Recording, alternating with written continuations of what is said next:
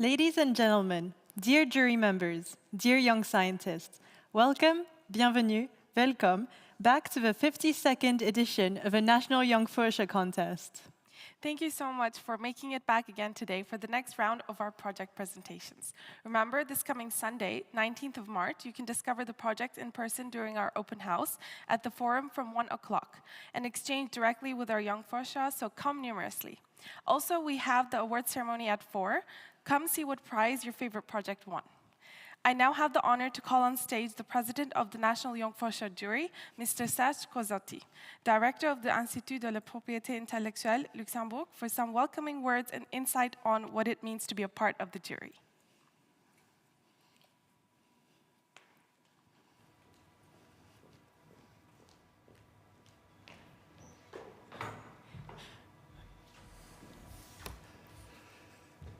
Mesdames, Messieurs, chers collègues membres du jury et membres de la Fondation Jeunes Scientifiques Luxembourg, chers jeunes scientifiques, j'ai l'honneur et le plaisir de vous souhaiter la bienvenue à cette deuxième journée de la 52e édition du concours Jeunes Scientifiques Luxembourg. Merci d'être parmi nous pour assister en direct aux présentations des projets des jeunes scientifiques de cette édition 2023. Depuis déjà 7 ans, j'ai l'immense privilège de présider le jury du concours composé d'éminents experts du monde de la science, de la technologie et de l'innovation luxembourgeois. Chaque année, nous avons beaucoup de plaisir à faire connaissance de jeunes talents de 11 à 21 ans qui nous surprennent par leur enthousiasme pour les sciences, le savoir qu'ils ont déjà acquis pour leur jeune âge, ainsi que leurs idées et leur créativité. Dans un de mes précédents discours à cette même occasion, j'ai mentionné le lien qui existe entre les mutations importantes perçues au sein de notre société et les percées scientifiques, tant que les développements, voire les révolutions technologiques et industrielles des dernières décennies. Une de mes conclusions était que le progrès dans les sciences et les technologies de l'information et de la communication, y compris l'avènement de l'Internet, a changé profondément notre monde, ainsi que le fonctionnement de notre société. Nous sommes en effet passés assez rapidement vers une époque de dématérialisation, de digitalisation de nos contenus et objets, de virtualisation de nos environnements et de transition vers une économie numérique. Les applications d'intelligence artificielle se retrouvent entre-temps dans tous les domaines imaginables, tels que la médecine, la mobilité, l'industrie, les services, etc. Démultipliant de façon considérable la capacité humaine d'analyser, de créer, d'inventer, elles sont souvent qualifiées de révolutionnaires ou spectaculaires et font désormais de plus en plus partie de notre vie quotidienne.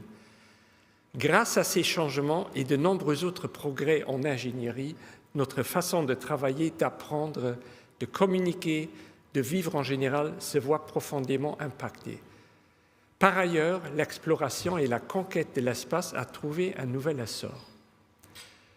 Malgré les bénéfices de cette évolution, de nouveaux défis se présentent aujourd'hui à l'humanité ainsi qu'à la planète qu'elle occupe et qu'elle partage avec de nombreux autres êtres vivants.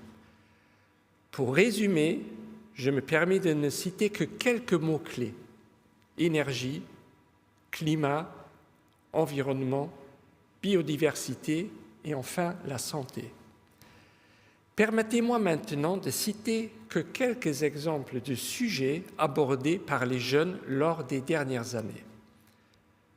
Analyse des modes de production d'énergie au Luxembourg, prédiction des émissions de CO2 basées sur l'intelligence artificielle, alternative à l'uranium pour la production d'énergie nucléaire, filtre à base d'algues absorbant des émissions de CO2, effet du changement climatique sur les populations d'ours en Europe, bactéries pour la dégradation de plastique, la qualité de l'eau au Luxembourg, détection de pollution de courants d'eau par des méthodes d'intelligence artificielle, construction durable sur base de produits renouvelables, etc., etc.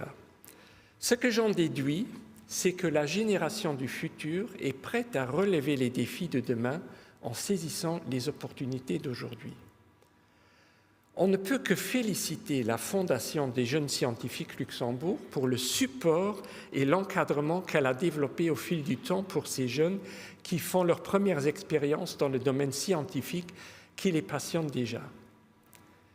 La réelle valeur ajoutée des efforts de la Fondation est l'impact visible à plus long terme, à travers le nombre croissant de lauréats du concours jeunes chercheurs qui sont devenus des scientifiques, des chercheurs aujourd'hui actifs au Luxembourg ou bien dans des universités et dans des centres scientifiques à l'étranger. Personnellement, je trouve que toutes ces activités qui contribuent au développement des talents scientifiques et ingénieurs est essentielle pour un pays comme le Luxembourg qui a des ambitions importantes en termes de développement des secteurs de haute technologie. Et je tiens à réitérer toutes mes félicitations à la Fondation Jeunes Scientifiques autour de son président, M. Carlo Hansen, ainsi que sa directrice, Susanna Ehang, et toute son équipe. Le concours national des jeunes scientifiques est devenu une plateforme importante où les jeunes peuvent échanger leurs idées avec d'autres jeunes ou bien avec des alumni qui sont régulièrement présents lors du concours ou d'autres événements organisés par la Fondation, mais également avec les membres du jury. Le rôle du jury du concours n'est pas seulement d'évaluer des projets, mais également d'encourager et de guider les jeunes scientifiques dans leurs projets et leur parcours. Les travaux du jury sont organisés de façon à apporter un soutien et à encourager les jeunes. Par ailleurs, les experts du jury restent à la disposition des jeunes après le concours, en les invitant également à découvrir la réalité sur le terrain, dans leur laboratoire ou en entreprise, en partageant des savoirs et en échangeant avec eux sur la suite de leurs projets pour les prochains concours. Je tiens à remercier tous mes collègues membres du jury pour leur disponibilité et leur dévouement au profit des jeunes. Je veux terminer mon discours en m'adressant à vous, les jeunes scientifiques. La Fondation des jeunes scientifiques vous met à disposition un cadre exceptionnel pour vous aider dans le développement de vos projets. Tout au long de l'année, une série de séminaires est organisée dans le cadre du programme Science Next. Ils sont animés en majeure partie par des membres du jury. Ils vous permettent d'apprendre des méthodes de travail essentielles pour vos projets scientifiques et d'ingénierie et d'acquérir des compétences essentielles pour vos projets. Vous apprendrez par exemple à faire une bonne présentation en public, à faire de la recherche d'informations scientifiques dans des bases de données et dans les brevets, et à rédiger une bibliographie de qualité. Je ne peux que vous recommander de profiter de cette opportunité offerte par la Fondation des jeunes scientifiques. Il me reste maintenant à vous souhaiter beaucoup de plaisir, de succès et d'intérêt auprès du public pour les projets que vous présentez. Mesdames, Messieurs, à vous tous, je vous souhaite une très belle journée d'inspiration et beaucoup de plaisir lors de la découverte des projets des jeunes. Je vous remercie pour votre attention.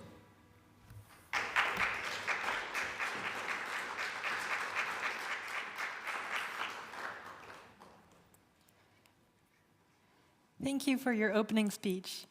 We would now like to welcome on stage our first competitor of Day 2 of the National Jonk Fuerscher Contest, Miss Alina Liedke, a returning Jonk Fuerscher with a project called Assessing the Viability on Nuclear Fission as a Component of Energy Regeneration.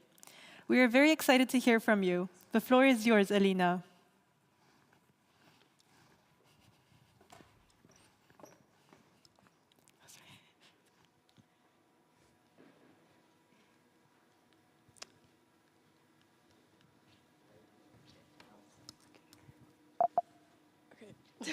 Hello, so my project this year is assessing the viability of nuclear fusion as a component of energy generation. So first of all, what exactly is nuclear fusion? It is what powers our sun, and it is essentially the opposite of nuclear fission. And so what this means is instead of breaking apart a large nucleus, we are merging two smaller ones to create a larger one. So this often occurs with lower atomic numbered nucleus, such as helium or hydrogen. So as of right now, the most common one is called deuterium-tritium. And so deuterium is hydrogen 2 and tritium is hydrogen 3. And so for this to occur, the electrostatic repulsion forces need to be overcome, and the two nuclei need to come to close proximity with one another in order for the strong nuclear force to take over and the two nuclei to merge into one larger one.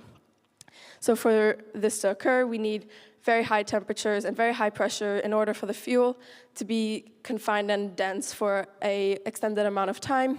And what nuclear fusion reactions are trying to achieve is what's called ignition. And so this is when there are sufficient amount of nuclear fusion reactions occurring at one point for it to be self-sustaining. So I mentioned earlier that the two main fuels is deuterium and tritium. So deuterium is very abundant, so it can be easily found in seawater. There's roughly 30 grams per cubic meter.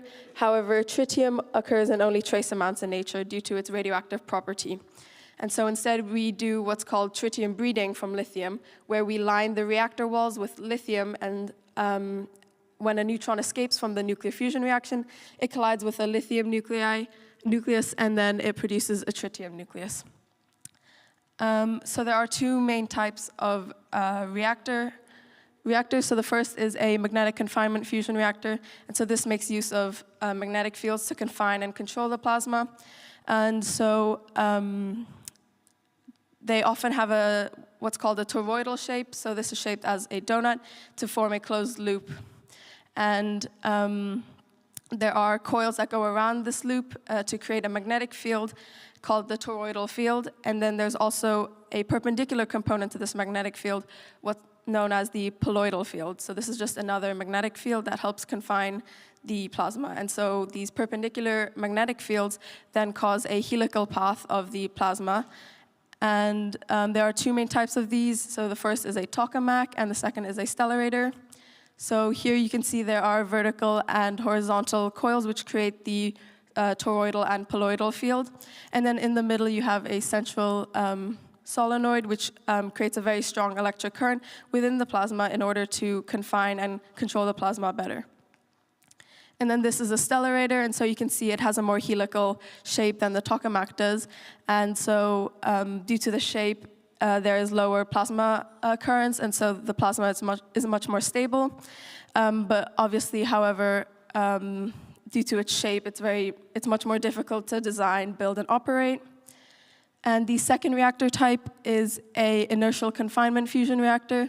And so this uses fusion fuel pellets and essentially shoots strong particle beams into this pellet, which would then explode. And then this causes an implosion within the fuel material, and this confines it to very high densities. And then ignition is achieved. So what are some advantages? When compared to nuclear fission, for example, the first is that there's a very limited risk of proliferation because there's no use of fissile materials such as uranium or plutonium. The second advantage is that there's no risk for meltdown because there's such precise conditions for nuclear fusion reactions to occur, so that if there were any disruptions, the plasma would immediately cool and the reaction would stop. So there's a very low chance of a runaway reaction occurring.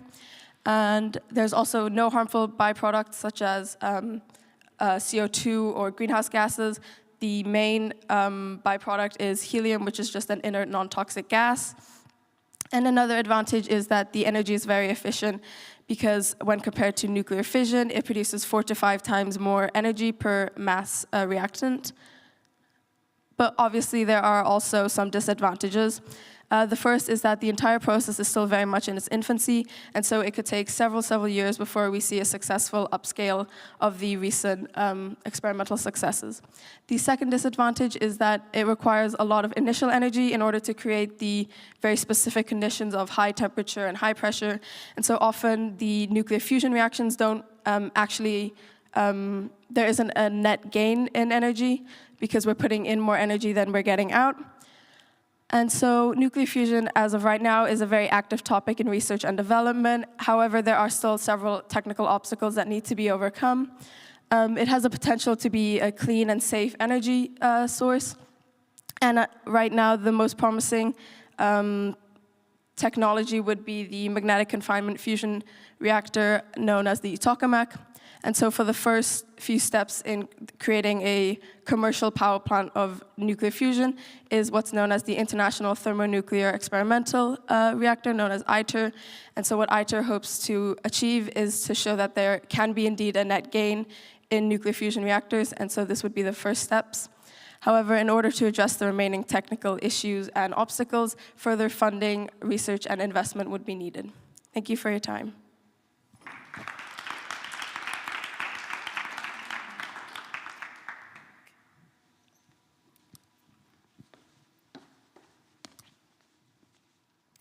Before moving on to our second contestant, let's hear from some of our former Jonk Fuerscher and their encouraging words to this year's and future contestants.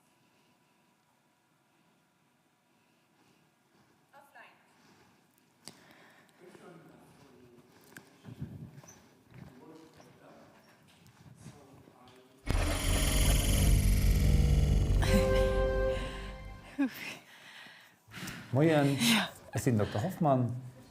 Ich habe das Jahr mit dem Jan Baden in Braille-Converter-System developiert für die Jonk Fuerscher. Ich bin halt Urologe, ich arbeite noch an der Recherche in der Immunologie. Was wichtig ist in der Recherche, ist, dass die muss anders denken. Die sollte crazy sein, think out of the box. Die muss viel lesen, die muss ich lese an der Allergie, ich lese in Gynäkologie, Medizin intern, Ausfälle, Zentfeld, ich hole aus, was ich hier kriegen. Das ist eine Flotrecherche. Die Flot leidet auch daran, weil ich nicht versuche, dass der Sascha Slochai bei mir nur wendet, den das geholfen hat, auch als System zu validieren. Und ich denke, Sascha kann also eine ganz flotte Message geben, was anderes schon geschieht, als auch für blauen Leute. Und ich muss Sascha schwätzen. So, der Paul hat schon erwähnt, mir von 30 Jahren ein Braille-Display oder gouf mir präsentiert von zwei Lützebäuer Jonk Fuerscher. Und das war schon eine Innovation. Es gouf natürlich international schon die Bemühungen für eine Braille-Zeile zu entwickeln.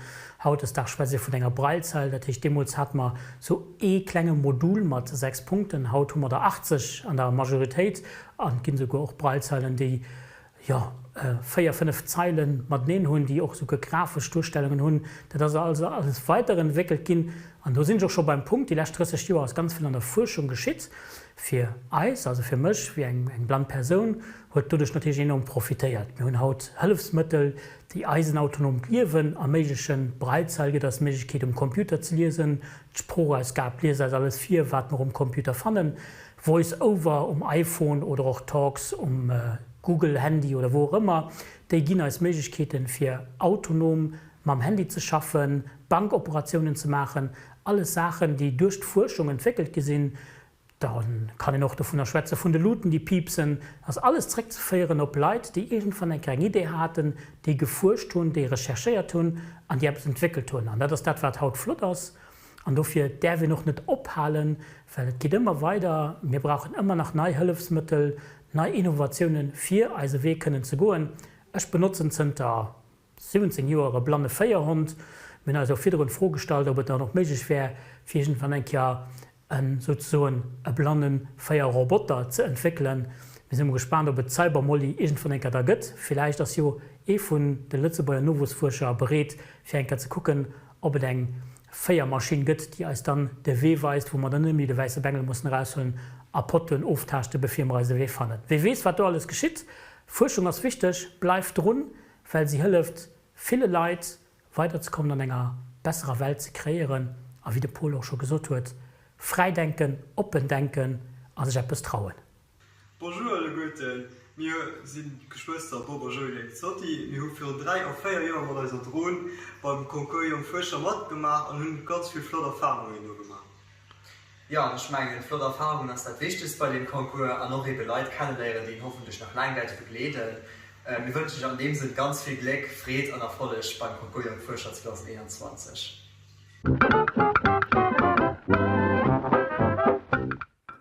Liebe Jonk Fuerscher, dir wollt erkennen, was Welt am innersten zusammenhält. Ich weiß, mit Corona ist es nicht einfach und trotzdem muss ihr Ziel erreicht. Macht weiter so, bleibt am Ball und genießt die Erfahrungen, die ihr machen werdet. Ich wünsche viel Spaß und alles Gutes dieses Jahr. Passt dabei auf und stay safe.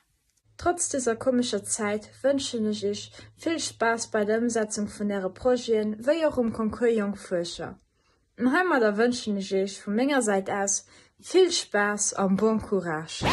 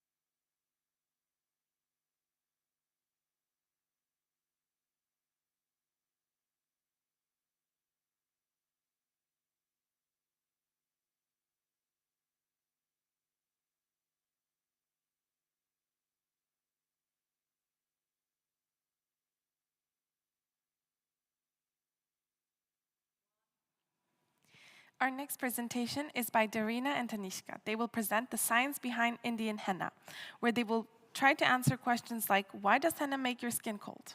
Without further ado, let's hear it from Darina and Tanishka.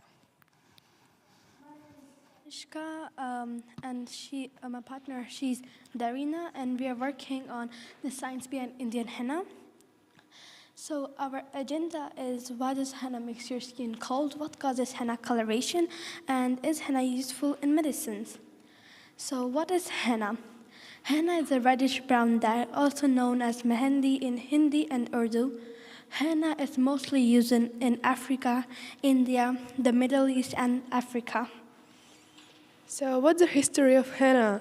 Pharaohs, some 9,000 years ago, Cleopatra, the ruling queen of ancient Egyptian civilization, is said to use this henna to improve the appearance of herself.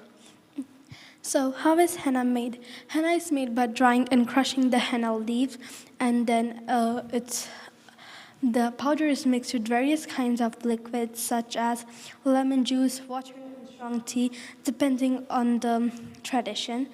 And here I've also got the crushed henna leaves. Then it's turned into like a paste. And then it turned into cone to use it for your hands to make patterns on it. So why does henna make your skin cold? Henna paste is mixed by its powder by mixing it with the cold water, which make it easier to apply and to keep it cold while it's on your skin. So our second question is, what causes henna coloration? Henna can stay due to the sun, and henna is an organic compound which naturally binds to protein in the skin and the hair. The lotion slowly travels from the henna paste to the outer layer of your skin, and this causes where it binds with the proteins and stains, and this is how it causes the coloration. And our last question there, is henna useful in medicine? Yes, henna can be useful in medicine, for example, to fight certain infection, or in traditional medicine, it uses like medicine for coagulant or for open wounds. Thank you for your time.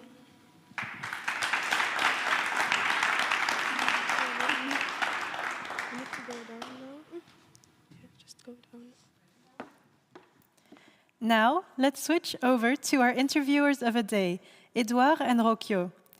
Edouard is also in charge of marketing and PR for the Fondation Jeune Scientifique Luxembourg, and Rocchio Lopez Perez is a freelancer for the Luxembourg Tech School. We are happy to have you as our interview host for the day. Now, let's see what Alina has to say about her experience with the contest.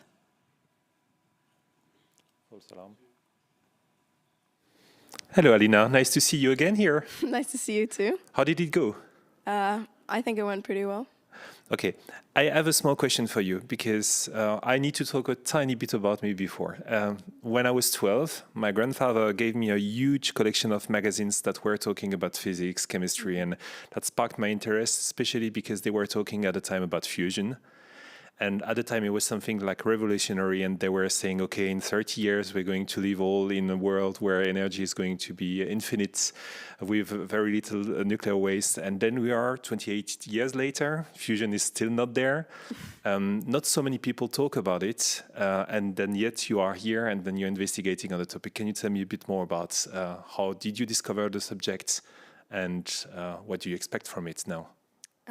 Well, the main thing that I found inspired me was the breakthrough that happened in December in the US. And so I was reading about that, and I think that was the main thing that sparked my interest. And then over the winter break, I started to do more research, and then I thought, why not do a project on it? And then I decided to submit it to the Jonk Fuerscher. Okay, so the breakthrough you're talking about is the one with the lasers, right? Okay, and you said during the jury that you wanted to work in that area maybe later. Is it more like the laser side that you would like to investigate, or more the ITER one? Well, I think it's more just like nuclear in general, so this could include nuclear fission, but I haven't really decided yet. Okay, okay. And so how many times have you been participating now? I think this is my 4th. This is the 4th. It has to be a record somewhere, I think. Do you have any question? Yes. Do you feel more confident this time since it was your 4th time? Yeah, I think coming back has always been very nice because everyone's been super nice and super supportive. And so I think every year it's always a very supportive environment. So I just feel more and more confident. And plus, it improves my presenting skills. So every year it gets better. Yeah, we literally see your skills evolving on stage. You are really more and more confident. To be fair, I have been browsing through the pictures that we had on our drive to check like what the people are doing, and I found the pictures of your first participation where you were literally half the size of now. Not to diminish you or anything like that, but yeah, so it's really fun and nice to see that you're kind of part of the family almost now. So. Yeah, what would you say to someone who would be new to the contest and would like to participate maybe in the next years or? I think you should definitely do it because I don't think anyone is really a loser because everyone gets something, so you're always a winner. And everyone's super nice, so you shouldn't be scared about presenting or about the open house because it's just a very friendly environment and you get to meet other people who are doing similar science projects, and so that can also inspire you as well. Is it a lot of work? Yes, because you have the report and then you have the presentation and the poster to do, but I think it's worth it in the end. So investment reward, you think the balance is pretty fair, right? Yeah. Okay. Do you have in mind to participate again? Well, I'm leaving for university next year, hopefully, so I won't be in Luxembourg anymore, but maybe if there's something life-changing happening, then I might come back. There's just a tiny incentive, but you can still participate till you're 21, and we have plenty of people coming back from abroad to participate again. You know, just saying, just saying. Yeah, I'll consider it. Okay. Perfect.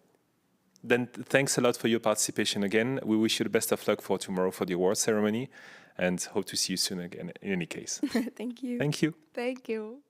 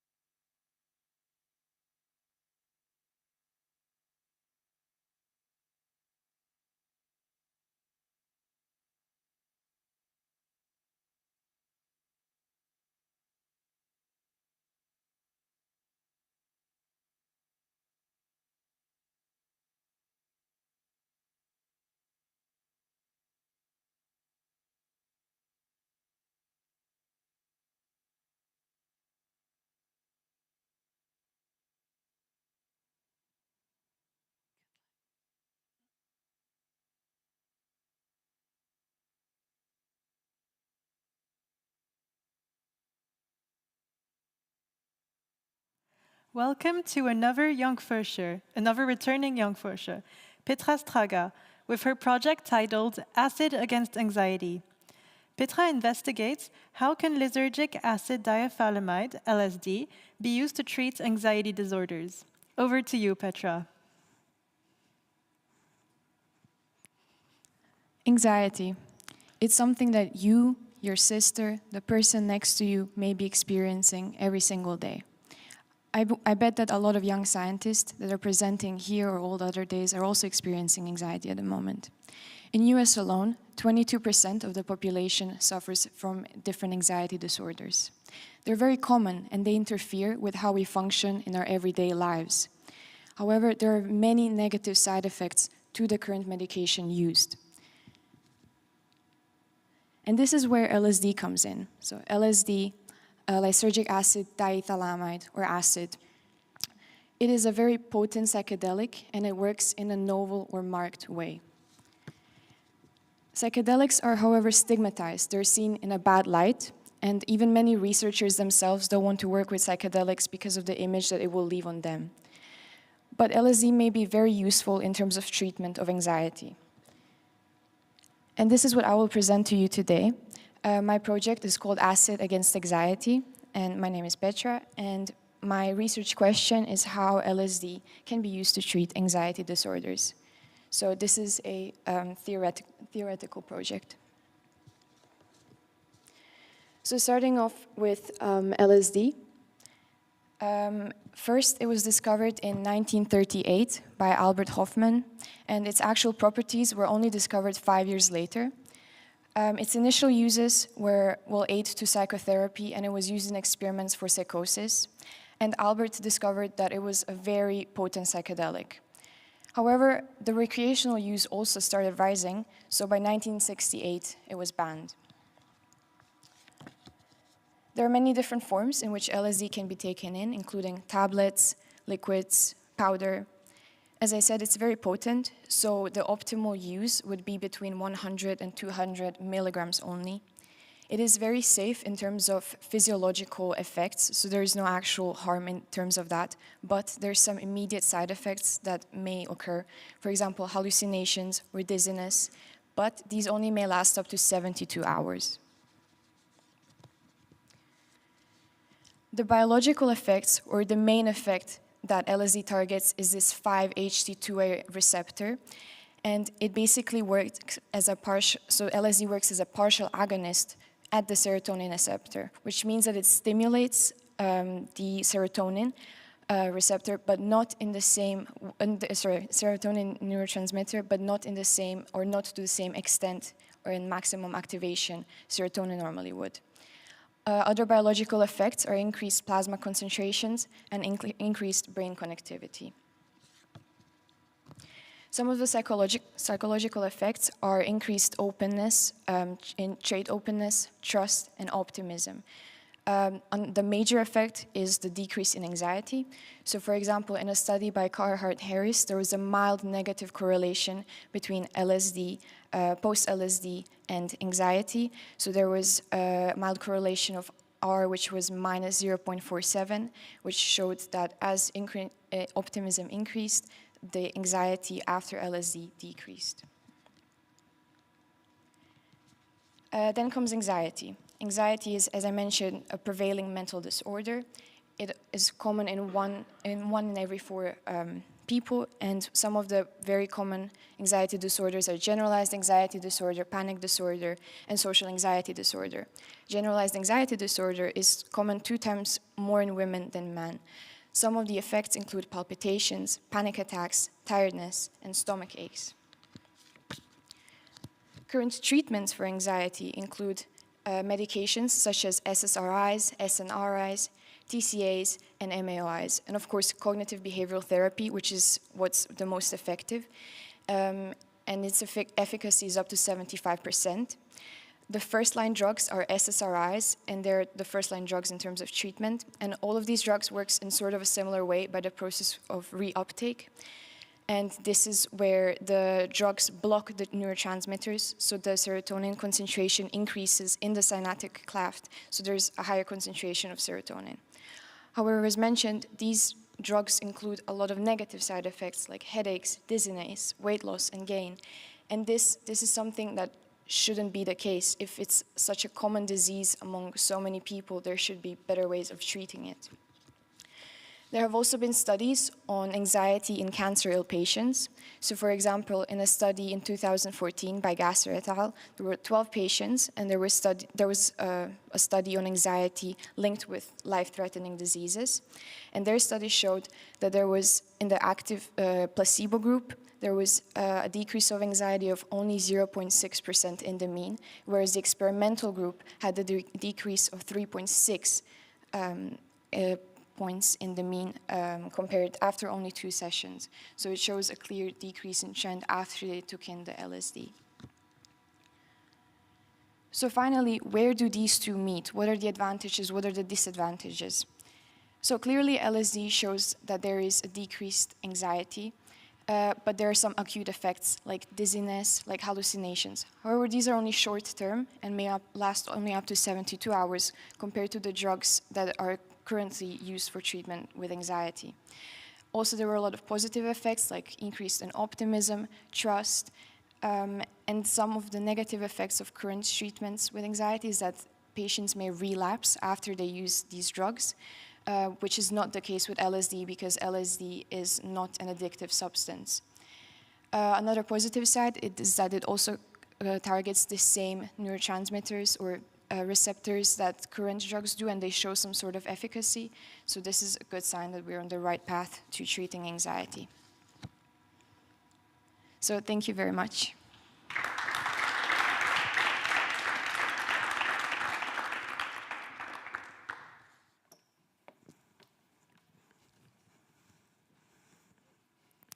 Let's hear Tanishka and Darina answer some questions about their project and reveal their thoughts on science and research.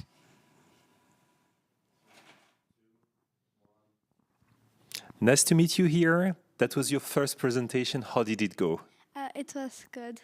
It was good? Yeah. Scary? Not really. Yeah, it was a little scary. What was the scariest part actually? Was it to go on stage, to be filmed, to ask the jury's question, the whole package? It was the answers, the question and answers. That was a bit creepy. It was creepy. A little bit. Now let's elaborate so the judge can watch the video later. It was because I was not really prepared for the questions, but still, as much I knew, we answered that. How much we know. You need to realize one thing. This is just for you here. Nobody's listening here. The jury, mostly, like, they don't know about your projects, so they read your reports, but sometimes you go into topics that they have no idea about, and sometimes the question they ask is just because they're curious. So they know that you don't know all the answers, but they try to cook you a tiny bit just to see how you react. But I think you've done quite well today here. Yeah. What would you say to someone who would be willing to participate next year and who doesn't know the contest yet? So they should really participate. It's interesting, actually. Okay. It was interesting to research about everything and do it, like, to research everything and to make PDF and everything. That was really interesting, actually. Okay. Every step. And you haven't lived through the best parts because tomorrow we have the award ceremony with the presentation, but tomorrow is going to be much more chill for you. And then there is the award itself. You're going to love it, I'm sure. And just one question before we switch to my colleague here. So you've been working as a team here. How did you actually separate the different tasks and who did what? And it was, we had 3 questions, 3 to 4, 3 questions. We had one more. But she had problems with registration and she didn't interrupt so. Yeah, so but she did one question, added one, and she researched on one question. Okay. Yeah. Okay, so well balanced in the end. Yeah. Okay. Okay, so my question is more about your project. So why henna?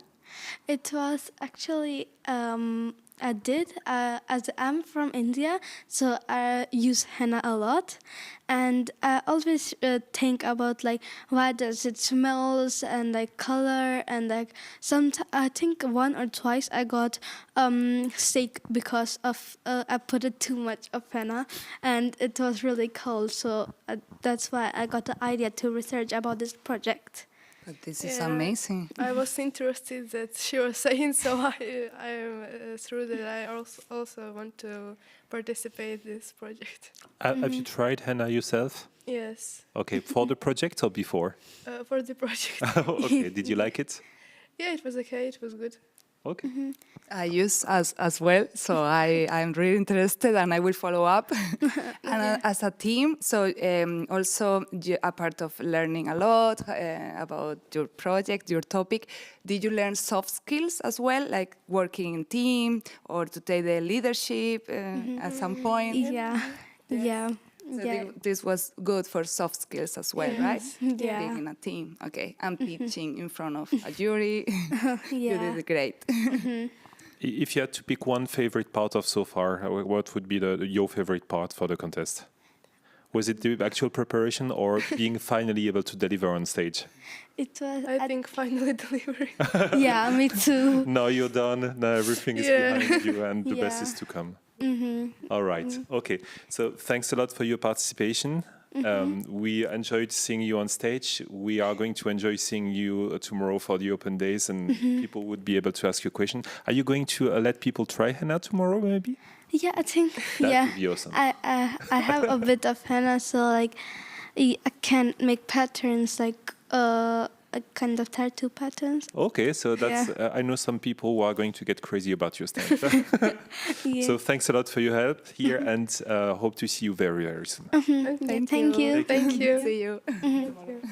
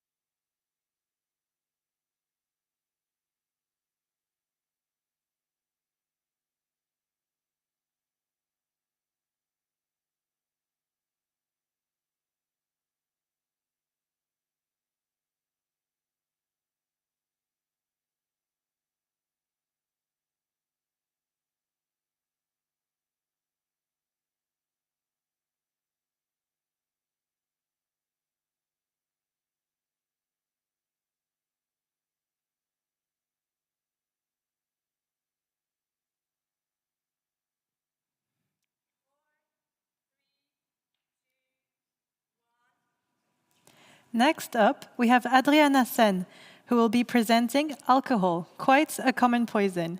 We are interested to learn more about this most widespread legal drug. Go ahead, Adriana. Thank you.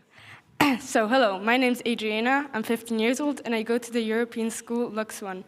My topic is alcohol, quite a common poison, since whenever I go to a store, I'm always really shocked to find 3 shelves full of alcohol in the supermarket.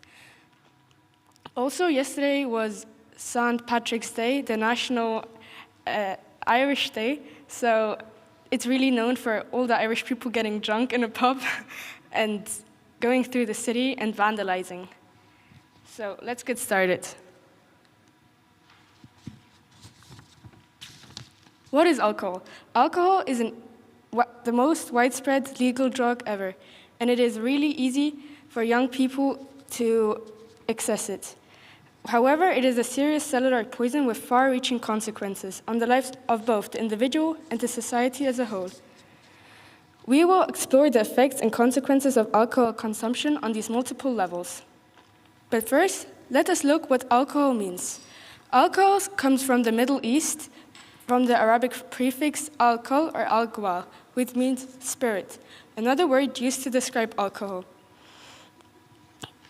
Alcohol describes an entire class of alcohols. The primary alcohols are ethanol and methanol, but there are also the secondary and tertiary levels. From a chemical point of view, alcohol is an organic compound that possesses at least one hydroxyl group attached to the saturated carbon atom present in the alcohol molecule. Primary alcohol means that there is one hydroxyl attached to it. For example, ethanol is the main component of alcoholic drinks. The higher alcohols, including the primary ones, are expressed generally with the formula C2H5OH. The suffix OL means that the OH group, hydroxyl group, is the highest priority group present according to the UPAC chemical naming. When another highest priority group is present in the compound, then the OH group is referred to as hydroxy. How is alcohol produced? So the main stages are fermentation, which means putting grains, fruits, or vegetables through a process where yeast or bacteria react with sugar to make ethanol and carbonic dioxide. Spirits go through the process of distillation. Distillation is the components of a liquid mixture are separated through selective evaporation and condensation. Here you see some physical properties of alcohol.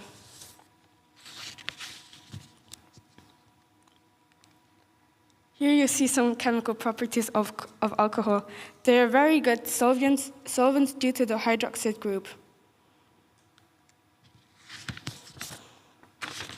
So alcohol is very useful. For example, in the COVID situation, we used it as a strong disinfectant because it kills a lot of bacteria and viruses. There are many other useful things to use it for. Now I'm gonna quote someone. Alcohol is an excellent solvent. It dissolves family, marriages, friendships, work relationships, bank accounts, liver, and brain cells. It just doesn't solve problems.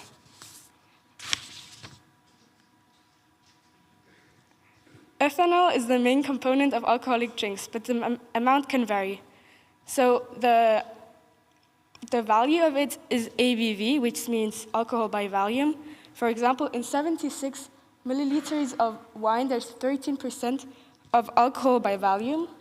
In whiskey, 25 milliliters, there's 40% of alcohol by volume, and 250 milliliters of beer contain 4% of alcohol by volume. So there are different types of alcoholic drinks. For example, the distilled spirits contains 40% of alcohol by volume. It is the strongest due to distillation. Then there's wine, which contains 12 to 15% alcohol by volume. Beer contains 4 and 10 alcohol by volume. Alcopops are very popular, and they contain 3 to 7% alcohol by volume. Here are the short-term effects. I'm just going to mention the most important. A very obvious effect of alcohol is that you're feeling giddy or euphoric. You can also feel relaxed or drowsy. You feel impulsive and tend to fight or get into trouble. And you have frequent changes of mood. Now the long-term effects of alcohol.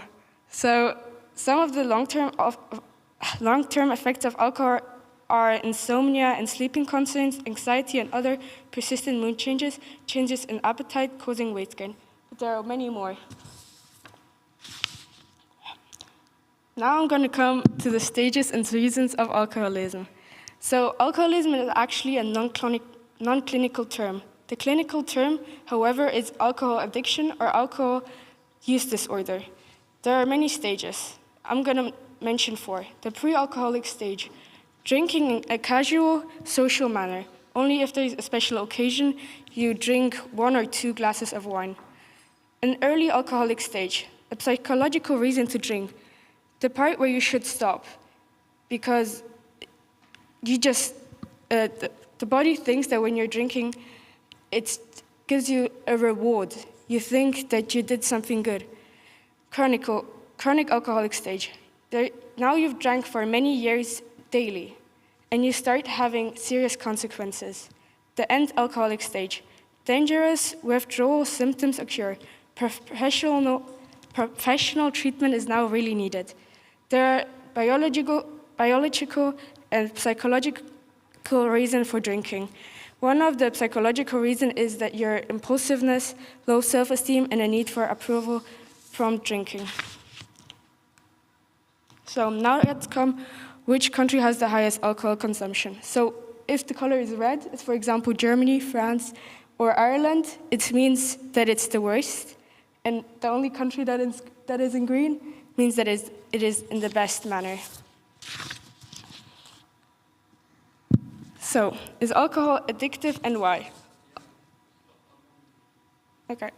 Physically and psychologically, it is physically and psychologically addictive, and around 3 million people die per year for alcohol use worldwide.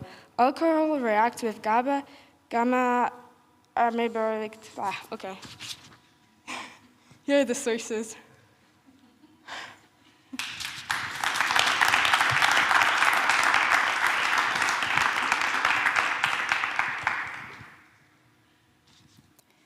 Thank you for your presentation. Now, let's welcome back Petra Straga for a short interview to hear more about her experience as a young Fuerscherin so far. Hello, Petra. Returning participant again. Thank you. I'm very happy to be here. Nice to see you here. So how did it go? Just a simple question for a start. It was good. I think I was a bit nervous, but I think it went well. Okay. Can you tell us a bit more about your motivation of choosing we talked a bit before offline, but a serious topic, if I may say so. Yeah, it's a bit more serious this year. I don't know. I was actually just looking into projects. I was looking for ideas, and then there was this. It was a study on cannabis and depression, and I think that that's something very common. I think a lot of people look for links in that, so I tried to do something a bit more different. So I chose LSD and anxiety. Yeah. Okay. If I remember well, tell me if I'm wrong, but at the source of LSD, there was one guy who actually wanted to create something like that to have some effects on psychological health, and he developed this whole 100 different products that he tested on himself. There is a whole legend behind that. But in between, people started to give up on this idea because LSD became really controversial with the 60s and stuff. I have the feeling that in the last 10 years or so, people started to get an interest again in trying to solve mental health issue with LSD. How did you hear about it? So I was just basically reading research articles, and then that's how I found out about it and the whole history. It started off with, as you said, Albert Hofmann and Exactly, yeah. how he first discovered it. And the funny thing is, he wasn't even trying to look for psychological effects or anything. He just accidentally tested it on himself, and that's how he realized. Accidentally tested on himself. Pretty much, he ingested it. Just hold on, because I'm trying to figure out something like the guy in a laboratory and then accidentally. Yeah, that's the thing. He doesn't even know how he did it himself. Okay. Maybe it went through his skin. Maybe he somehow digested That could it. make sense. Yeah. Mm-hmm. Okay. Okay. Is it like a path that you would like to pursue, like within the university career, trying to investigate effects of like products for mental health and? So I would like to work in research. So Yes. working on different either drugs or how they affect the body. So I think that would definitely be something interesting for me. Yeah. Okay. So based on your research, do you think it will be feasible that one day we will treat anxiety with LSD? Or do you think it's still controversial? You had the feeling while working on your project or today? Or what do you think it could happen? I think it's still controversial, but it's getting better. I think it's getting there, and I think it could definitely be used in the future at some point. Yeah, for sure. It's going to be a noob question, but I see already, we know that, for example, for cannabis, there are some positive effects that can be used for the nervous system, but we encounter already a lot of barriers for the acceptance of using cannabis for therapeutic reasons. So I can't imagine people saying, okay, let's go for LSD. You know what I mean? Like, what's your feeling about it? Like, is it evolving now or? Yeah, I understand. I mean, people also see cannabis in a bad light as well, but I feel like LSD is even more scary just because of the name. And then again, if people aren't informed, they don't actually know that there's no, for example, physiological effects, whereas compared to MDMA, like ecstasy, there are physiological effects. So there's a difference there. So LSD is actually pretty safe from that side, from that perspective. So yeah, I just think it's about informing people and yeah. And can we, so it's again a newbie question, but can we actually try to treat patients without having all those like crazy effects that people describe when they talk about LSD? Like just like focusing on some specific mental health issues and not having hallucinations or things like that? I don't know how because each person reacts to it differently. Okay. So it's up to them. It's also up to the doses. But I think as long as it's in an under medically supervised setting, that will definitely make a difference. So in case there's any hallucinations or anything goes wrong, there are experts that can help with it. Okay. And it could cause addiction? Do you know? No, because LSD is not an addictive substance. So that's a major advantage. Yeah. Psychological addiction? I don't know about the psychological addiction, perhaps, but the point of LSD is to only use it during in several sessions, and then it should be over. So it's not something that you come back to. Yeah. Okay, I see. Now, coming back down to earth about the contest. So you've been participating twice here. What would you say to someone willing to participate next year about the contest and your experience? And what did you win last year again? I won the Taiwan International Science the Taiwan. Fair. Oh, not bad. Yeah, not bad. Tell us a bit more about your experience in Taiwan in a few words. So it was absolutely amazing. I mean, also the contest was really great. Everyone was really fun. It was a very, very educational, very culturally opening experience. So I think that was great. But also just the traveling, the meeting new people, the food, it was all really great. So I think anyone who doubts themselves and isn't sure about signing up, they should definitely go for it. Yeah, so just for people to know, you've been accompanied there, and you've also been welcomed by the Luxembourg embassy or something like that, I believe. Yes, yeah. Yeah, so like you're treated like kings, basically.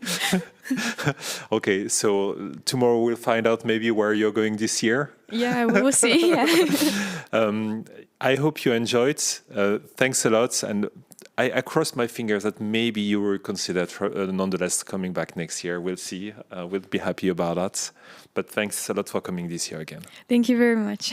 Good luck for tomorrow. Thank you.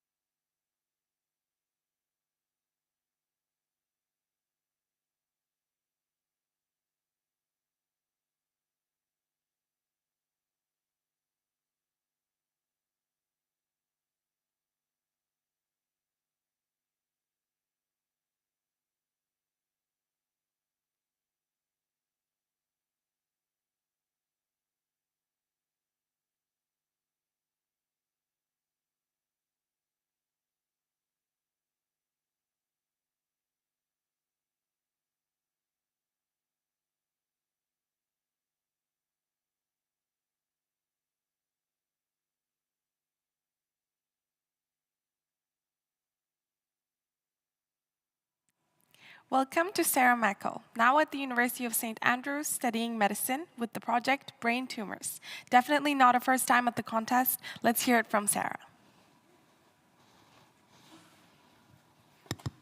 Hi, I'm Sarah and I'm 19 years old.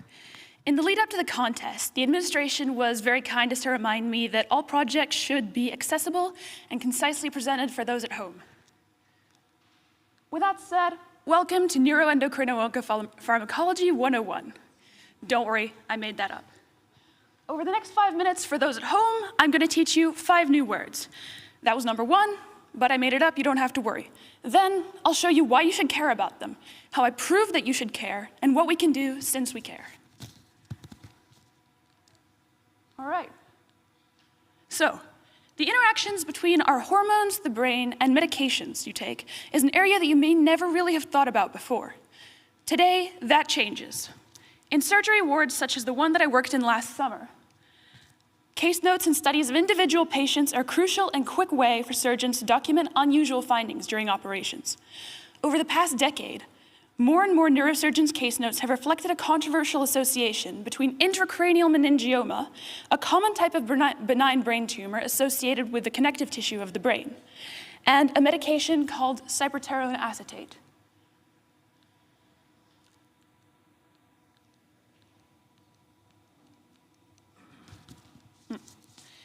This is a medication with many indications, including cancer therapies, hormone replacement, and anti-androgen effects, or the suppression of male sex hormones. It's used in birth control, HRT, prostate cancer treatment, and many more therapies. So how do the two link together? Well, good question. The answer is academia doesn't quite know. We currently believe that hormones may play an important role in meningioma development and growth because of the density of progesterone receptors expressed in the skull base, where these tumors almost always grow in patients who have the tumor after having been prescribed cyperterone acetate. Over the past decade, scientists have found that the two may be causally linked. But why does this report matter? Why does research into this problem matter? And what does my project add? So, global research on this connection is extremely new, with papers arising only in the past decade or so, and gaining attention only within the past few years. And research on the subject is currently centered almost exclusively in Western or Northern Europe, ignoring regions such as Latin or Central America where the prescription is quite common. Establishing a global research network is key to making medications safer and efficiently transmitting clinical information, and this network is only beginning to emerge for this particular phenomenon, despite how we notice its continued importance. So, although it's benign, meningioma represents a significant burden of disease and reduction in quality of life, requiring sometimes surgical operations and potentially causing debilitating symptoms. While working in a neurosurgical ward last summer, many of the patients I saw and examined suffered from meningioma, which made them unable sometimes to see or move around independently and caused them a great deal of stress. Seeing and hearing this from the doctors on the ward motivated me to start looking into the potential association in existing literature between these two factors. So seeing this, what did I do? And how do we know that the results matter statistically? Unfortunately, at my academic level, it's barely possible to obtain ethical approval to survey meningioma patients. So I conducted a literature review to analyze existing data and reports according to a strict procedure.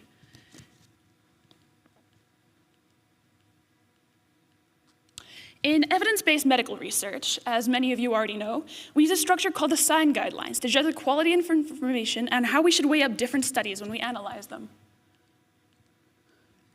So, in my report, I factored in the proportion of examined studies in each SIGN level and the quality of their work to evaluate their claims, using specific keywords to generate results and extract data. So what did I find? Almost all reports examined, especially those in higher SIGN levels, supported the alternate hypothesis that cyperterone acetate could possibly be associated with increased meningioma risk, and this was particularly associated with either older patients or transitioning trans women who were using the medication as feminizing therapy. Risk was present in doses of more than 25 milligrams per day, and was especially present when these medications were prescribed for more than a year.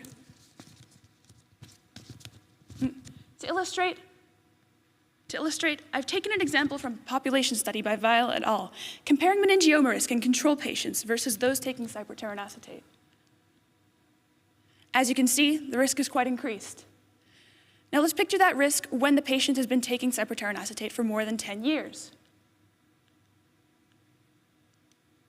Once again, the risk is quite increased.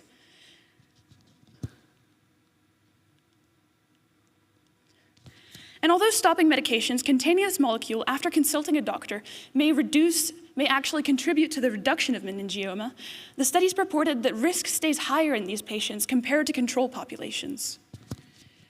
If given additional time, I'd also like to elaborate on research published since I completed my report, which has corroborated the hypothesis that I started with, and which includes meta-analyses conducted in 2021 and 2022. So, no scientific work is perfect, and I also had to evaluate my report for bias. It would be interesting to try and gain a more global body of data and stratify for additional patient demographics and ascertain other risk factors for meningioma, and work on uncovering the potential hormonal etiology, as its etiology is not completely understood, neither is its pathogenesis. In my report, many of the case studies published on this are just that, case studies. They conform to a lower level of sign evidence, and so they're not entirely statistically strong. It would be interesting to look at meta-analyses, to have a more concrete and statistically significant body of research, and I hope that my report can contribute to that. So all of this pure scientific information is great, but how do we translate it into actionable clinical practice and policy? Our final word, translational research. Translational research seeks to produce meaningful and applicable results that directly impact human health. And I strongly believe that research and scientific knowledge are optimally beneficial if applied to actionable solutions for real-world problems. So, on the board, there are 5 recommendations that we can put into practice to implement the findings of this report, which are listed above. This includes discussing possible risk with patients, especially those conforming to the at-risk categories, or those who may be using meningioma in higher doses. Additionally, offer at discretion, perhaps serial MRI for patients taking high-dose cyperterran acetate who can't avoid taking it. So all of these are just what they are. Purely recommendations and purely potential solutions. At this point in time, thank you, and I'll be happy to answer any questions that you may have.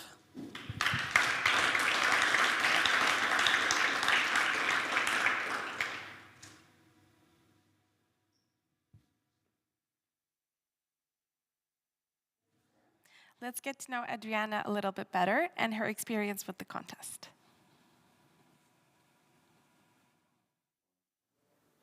Hello, nice to see you again. Hello. We have a streak of participants that came back year after year, so we are really, really happy to, and especially you came back like you were 2 years younger.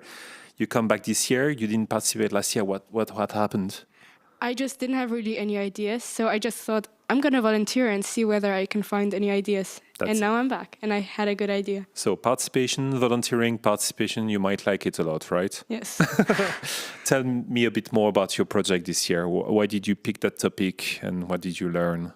In general, when I go through stores, I was always really surprised to find 3 shelves full of alcohol, and a lot of old people coming with whole bags full of alcohol, or also young people.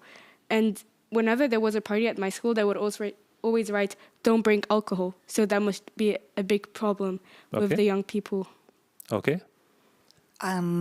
Okay, so for the alcohol, like you said, it's a problem. That's why you got motivated and you wanted to go for this project, no? Yes. So what did you find out? Tell me something special that you found while researching for this project. That our society is really accepting and used to it, and they don't do anything against it. And actually, everybody is drinking, whether only on occasions or each evening. Really horrid business. Okay. I remember going to a medical visit to my doctor just for a previous job, and the lady asked me, do you drink alcohol? And I was like, yeah, but not a lot. And I was thinking about it, and she said, like, how often? And I was like, yeah, maybe 1 glass per weekend or something like that, really not a lot. And she said, 1 glass per weekend is already an habit. And I was like, feeling very guilty about it. But when you think about it, like, it really became a habit for tons of people. Did you investigate that aspect specifically, or? I looked a lot at the short terms and long terms, because short termly you can only feel like the giddiness, but on long term it can cause you cancer or really bad sicknesses. Okay, so the proper effect of the poison on your body, basically, Yeah. right? It's going to be a silly question, but are there any advantages for the body to actually drink alcohol? Because Advantages? people used to say, for example, that you need to drink 1 red wine per day. I wanted to mention this. My grandmother, for instance, she says 1 glass of red wine per day is really necessary, and she's 92. Just for you to get a picture, I know people that used to give shots of really, really strong alcohol with sugar in there to kids when they were feeling sick, because it was believed that it was actually good for their health. It does make your body feel rewarded and maybe good for quite a bit, but in the end effect, there aren't really any advantages. So it's a short-term effect. Yeah, a treat. And you can have blackouts, so you don't even remember what you did or what happened the night you drank that much. True that. Yeah.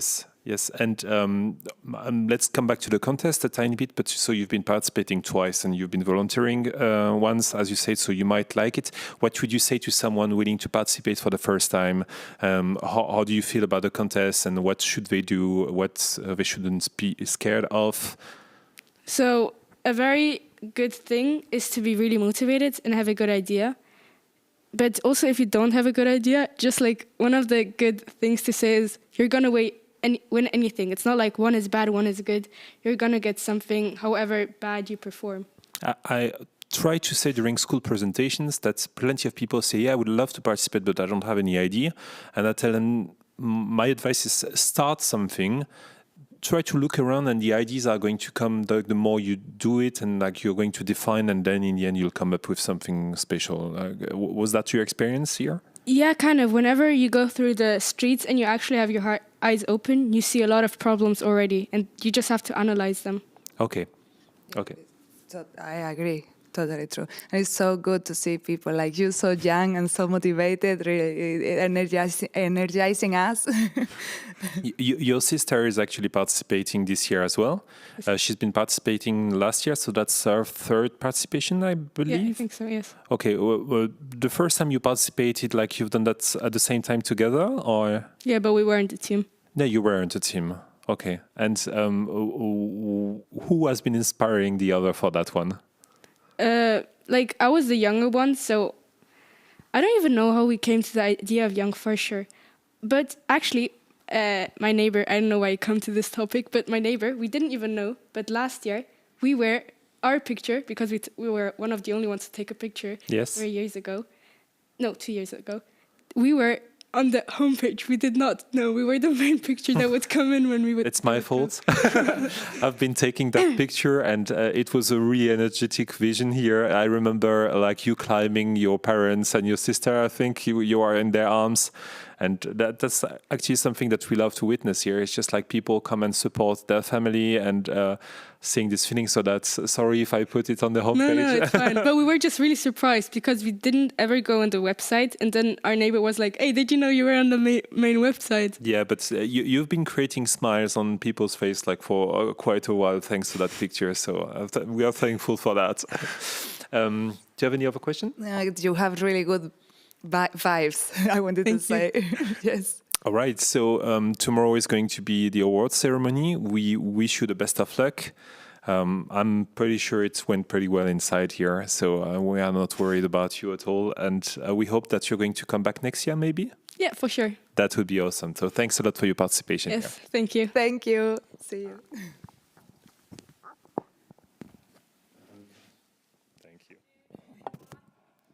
Now, we have an interview of Sarah, who has participated a couple of times and has been to the ICEF, the biggest science and engineering fair. Let's hear more from her experience and what she's getting up to now.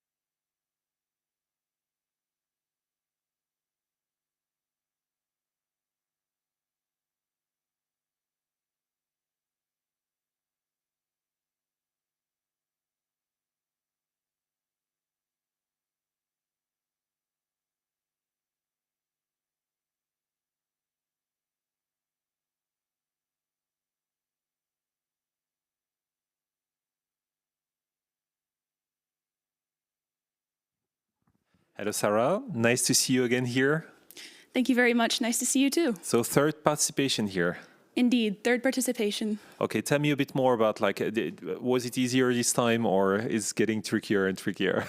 Ooh, that's a good question. Yes. I would say that since I'm now managing university studies on top of the competition, I found less time than when I was in high school to be able to truly go in depth and understand the project. But I would say that also because of my university curriculum, I've learned more research skills and learned about fields of medicine and how those might be useful. I'm just wondering about the complexity of your project because they always be a bit complex. They are more on the complex side, let's say. So you're now in university. Just for a bit of context, you went to ISF. You ended up second place there, I think. No, unfortunately, I don't think I won a prize there. Okay, but you went to ISF, which is already absolutely amazing. Thank you. For the people to know, this is one of the greatest scientific contests for youth in the world. So tell us a bit more about that experience, maybe? Oh, gosh. So mine was an interesting experience because it was during the pandemic. So ISF was fully online. Oh. And right in between two of my final exams for high school. Wow. Yes. So my project was part of a chemistry experiment that I had done and that I had really enjoyed. So I presented it at Jonk Fuerscher and then was told to send all my documents, a new poster, and a couple of videos to ISF, which they would publish on their virtual platform. Yes, I remember that, yes.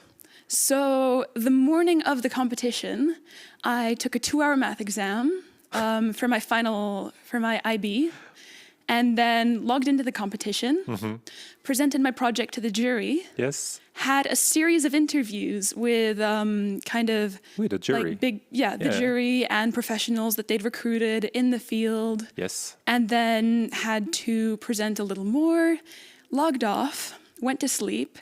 At 8 a.m., took another math exam. Very good. For 3 hours this time. Sarah, you're a powerhouse. And the other prize you won with the Jonk Fuerscher, what was that again? USIS? The USIS, which is the biggest European contest for young scientists. It is, yes. Yes, tell me a bit more about that one. All right, so that one was also online, and it was held by the University of Salamanca, so in Spain. It was a great experience. It was also online. Okay. So within the first week of university, actually, I had to go and present my project alongside my teammates who by now had already moved on and were also at university. So I have great news for you, Sarah. This year, there is no sign of pandemic coming so far. Okay, good to hear. I'm sure your project is going to do amazing again. So there is a big hope that you might actually go abroad this time, where with the best of luck, it's not going to be right in the middle of an exam week. I hope so too. Yes. So if you have to choose in-person contest or online contest, which one do you prefer? I love to travel and I love to kind of actually get to meet all the contestants. So I would say in person. In person, right. And about the project, what was your motivation for this? You can tell us a little bit about of course. The project. So for the actual project, my motivation was that I worked in a hospital over the summer that treat a lot of patients with a specific kind of brain tumor. And the doctors that I was shadowing and following around all kind of knew that there was a causal link between one factor and the other, so a very specific drug that's used in several medications, and making a certain type of brain tumor grow faster. But the doctor stated that there was very little formal research. This is something that, since I helped to kind of promote research skills for other students in St. Andrews, and I've participated in Jonk Fuerscher a few times, I thought that I could help bring light to that. What I found was that there's actually a wealth of research on the subject, and that there's already kind of regulations existing. So that was a very interesting experience. Yeah, definitely there must be something needed to put into action for these things. Very interesting. We've seen in the last few years that there is been in research about people trying to investigate on what people eat and how it can actually affect tumors growth, or how it can actually restrain them from growing. And but you're more working on the actual medicine, right?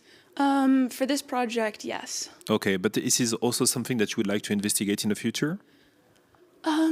Do you mean, so by saying how food impacts tumor growth, do you mean in like... general, and maybe like general in this specific field of research? The diet, not the diet. Diet is a very, very interesting part of preventative medicine, which I believe is very important. So it's definitely something that's worth looking into. Okay. And it's something that I would be interested in if offered the opportunity. Okay. That's fantastic. I would like to see if you continue going in this direction. About you said you are in the university right now.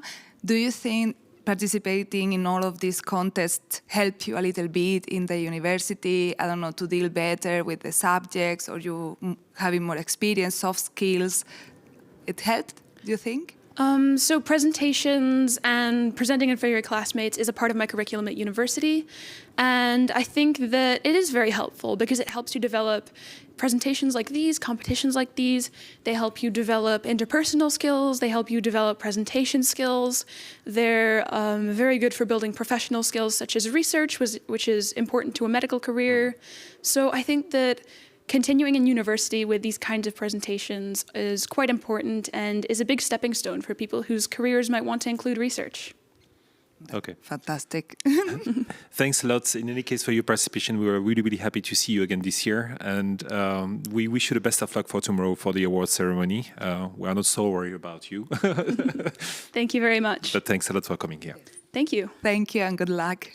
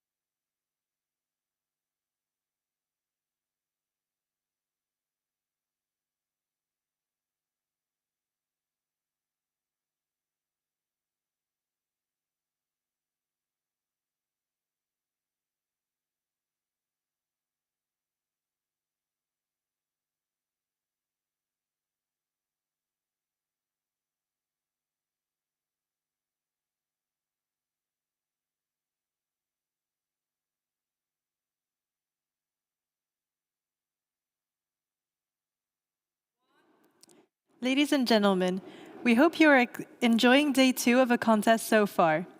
Before having a short break, we are excited to present to you an incredible musical interlude by the violin trio, Anna, Catherine, and Gio.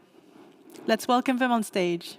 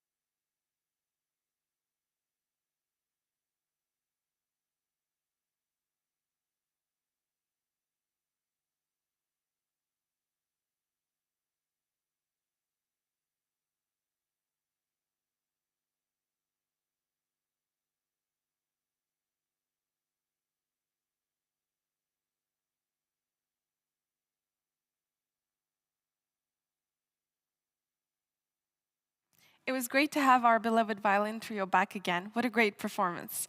Now getting back to our projects, let's welcome on stage Ilona Dos. Let's find out what Ilona's project is about.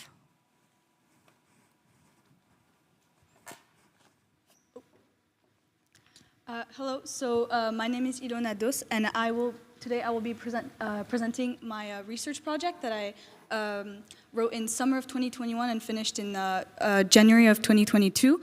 And it was about investigating the effects of sulfur dioxide on fructose lichens in Luxembourg. So first I wanted to give some background information on what fructose lichens are. So lichens are a composite organism. It's basically a fungus and an algae in a symbiotic relationship, so the mycobiont, which is the mushroom, and then the photobiont, which is the algae. They have an intricate structure, which means they have a certain sensibility to pollution, which makes them a bioindicator, which allows us to use these species in assessing the quality of the environment. They have no cuticles or roots, which means they directly take in the air from the atmosphere, and they're affected by abiotic factors such as temperature and pH. So in finding my research question, so this 4,000-word research paper was written in the context of the International Baccalaureate. And I took an approach from an environmental science perspective because I'm now an environmental science major in university. So upon, I was first, what I did first was I did some research and I found a paper explaining lichen presence in Luxembourg. And so I was at first going to investigate the effect of roads, so roads emitting sulfur dioxide from cars.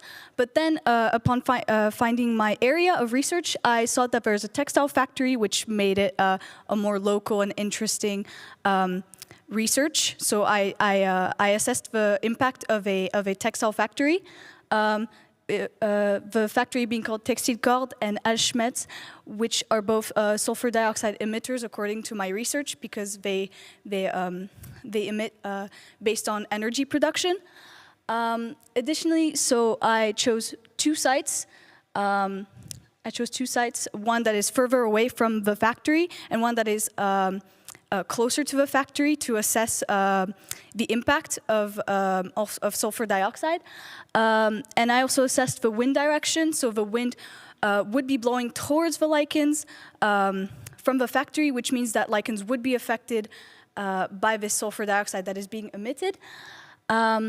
I chose a fructose species because they are most sensitive to air pollution. And there's not a lot of air pollution actually in Luxembourg, which means that they will really catch on to sulfur dioxide if they're being affected. And finally, according to my research, height and abundance were proven to be significant, so I recorded the height and the abundance and also the diameter of lichens.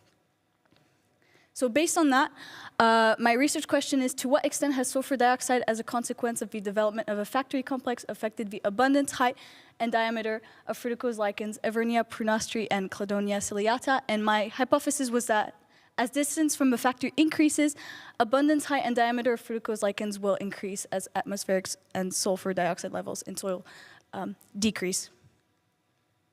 So the importance and impact. To me, this research is really important because we have to be aware of the human impacts, the impacts that we have on the environment, and this is directly linked to climate change. How can we prove to industries that they're actually affecting the environment around them, even though they are saying that they're putting in certain legislation, that they're not affecting the environment, but doing this kind of research shows them directly that they need to change something about the way that they're producing things. And so the best way to do this is to investigate directly the natural environment. So my research was in Steinfurt in the Schwarzenhof, which is a natural reserve in the west of Luxembourg. And so, and from there, so I went to the reserve and I did my research. So my methodology was to do a belt transect. So a belt transect, a belt transect, which means that, so I first walked 200 meters away from the factory, from the pollution emitter, and then I did 100-meter intervals, and then from there I delimited a 5 by 5 meter area, and then I put down my quadrats. I did that 20 times using a random numbers table, which in the end covered 25% of the area, which means there's a certain limitation in my study. And from there, I recorded the height and diameter of the 4 lichens that were in the corners of the quadrats, and then to calculate an average. I recorded abiotic factors, so for example, light exposure, altitude, humidity, anything that might be that needs to be taken into consideration to draw the limitations. And then I also recorded temperature and pH using a temperature and pH probe, again to account for abiotic factors and what might be, what needs to be taken into account. And then here I have my map. So we can see that I have site A, which is 1 kilometer away from factory and roads, site B, only 200 meters away from the factory and roads, and then Textilkord, which is still a factory that is producing, and then Alschmetz, which is an old foundry. So we're also taking into account old emissions and the newest emissions. And so this means that my variables were, so the dependent variable was my percentage cover per quadrat, my independent variable was the distances, controlled variable, so the locations, time of year, number of trials, size of quadrat, number of trials, so 20 for each distance, and then my uncontrolled variables, which was temperature, pH, climate, human activity, which I tried to take into account as much as I could. And then I also made these like drawings, which I think really shows like what I did. So the 5 by 5 meter, and then you can see that the tiny area, the tiny square on the side is how much space 1 quadrat takes up. So I'm doing this 20 times, which doesn't cover a lot of area. And then the quadrat, actually putting it down, which shows like what I did take into account, like in like counting how many lichens were present in 1 quadrat. So here's a picture of the lichens that showing how I measured the diameter and the height, and more of the lichens, more of the pictures. And then coming on to the results, we can see that there's a clear positive correlation between the distance and the average percentage cover. So as distance increases from the factory, we have the percentage cover increases, which means there are more lichens that are present. This one was for the average percentage cover. This is for the average height, and this one is for the average diameter. So we see that for diameter, height, and abundance, so which is the percentage cover, there is a general positive correlation. So even though we see this positive correlation, it might not be statistically significant. So to account for this, I did a statistical test. So I did an average for the height, diameter, and percentage cover, and then to measure the strength of this to measure the strength of the correlation, I did a Spearman's rank, and then put a null and alternate hypothesis to show if there's a statistical or not a statistical relationship. And then I tested significance using critical values. So this shows that there is a very strong correlation. And then coming on to the analysis of my findings, so the RS value of 0.95 shows that there's a very strong correlation. And then, so with the distance, there's an increase in 35.3 in percentage cover, 3.7 for height, and 5.5 for diameter, which shows a clear increase in how well the lichens are growing. At distance 0.8, there's a jump in percentage cover, which I hypothesized could be because there is more light.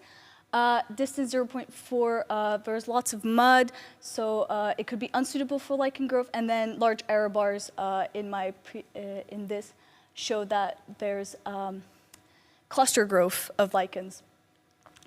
And then in evaluating my study,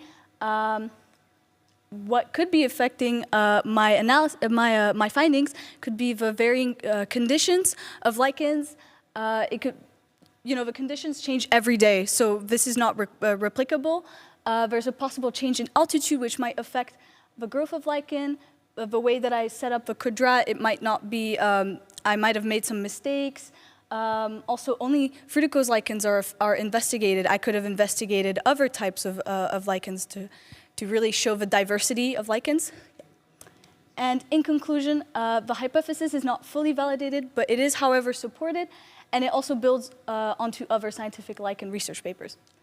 Thank you for listening.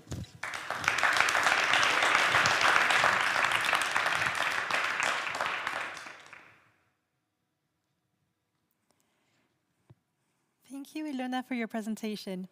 Remember our musical interlude from before the break? Now let's hear more from our violinists, some of them who are alumni from the Jonk Fuerscher.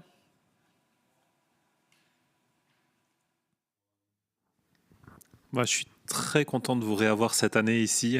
On vous a déjà entendu l'année dernière pendant le contest. On vous a demandé si vous pouviez revenir. Vous avez accepté. Ça nous a fait très, très, très plaisir. Donc ça, c'était déjà une première chose que je voulais vous dire. Vous sortez de scène ici. Comment ça s'est passé aujourd'hui ? Ça a été bien, oui. Ça a été bien ? Oui. Tout s'est passé correctement comme vous le souhaitiez ? Presque. Presque. Oui. Est-ce que vous pouvez nous parler un petit peu de ce que vous avez joué ici aujourd'hui ? Donc, on a joué une chanson irlandaise. Oui. Et Game of Thrones. Ok. La mélodie de Game of Thrones que j'ai arrangée un peu. C'est pour ça, on reconnaissait quelques notes ici, ça semblait très très familier. Oui. Et qu'est-ce qui vous a amené à jouer ces musiques-là irlandaises ? Vous aviez déjà joué un petit peu de la musique irlandaise l'année dernière, de mémoire, hein ? Oui, on a commencé avec la musique irlandaise parce que j'aime bien la musique irlandaise et j'ai été demandée de faire ici de la musique irlandaise. Oui. Et puis, je leur ai demandé pour qu'ils jouent avec moi. Et on a pris... Mais on ne veut pas seulement jouer de la musique irlandaise, on veut jouer un peu de tout. Oui. Et on a alors joué Game of Thrones parce que... Oui. Parce que ça plaît à tout le monde. Oui, c'est ça. Ça fait combien de temps pour rappeler un petit peu aux gens que vous jouez toutes les trois ensemble, que vous faites ce trio ? L'année dernière, on a commencé et on a inventé un nom pour notre groupe. Je me rappelle, on avait fait quelques petites vidéos avec vous, on vous avait demandé un nom et puis vous avez eu l'occasion de rejouer ensemble depuis ? On a joué une fois à l'école oui. Pendant un book day, mais on n'a pas eu le temps de jouer plus parce que on est aussi en première. Je vous le dis, ça c'est quelque chose d'un petit peu personnel, mais j'ai une connexion un peu particulière avec le violon. Je n'en joue malheureusement pas, mais mon grand-père en a fabriqué toute sa vie et il a fabriqué un violon pour chacun de ses petits-enfants que nous chérissons comme un vrai trésor. Donc pour moi, c'est quelque chose de vraiment important de voir des jeunes qui continuent à jouer du violon. C'est juste que quand moi j'en joue, c'est très rapidement insupportable. Donc je suis ravi de voir des gens qui arrivent à le faire sonner comme vous. On le fait depuis longtemps. Donc. Oui, j'allais dire, est-ce que vous auriez peut-être quelques conseils à quelqu'un qui voudrait commencer le violon, justement ? Il a un bon son et je crois que c'est bien si on le joue. Et on apprend beaucoup aussi dans la vie. Jouer régulièrement et s'entraîner, mais aussi si ne ça sent pas comme on veut, toujours... Persévérer. Avoir du plaisir. Oui, et avoir du plaisir, parce que le plaisir, c'est la chose la plus importante. C'est un instrument difficile, vous pensez ? Oui. Oui, quand même. Oui. Mais c'est gratifiant une fois qu'on commence à le maîtriser. Ça, c'est vrai. Il y a en plus quelque chose de vraiment très particulier parce que ça vibre vraiment à ce niveau-là ici. Il y a une relation très particulière à cet instrument, je trouve. Vous avez fait ce trio ici, mais je voulais aussi parler rapidement. Vous avez participé, deux d'entre vous, tu étais dans leur équipe à l'époque ? Quand elles ont participé au concours, je ne me rappelle plus. Non. C'était uniquement vous deux avec une troisième participante. Oui. Vous avez participé au concours. Vous avez présenté donc ce bio-béton, ce béton vert, donc ces espèces de briques faites de plantes. Est-ce que vous pouvez me dire un petit peu plus là-dessus ? Oui, donc on a essayé de trouver un mélange qui correspond bien à... qui est plus écologique, qu'on peut utiliser pour bâtir et isoler plus écologiquement que du béton normal qu'on connaît. Et du styropor aussi pour améliorer le climat intérieur du bâtiment. Pour l'isolation, etc. Oui. Parce que beaucoup de gens ne savent pas que le béton qu'on connaît et aussi le styropore n'est pas bien pour l'environnement. On est d'accord. Oui, et alors on a cherché une méthode plus écologique. Moi, ce que j'avais trouvé très impressionnant avec votre projet, c'est que vous étiez littéralement venu avec une brique de votre matériau. Et c'est vrai que quand on entend, a priori, on pourrait très bien dire, oui, des jeunes qui essayent de faire un béton écologique, etc., on pourrait sourire. Mais quand vous êtes venu avec votre objet et que les gens ont pu le toucher et puis un petit peu évaluer, on a vu à quel point c'était sérieux. Et je crois même, si je ne me trompe pas, que vous avez gagné grâce à ce projet un voyage à la COP, Oui. ce qui n'est pas rien du tout. Ça doit être vraiment très, très impressionnant. Vous pouvez me raconter un tout petit peu quelques détails par rapport à ce voyage-là? Le voyage était très intéressant et on a fait connaissance avec beaucoup de gens différents de différents pays et aussi des projets des différents pays. Et Tu peux me rappeler où c'était cette édition-là de la COP? C'était à Glasgow. C'était l'édition de Glasgow, Oui. Ok, oui.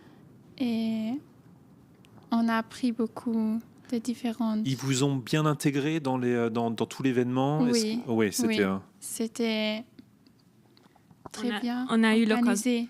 Oui, on a eu l'occasion de voir vraiment presque tout.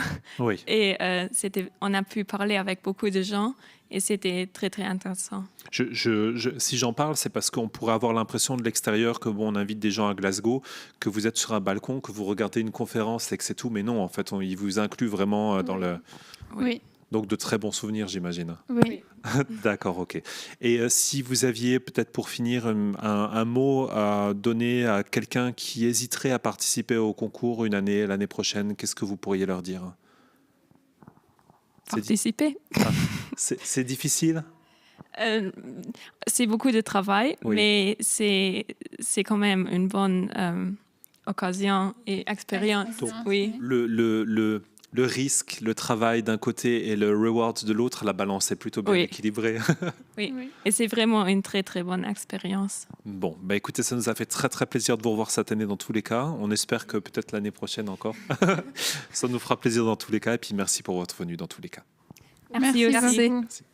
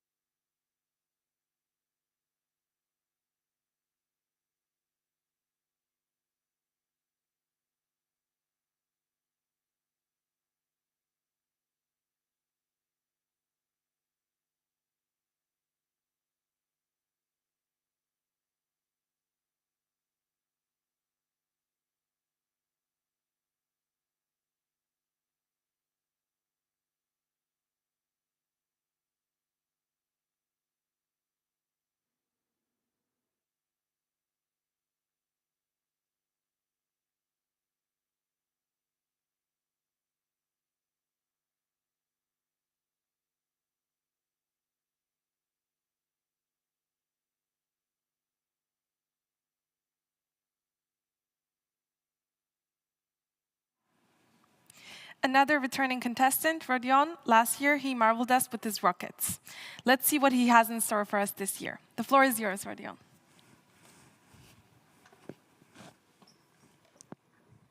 Hallo, ich heiße Rodion und ich stelle euch mein Projekt vor. Mein Projekt ist die kartografische Rakete. Das ganze Projekt, also die Idee, begann mit einem Witz. Mein Vater sagte, wenn die Menschen auf den Mars fliegen und sie auch Haustiere dabei haben und dann eine Katze dort verloren geht, wie man sie wiederfindet.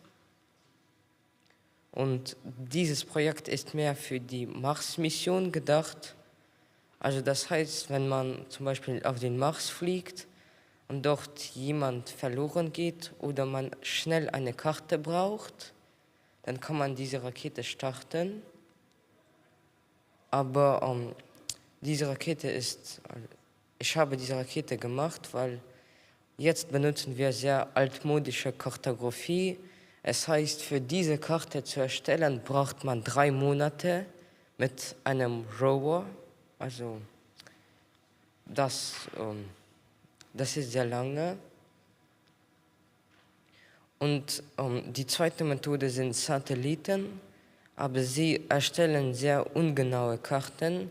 Das heißt, wenn man zum Beispiel irgendwo dort etwas sehen will, dann zum Beispiel den Punkt dort, dann kann man das nicht gut erkennen, was dort ist. Deshalb können wir eine kartografische Rakete benutzen. Diese Rakete benutzt eine Kamera und einen LiDAR, das ist ein Laserradar. Also man kann dann die Höhen sehen, auf zum Beispiel so eine topologische Karte. Also, dann sind die Berge rot und zum Beispiel ein Tal ist dann blau und in der Mitte ist es grün.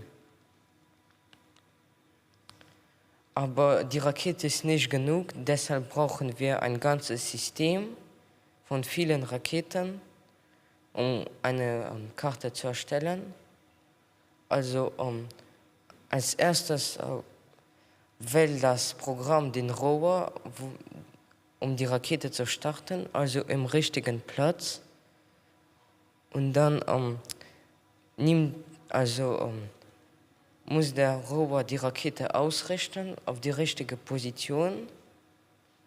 Und dann startet die Rakete und sie macht dann eine Karte mit der Kamera, also Fotos und ein Video.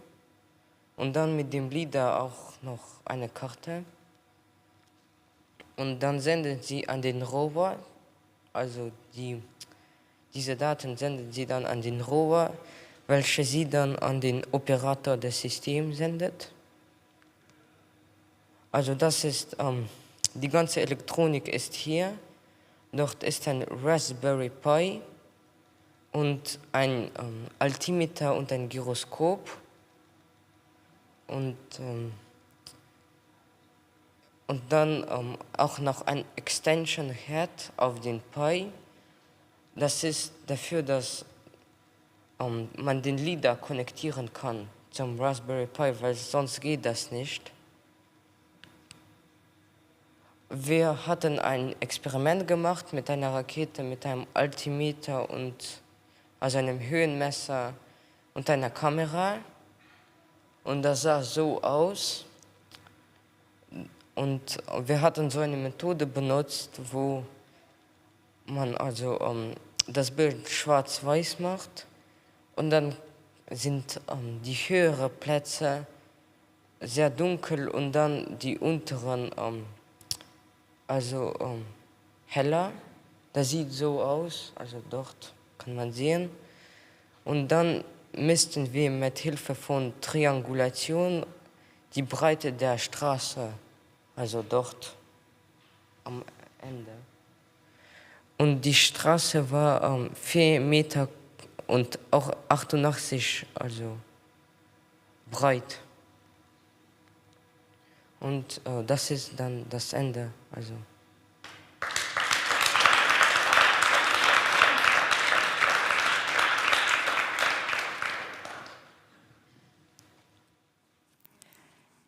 Thank you, Rodion. Now, let's go back to Ilona's project on lynchings in Luxembourg. It's now time to learn about her and her project.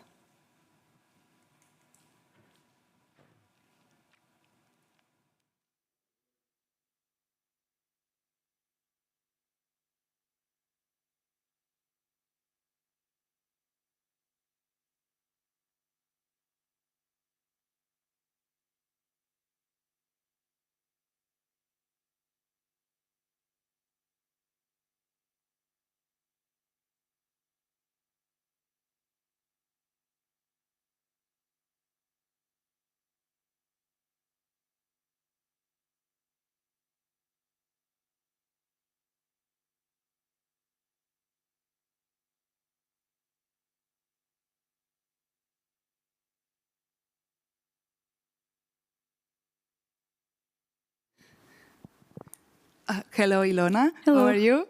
I'm good, thank you. So I would like to know, it was your first time here, right? Yes. With this contest. Can you tell me a little bit, how do you feel?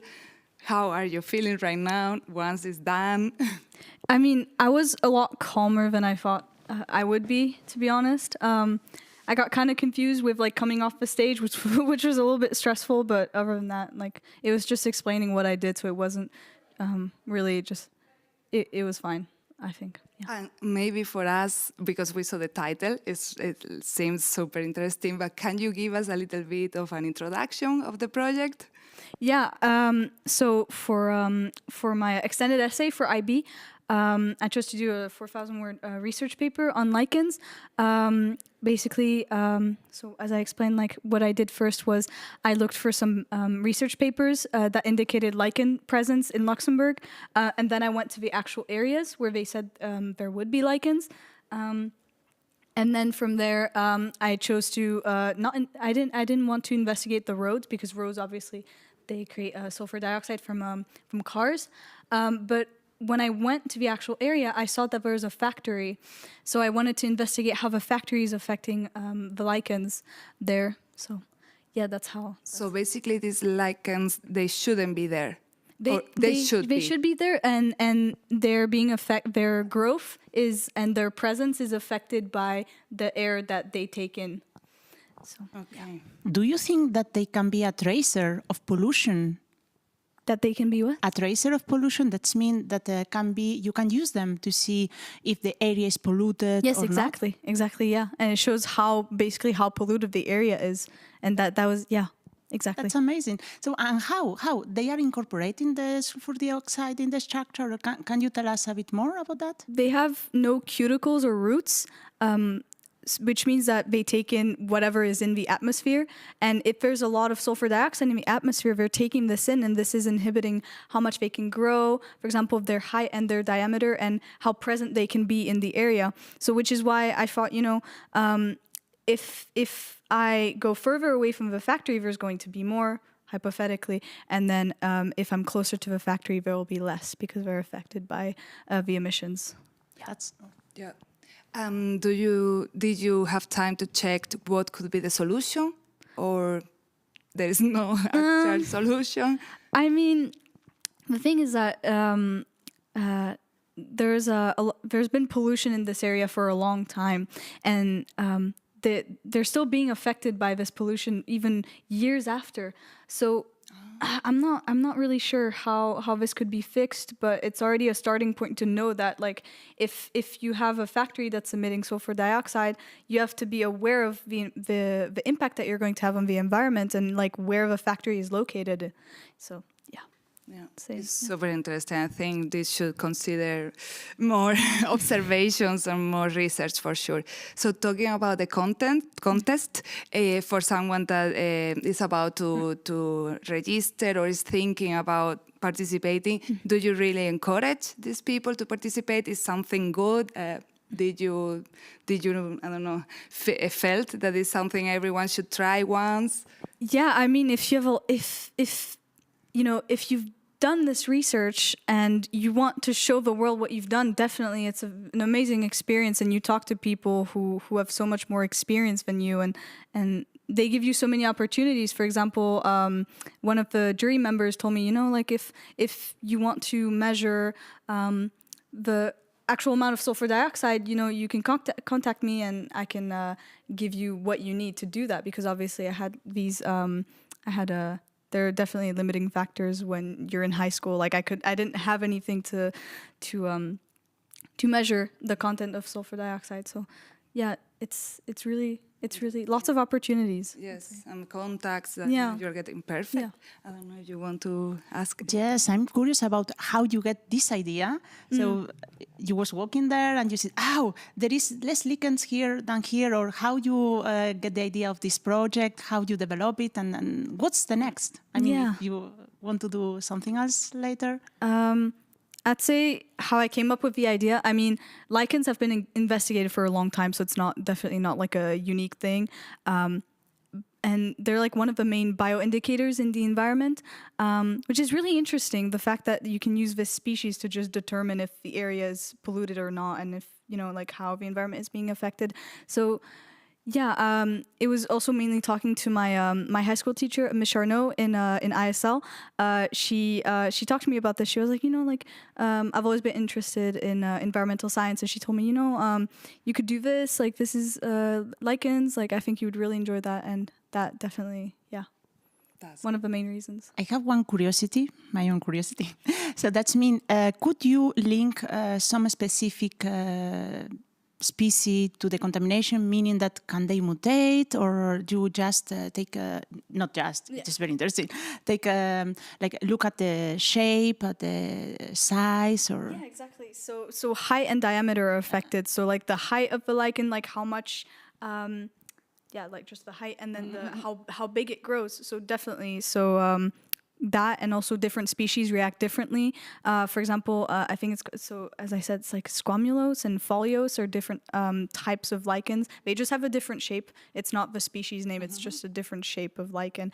And they're less sensitive to pollution. But for example, if I actually tested for diversity in the area, I could, I would probably see that there's more foliose and squamulose rather than I think fruticose, which is what I... That's amazing. Yeah. So thank you so much. Wait, and what the next? Yes. What the next? What do you recommend? What would you do the next in this field of research if you would propose another project? Does it have to be linked to lichens or something else entirely? Up to you. What you have in your mind now? Yeah. If I continue this, again, I'd test for diversity, because that's really the only thing I can think about, and diversity, but also actually measuring the amount of sulfur dioxide in the air, because I don't actually know if there's sulfur dioxide. I don't have any measurements, so really getting those measurements would be really interesting. From the contacts. Yeah, exactly. Yeah. Perfect. Exactly. So this is great. Thank you so much, and see you tomorrow, right? Yes. So good luck, and thank you. Thank you. Thank you. Thank you.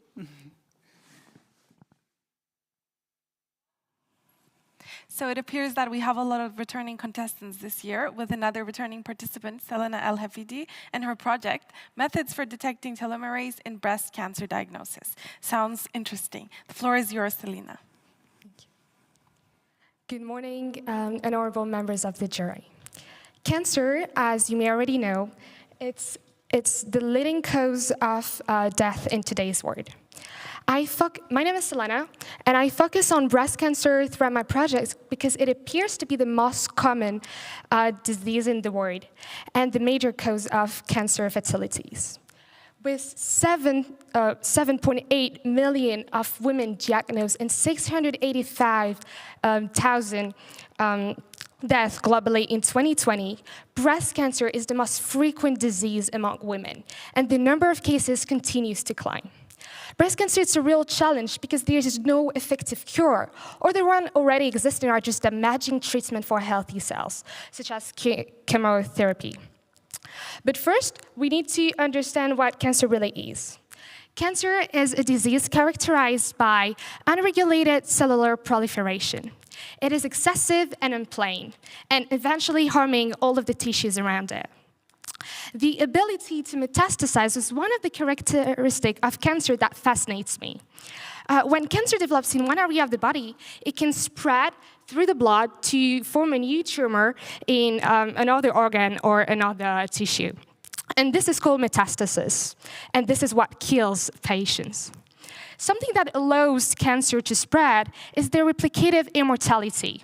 Normal cells can only divide a certain number of times before they die. Cancer cells, on the other hand, do not. Telomeres are unique enzymes found at the end of the chromosome that play a key part in the development of immortality.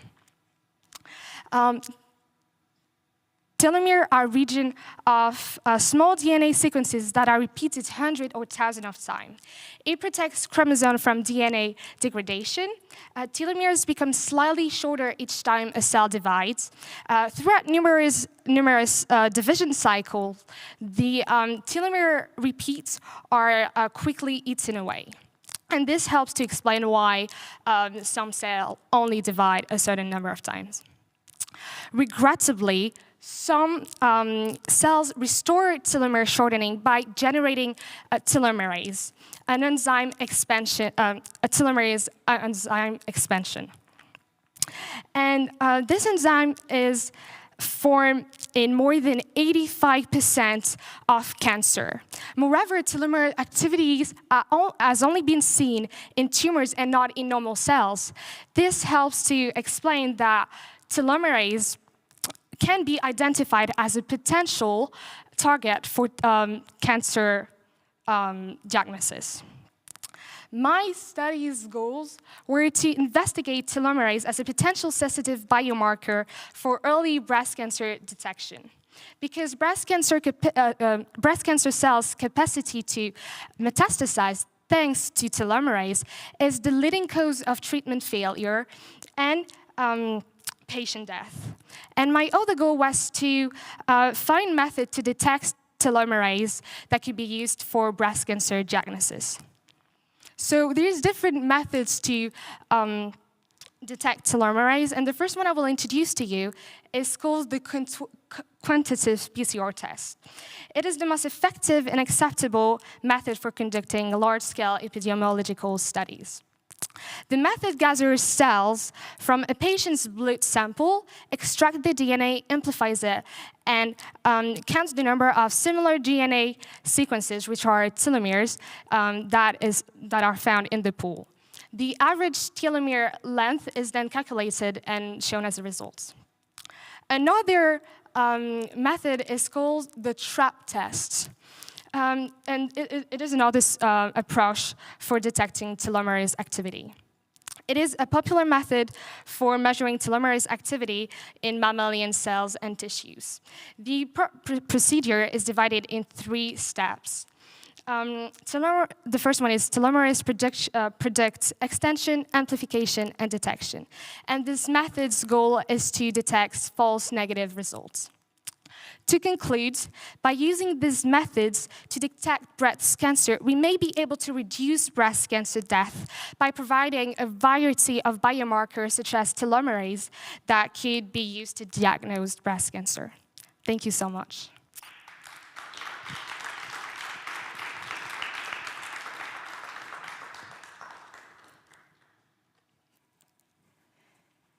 Thank you. Next up, let's go back to the interviews with Rodion to answer some questions on his return to the National Jonk Fuerscher Contest.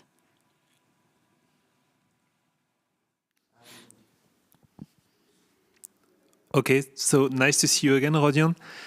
Just for the people, I'd like to introduce you a tiny bit. You're doing your second participation for this contest. You already came last year and presented something that had to do with rockets, which was linked to 3D printers, and you decided to come back this year with a new edition and a new project. And in between, you have been attending a lot of Science Next seminars, including the one in the Nature, the one to learn how to present. And so tell me, what was your motivation to come back with this new project? Just to do another project. Yeah, because it's fun enough. Yeah. Okay. What is new in this? What is the motivation for this new project this time? To build a rocket, to do something. So this was the main point, right? Yeah. Okay. If I'm correct, tell me if I'm wrong, but you're someone who is going to do rockets anyway, and why not presenting them for the contest? Yeah. It's a bonus. Yeah. Okay. So tell us a bit more about this one, because last year you were more about the building and the components, but this year you have like one specific system that you have been talking about, right? Yeah. So there's a Raspberry Pi inside. Okay. With an altimeter and a gyroscope, and a LiDAR here. It's a laser scanner. Yes. Which is very powerful, and it can go up to 180 meters. Okay. In distance. And that's all electronic inside. It was a bit challenging to do this booster. Okay. because it's this is very heavy, and the connection for the cord that holds this to this, so the connection was needed to be very strong. I guess just because I don't know much about rockets when you build them. Basically, you have like this whole system with electronics, and this must be high precision thing. I mean, if you talk about a LiDAR, and if you talk about Raspberry Pi, I imagine something which is pretty fragile. And then you have something that's supposed to explode over here. So no, it won't explode. Okay. This is 100% reusable. So okay. It can go up to I don't know 2,500 flights. But you have explosive inside, so you create the propulsion, or how do you propulse it? I use motors that I buy in a rocket store. Okay. It's called Clima or Aerospace Technology. Okay. Also, you have a specific name for that project. I'm going to turn it if you don't mind, because for the camera here, you have a small cosmonaut inside here. I don't know if you can see the small cat here. Why is there a cat on the rocket? Because it started as a joke when my dad said that when humans will fly to Mars, then they will also have pets. And what happens if a cat gets lost? So, and how to find it again. Okay, I see. In the meantime, I would definitely want to take a cat if I had to fly 2 years to Mars with me in the rocket. So I understand you that far. And the project is called GATO. If I'm right, it's a cat in Spanish, right? Yes. And GATO stands for? Geographic Astronautic Trajectory Observer. It doesn't mean anything. No, but it's an acronym, right? For. Yeah. Have you been able to test it, or is it theoretical so far? I will test it very soon, maybe in a couple of weeks. Okay. But I didn't test it because we hadn't enough time. Yes. But I did a camera on another rocket. Mm-hmm. And it's called the Mean Machine. It's a 2-meter long rocket, which is very thin, and it's very stable, so it flies in a straight line. I understand. Okay. And just one thing is, like, because on Mars, the atmosphere is, because your project is dedicated to Mars, like you've been using Mars maps, and is it something that you need to adapt for Mars atmosphere specifically, or something you thought about, or it would be for another project?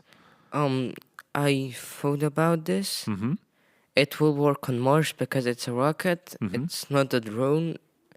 And rockets can fly everywhere, even underwater. Okay. And in no air conditions. So, yeah, it will work. Okay, so you coming back each year more creative with new projects. Have you thought about coming back next year, Rodion? Yeah. Do you already have a project in mind?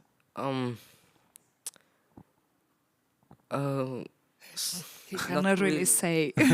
He cannot really say. This is secret. Yeah. It has something to do with rockets? Yeah. Of course. Okay. Good to know. Okay. Just one last thing, Rodion. So, as said, you've been participating last year. You're coming back, obviously. You've done a few Science Next seminars. What would you say to someone who would be willing to participate next year and haven't started yet, or what would be your advice? Oh, I have no advice. Is it fun? Yeah. Is it difficult? The most difficult part is to write that paper where we need to send it out. Okay. Because this wasn't difficult at all. Mm-hmm. Because I like to do 3D modeling, and I did over 1,300 3D models. Okay. Okay. So Okay. if I need some pieces for my project, can I call you? No, the Probably. printer is busy, obviously. Oh, yeah. Sorry, yes. Okay, but really glad to see you again here this year. And yeah, thank you. We hope for the best for tomorrow for the award ceremony. But I have no doubt, because like you've been showing, especially last year at your stand, that you're passionate about it. So thank you for coming back, Rodion. Yes, very well done. See you tomorrow. Thank you. Amelia, who also competed last year is competing this year on her own with her project on Manuka honey. Go ahead, Amelia. Hi, my name is Amelia, and for my project, I investigated the antiseptic properties of Manuka honey. Antibiotic resistance has become a growing problem over the last few decades due to the overprescription and misuse of antibiotics, which has led to resistant and therefore untreatable strains of bacteria. These strains are particularly prevalent in hospitals, occasionally killing patients admitted for completely unrelated issues. This crisis has resulted in higher medical costs, longer hospital stays, and higher mortality rates. According to the BBC, more than 1.2 million people died worldwide in 2019 due to antibiotic-resistant bacterial infections, exceeding the yearly number of deaths from malaria or AIDS.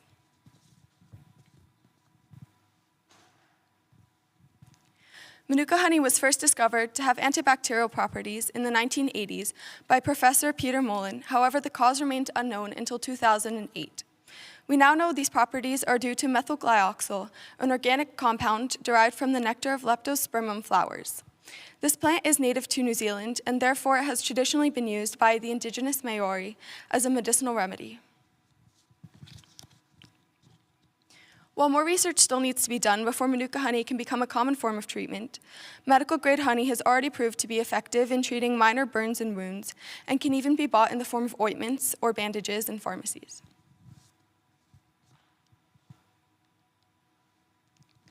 For this investigation, I compared the effect of Manuka honey on the growth of bacteria at different concentrations in order to determine the strength of its antiseptic properties. I also tested the antibiotics, along with local honey and water used as a control, on E. coli and S. aureus bacteria. This was done by placing discs soaked in the various solutions on agar plates inoculated with bacteria. I then measured the zones of inhibition and compared the results. The image on this slide shows the distinct zones of inhibition which were created by the Manuka honey discs.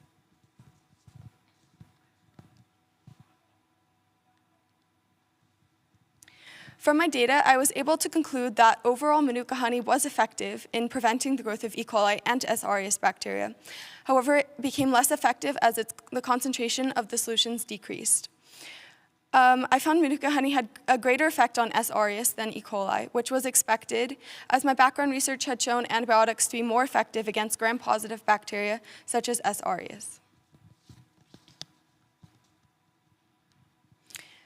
I also found Manuka honey to be more effective than local honey, demonstrating it was the specific compound, methylglyoxal, which is unique to Manuka honey, which had these strong antiseptic effects. I then compared the effects of common antibiotics used to treat both of these strains of bacteria with the Manuka honey to determine possible future implications in medicine. Surprisingly, the Manuka honey at 100% concentration was actually more effective for both strains of bacteria than the common antibiotic nitrofurantoin, however, was less effective than amoxicillin and chloramphenicol.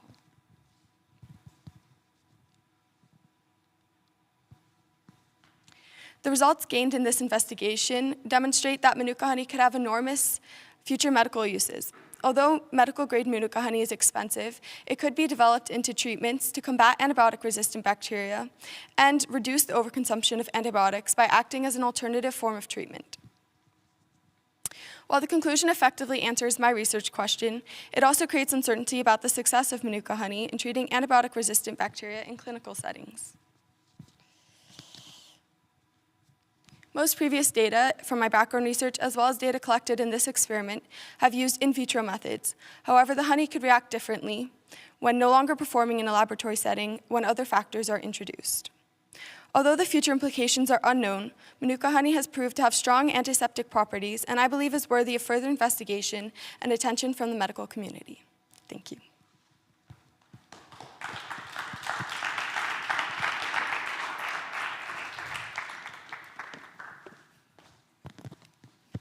Thank you so much, Amelia. Let's hear from Selena, who competed with her sisters last year, what it's like to compete alone. Cool.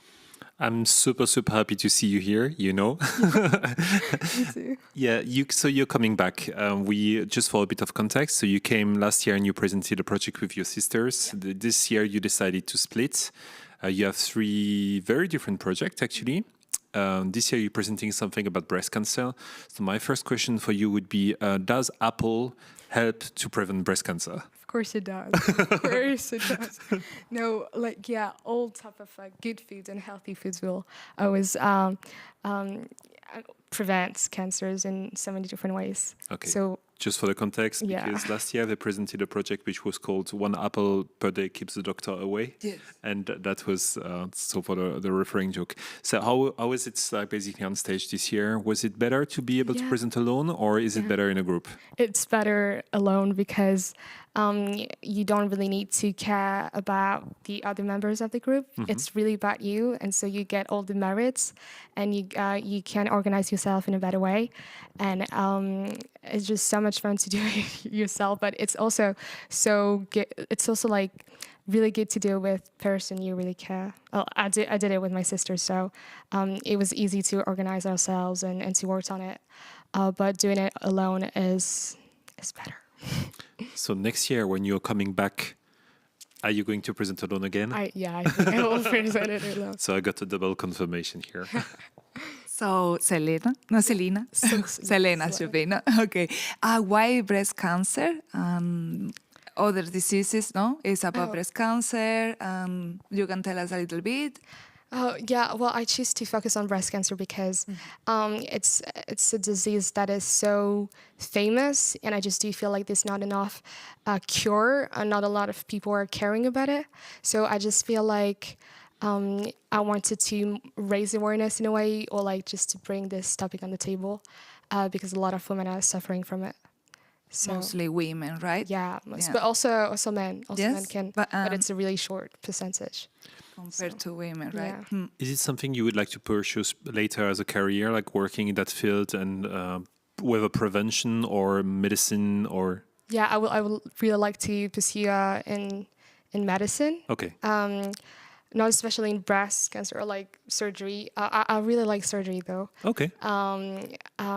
But yeah, it's something I would like to continue working on.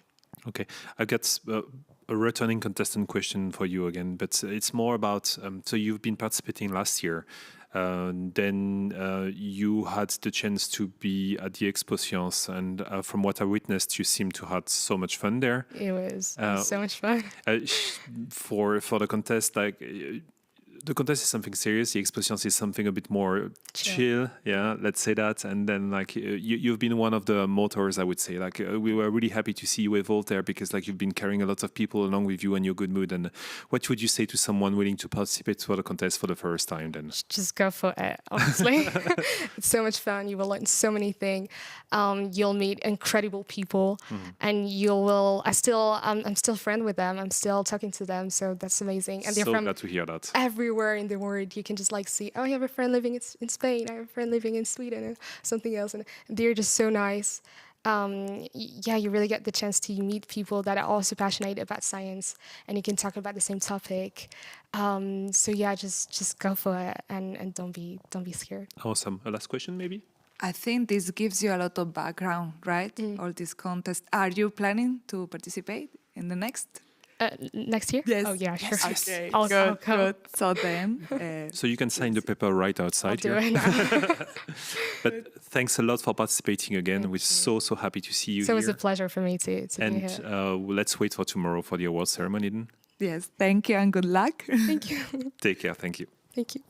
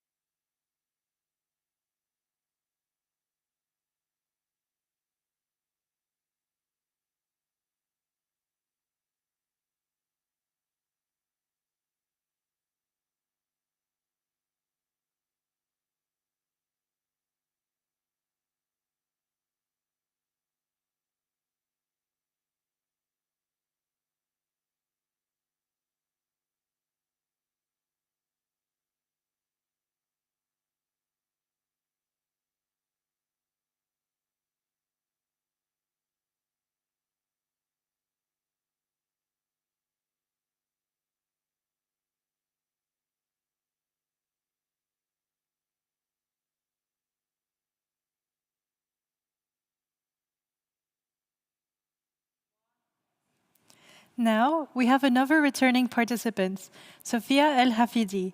She is competing this year with her project on scorpion venom. Sounds interesting. Let's hear what she has to say. Hello, my name is Sophia, and today's presentation I'm going to show you how we can use the venom of scorpion to reduce the severity of rheumatoid arthritis. Rheumatoid arthritis is a very painful and inflammatory disease. It affects the small joint on your hand and the feet. Rheumatoid arthritis affects more women than men, around the age of 30 to 60 years old. The main cause of RA is unknown, but some factors may increase the risk of getting the disease, like the environment and your lifestyle. The main symptom of RA is swelling in inflammatory joint. This limits the movement, make the bone thin and weak, which are more likely to break. This causes persistent pain. The symptoms can be random. It can go and come. That means some day it'll be persistent, and the other day you won't feel anything. RA is an autoimmune disease. That means that your immune system that is supposed to protect you from a specific disease will start attacking your body. During RA, antibodies are sent in the thin layer of cell called the synovium, which is really important for your joint because it protects and supports your cell. As the synovium is being attacked, it starts being a little bit inflamed, and it doesn't really understand why it's being attacked. So it starts releasing a very bad substance called osteophytosis. This substance will spread across the joints and will basically drive the inflammation forward, destroy cartilage, and cause friction between bones. Due to this substance, joint progressively start losing its shape and alignment. Now there's no solution for RA. However, scientists have developed treatment to minimize the chance of further joint damage. They made a steroid, which is a main hormone that will be injected into your body, will concentrate around the joint, and will stimulate the production of a specific white blood cell that will reduce the amount of osteophytosis around the joint. As a result, it could reduce the inflammation and the pain. But this steroid is being injected into your body, some of these steroids tend to go everywhere around the body, and that could cause dangerous side effects. This is why it cannot be used for a long period of time. So scientists had to come up with a second idea, which is a second idea. They had to come up with a second idea.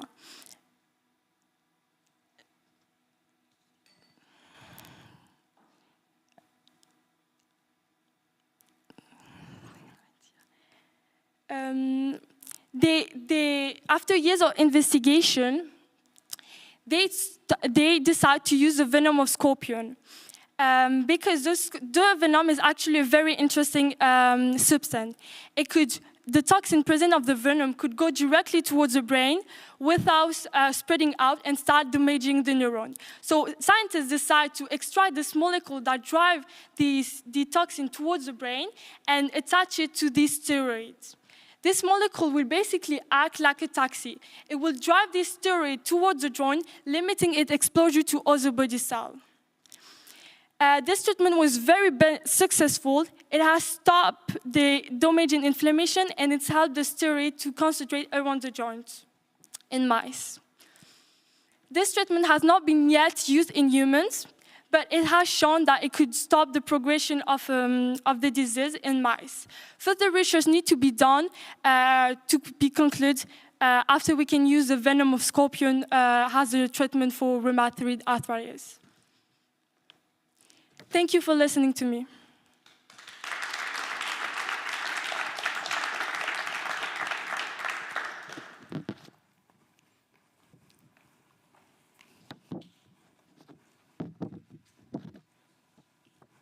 Let's hear from Amelia, who was supposed to participate in COP27 last year, her experience.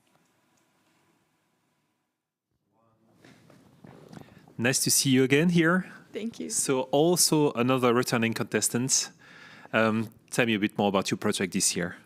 Yeah, so this year I investigated the antiseptic properties of Manuka honey and compared the results with antibiotics. Can you tell me a bit more about what triggered your choice of this topic this year? Yeah, I don't really know. So I do the IB program, and for that we need to write an extended essay on any choice, on any topic we want. And I don't know, it took me a while to come up with it, but somehow. But that's it. It's like on any topic you want. Yes. So why that one? I love biology and I want to study medicine after high school. So I want to do something medical related. Yeah, and then I just came across this and thought it was really interesting. Okay. Last year you participated as a team. Yes. This year you're alone. Yes. What was most difficult? Is it like better to participate as a team or alone now that you have a bit of experience? And it's just fresh, I know. I'm definitely more comfortable with a teammate because then you're not Okay. alone. But I think it's easier to do the work by yourself because you don't have to coordinate with someone else. Okay, And because then, we hear the two different sounds actually. Some people are really relieved of participating alone. Some people find that very difficult. So that's why we ask, basically. I don't know. I don't mind either way. Okay. I guess it has a lot to do with the personality also. Some people prefer alone, some people in teams. Do you like honey? Yes. Okay. Okay, I really like it as well. What do you think about how easy it is to find good honey or how difficult it is to find good honey? Because sometimes they sell things in the supermarket, it's not real honey. They don't have those benefits, I guess, right? We should invest more in finding the good ones, I guess, no? Well, so the one I tested was specifically Manuka honey, which is from New Zealand because it's a specific type of plant. And yeah, it's very difficult and expensive to find Manuka honey that's high enough like quality so that it has these properties. Where do you find them? Just That's- curiosity. I believe I ordered off Amazon. Okay. But it's very expensive, so it's not very accessible, to many people yet. But How did you hear about that specific honey and that specific property of the honey? I don't know. I had to come up with some sort of idea for my extended essay, so I was just doing a lot of research and I came across it. Does it mean that it's the only honey that has this property, or you can find these similarities like in local honeys, or? Well, so when I was doing my background research, I found another report, someone who tested Trigona honey, which also had these properties. And then in my report, I tested local honey as well, and it worked to some extent, just not as well as Manuka honey. Okay, and how would you use it then? The Manuka honey? Yes. So right now they sell it in like ointments or bandages. Okay. And so people will put it on like burns or open wounds and it helps them heal and also prevents infection. Is it something you can do yourself? Yeah. Okay, You can buy all from right. the pharmacy. Okay, I see that, yeah. And for normal, like using it for eating or in tea is also Yeah, that good, as well. no? You can eat it. Yes. Okay. It's really interesting. I will have to check in Amazon about this because yes. Buy local first. yes, for sure. I do it. Are you going to return next year? I don't know. We'll see. I'm going to college in the United States. This is so not an excuse. it might be difficult. No. Hold on. You need just to come back for the contest. And then, this is so worth it. I agree, but No, I understand. And last year you were supposed to go to the cup, but you're going to go this year, right? Yes, I am. Oh yeah, we look forward for that. I'm looking forward as well. Yes, I can imagine. Any advice that you would have to give to someone that would be willing to participate for the first time next year, maybe? I don't know. Do a project you're interested in because that makes it more fun and it's a great experience. Is it difficult? No, I don't. I think if you're interested in the project you're doing, it's not difficult, and the jury is very nice and they ask you questions just because they're interested, not to make it difficult. This is an important point. So basically, they are not trying to trap you. They No, are no. more curious about what you're doing, and They offer advice and they offered me further things I can do to explore and like the different aspects of my project and improve on it. Sounds friendly enough to me. Yes. Very Okay. fun. Then many thanks for your participation again. We nonetheless cross our fingers for you for tomorrow and for next year. Thank you. Yes. And Thank you. And good luck in in college and Thanks everything. Okay, see you.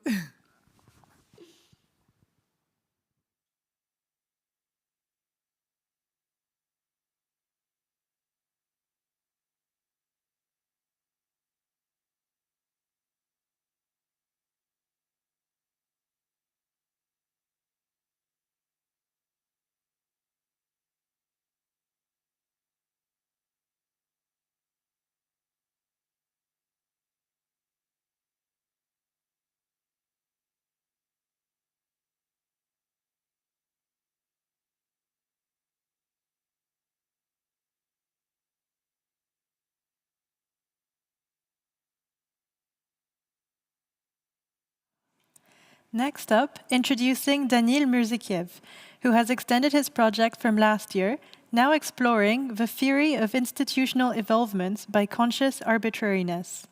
Let's welcome him on stage.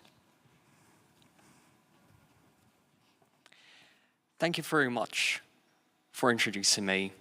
As evident, I'll be presenting an extensively more adapted theory named the theory of institutional evolvement by conscious arbitrariness.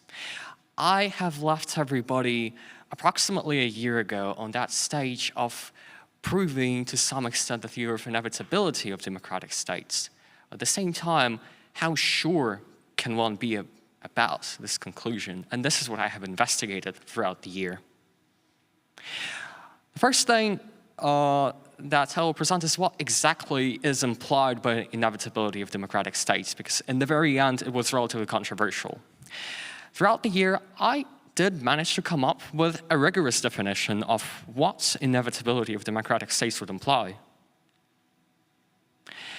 What that implied is the following: that given three pillars to the theory, the potential advantageous features of relatively democratic systems, the nature of the process of democratization, for instance, the fact that it's inherently associated with some extent of economic development, a very interesting fact, restricting oneself to the conditions, or approximately the same conditions under which we currently live in, that actually touches a lot of different domains that could be climatology, biology, that, for instance, the subjects of sovereign states remain Homo sapiens at an approximately the same level of consciousness, for instance. And under those conditions, it has been stated that relatively democratic structures would always prevail in increased power, that means in prominence, variety, under a complex system model, and cyclic motion, because everyone can agree we're talking about a cycle. To specify more about the central pillars behind that claim, the advantageous features of democracies that have been identified were better performance of functions of legal fiction, because as we can agree, democracy, relative autocracy, relative democracy, we're talking about intersubjective realities that has to be investigated in a special way. It exists in a society as is believed into collectively, and it has been claimed that relative democracy is more capable to perform its functions as this intersubjective reality to reunite the people together by obviously granting political power to a wide spectrum of the population. Then, relative democracy is also capable of sustaining this broad satisfaction of interests, unlike, for instance, theoretical anarchy. Therefore, it is capable to promote institutionally sustainable economic growth and development, common sense, because it has a sort of degree of consolidation in it. At the same time, it is also very innovative. It has a very innovative nature in the sense that, unlike relative autocracy, it can undergo many political innovations. It's open to innovations, unlike relative autocracies, where very often the only political innovation is the one to destroy the system. Then, from here follows that relative democracies are increasingly more stable and more resilient to exogenous factors. The majority rule in all of this is also more effective because it allows the, for instance, economical situation to be seen more clearly by the authorities on larger scales. And obviously, it does not plainly facilitate economic growth, but economic development as more than economic growth, such as that examined by the capability approach. The other pillar of the overall theory that is also worth elaborating on is the process of democratization. For instance, it is inherently, as I've already said, associated with some level of preceding developments. That is, for instance, political centralization, the formation of the sovereign state itself, as one of the most notable examples. Then at some point, there must be some process of proto-democratization that would be some very limited but still existent expansions of civil liberties. That is what I mean by proto-democratization. Although it occurs hand in hand with democratization, at some point, some sort of dilution of political power usually occurs. It is before real long-term democratization would start. It was usually driven from a top-down way by the elites, but it often exists. Then relative peace is a very important factor. Economic diversity, that's the economy would not be controlled by single monopolies, which will be easy to control by any sort of political system, but be diverse. Therefore, there will be a need for openness to innovation and to make political institutions more complex.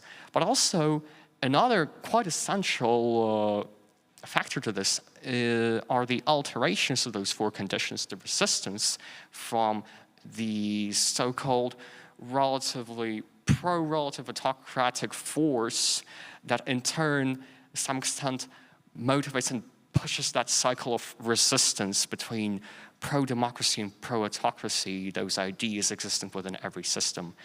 And obviously, democratic decay will involve those conditions, but plainly reversed.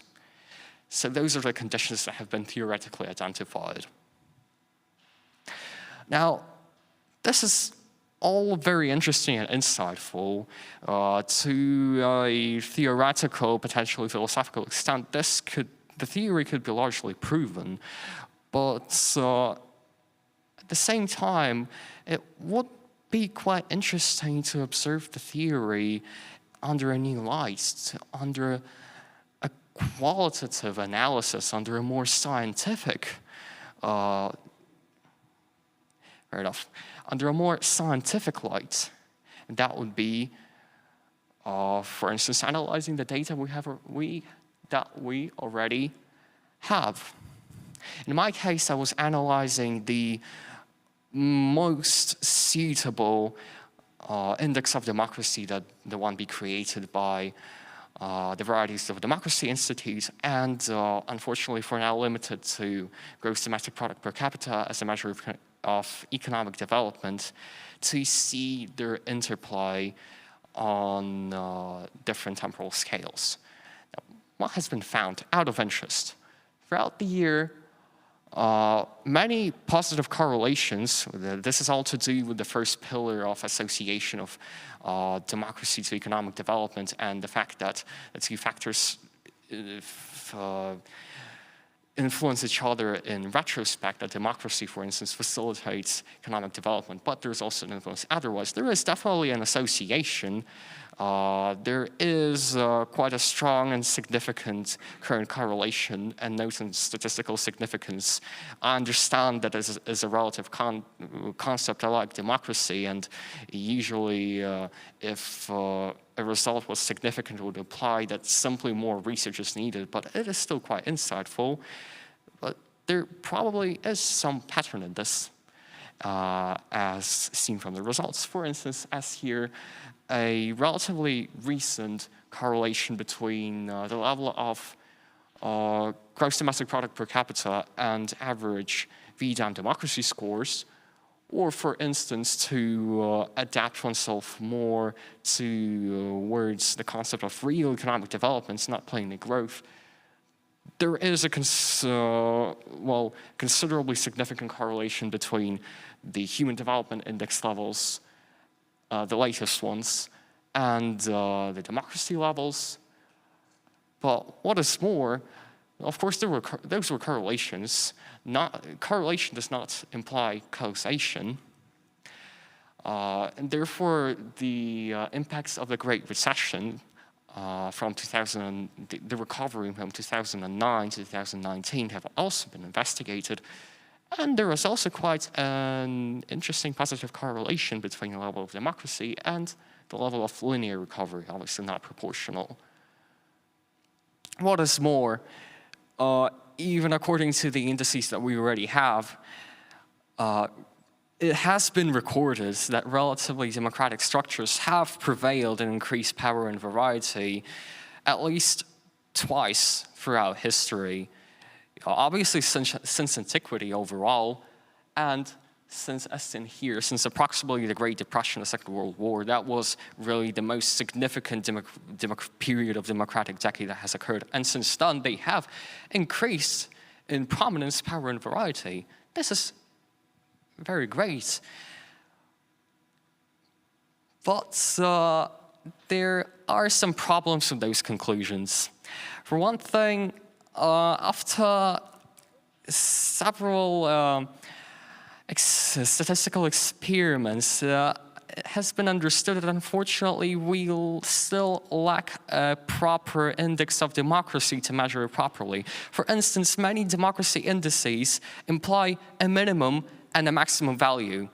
This is totally contradicts the principle of democracy. And second of all, another coincidence, a contradiction for the principle of democracy is the fact that democracy indices themselves, to some extent, they're not democratic, they're noocratic. They are constructed on, just a moment, on a very small number of experts, but they must be democratized. Surveys must be large, with large sample sizes of experts, and moreover, they must be cumulative, we must undefine the maximum and minimum values. And eventually, I tried to remedy, to aid this problem, to fix it, by constructing a democracy index of my own, obviously based on the already existing data of VDAM. But it satisfies the criteria. It is cumulative because more indicators of democracy would already need to be accepted at some point, so it is easily integratable, and it is scaled by uncertainty, meaning the standard error, which taking the number of experts into account, that would mean that the more experts would participate in creating a value for a level of democracy, the higher the value would be, because simply more people would confirm it. And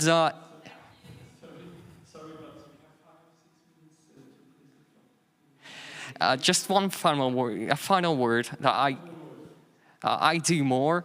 I actually apply it to a semi-perfect example where, although the correlation between growth and gross domestic product between, in the perfect example, the two Germanys, is a negative correlation between civil liberties, they are not totally irrelevant. So what is the final conclusion of the presentation?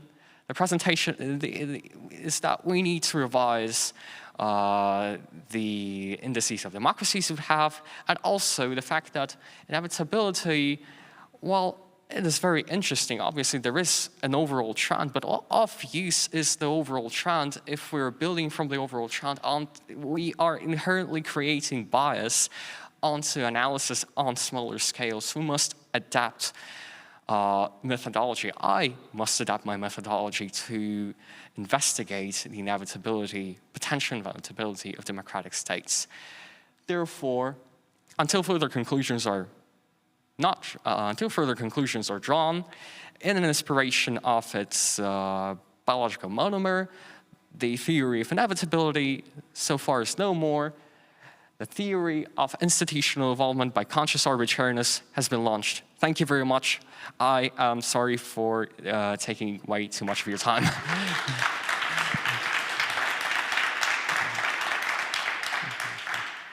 Thank you for that very much in detail presentation. Let's have a chat with Sophia now and see if she also agrees with her sisters about participating separately this year. Nice to see you here again. Thank you. Me too. Hello, Sophia. How are Hi. you? I'm great. And you? Good, thank you. On est vraiment content de te revoir encore une fois ici. Aussi, je suis très contente. Bon, ça fait plaisir. Comment ça s'est passé sur scène cette fois? Ça s'est passé bien, un peu stressé, mais ça va. Ok, c'est mieux de faire ça en groupe ou de faire ça tout seul? Je pense faire en groupe, c'est mieux parce qu'on se sent avec quelqu'un, vous voyez. On a Ouais. le stress qui est divisé par 3. Oui, pour le coup. Donc Oui. du coup, c'est mieux, mais... Alors, je ne vais pas te dire qui, mais dans ton groupe, il y en a quand même quelques-uns qui ont dit que c'était mieux tout seul. Hein. Ah bon? Non, je plaisante. Mais en gros, donc, oui, c'est vraiment différent pour toi de participer cette fois-ci tout seul. Tu as vraiment senti une grosse différence alors. Ouais. Oui, surtout sur la charge de travail, donc c'est plus. Oui. Mais sur l'organisation, c'est mieux. On peut D'accord. s'organiser mieux et on n'a pas forcément l'obligation de dépendre sur quelqu'un. D'accord. Donc c'est mieux pour Ok. l'organisation. Tu vas revenir l'année prochaine? Oui, bien sûr, bien sûr. Très bien ça. Ok, et Expo Science, j'imagine aussi. Hein. Oui. Ok, qu'est-ce qui te plaît le plus dans toute cette expérience en général? Est-ce que c'est le fait de travailler sur un projet en particulier ou c'est tout ce qu'il y a autour du concours ou Aussi l'atmosphère. Ouais. L'atmosphère, elle est très chaleureuse ici. Ouais. On se sent très bien, on se sent comme à la maison. C'est bien ça. Il y a aussi connaître des autres personnes, connaître les projets des autres. C'est très intéressant, on apprend beaucoup de choses. Voilà, moi j'ai appris beaucoup de choses. Et oui, la présentation et tout ça, les jurys, c'est sympa.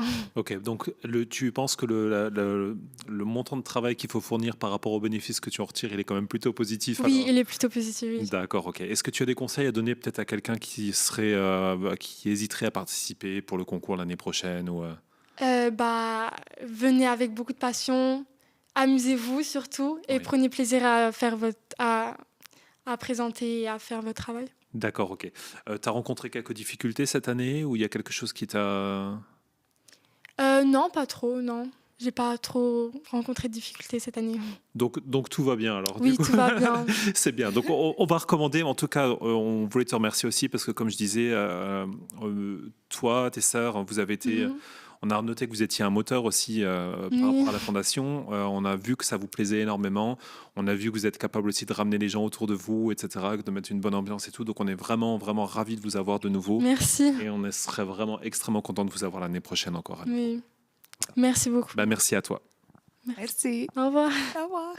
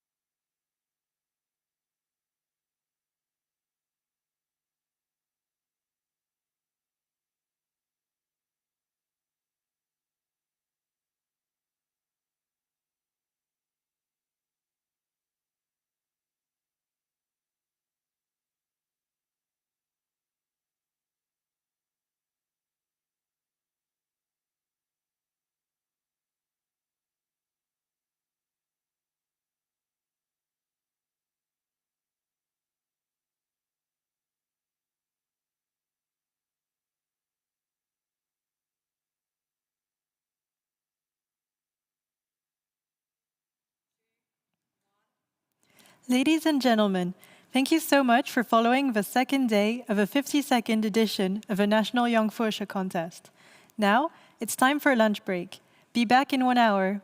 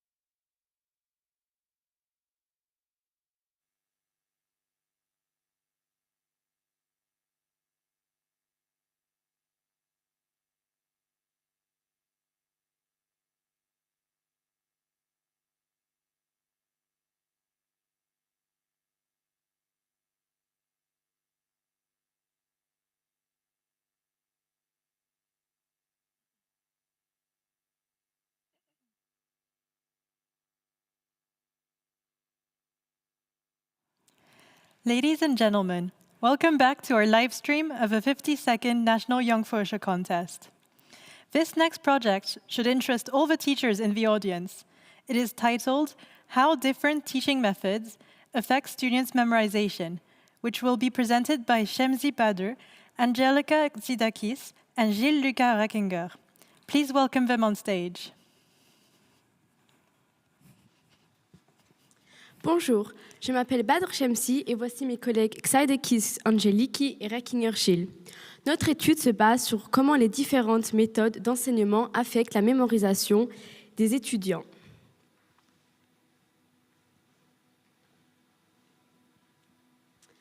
Tout d'abord, nous avons choisi un thème, le changement climatique.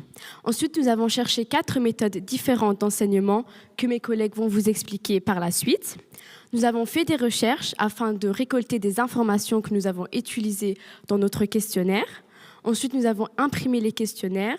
La classe a participé à notre étude et nous avons corrigé les questionnaires afin d'avoir une conclusion et les statistiques de notre étude. Je passe la parole à mon collègue Gilles. Alors, par notre première méthode, est que les étudiants devaient lire ce texte, plus répondre au questionnaire. Sur ce lien, ici, se trouve notre texte qui parle du changement climatique. Notre deuxième méthode est qu'ils ont regardé la vidéo « Microplastik einfach erklärt », plus répondre au questionnaire, et sur ce lien se trouve notre vidéo. Lors de la troisième méthode, nous avons interagi avec la classe. Nous leur avons parlé des différentes méthodes pour minimiser la pollution sur notre planète, comme par exemple utiliser une gourde au lieu d'acheter des bouteilles en plastique. Ensuite, les élèves ont de nouveau dû répondre à un questionnaire.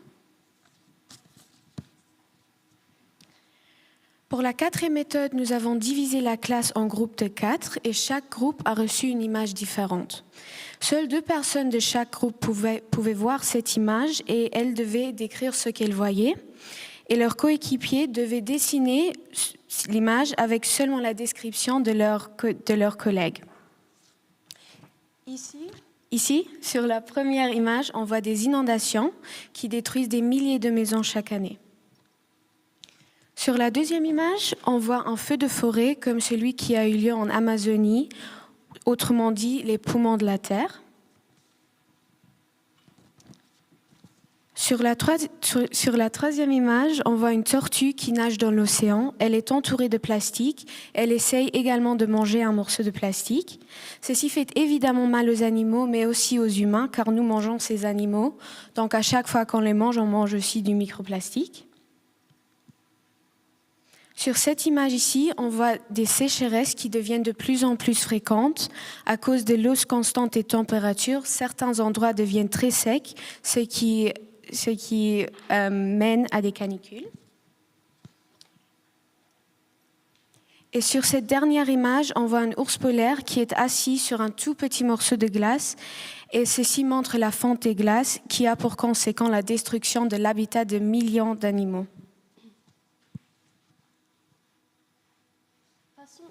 Passons à la conclusion de notre étude. Voici la classe 4e classique où Angeliki et moi nous sommes dans la classe 4e classique.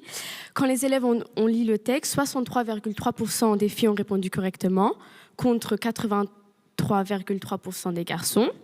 Lors de la vidéo animée, 72% des filles ont répondu correctement contre 42% des garçons. Et lors de l'interaction avec la classe, 62,5% des filles ont répondu correctement contre 38,75% des garçons.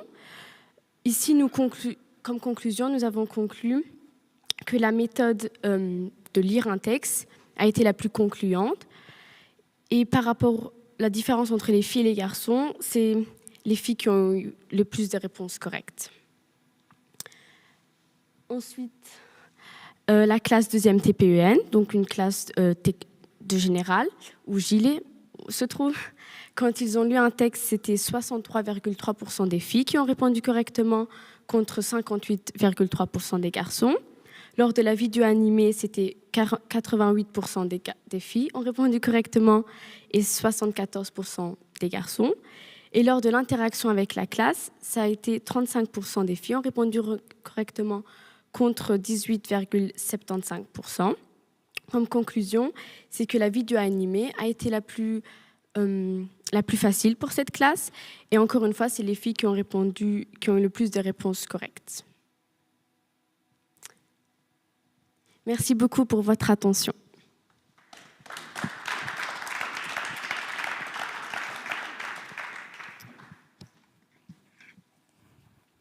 Thank you very much for your presentation.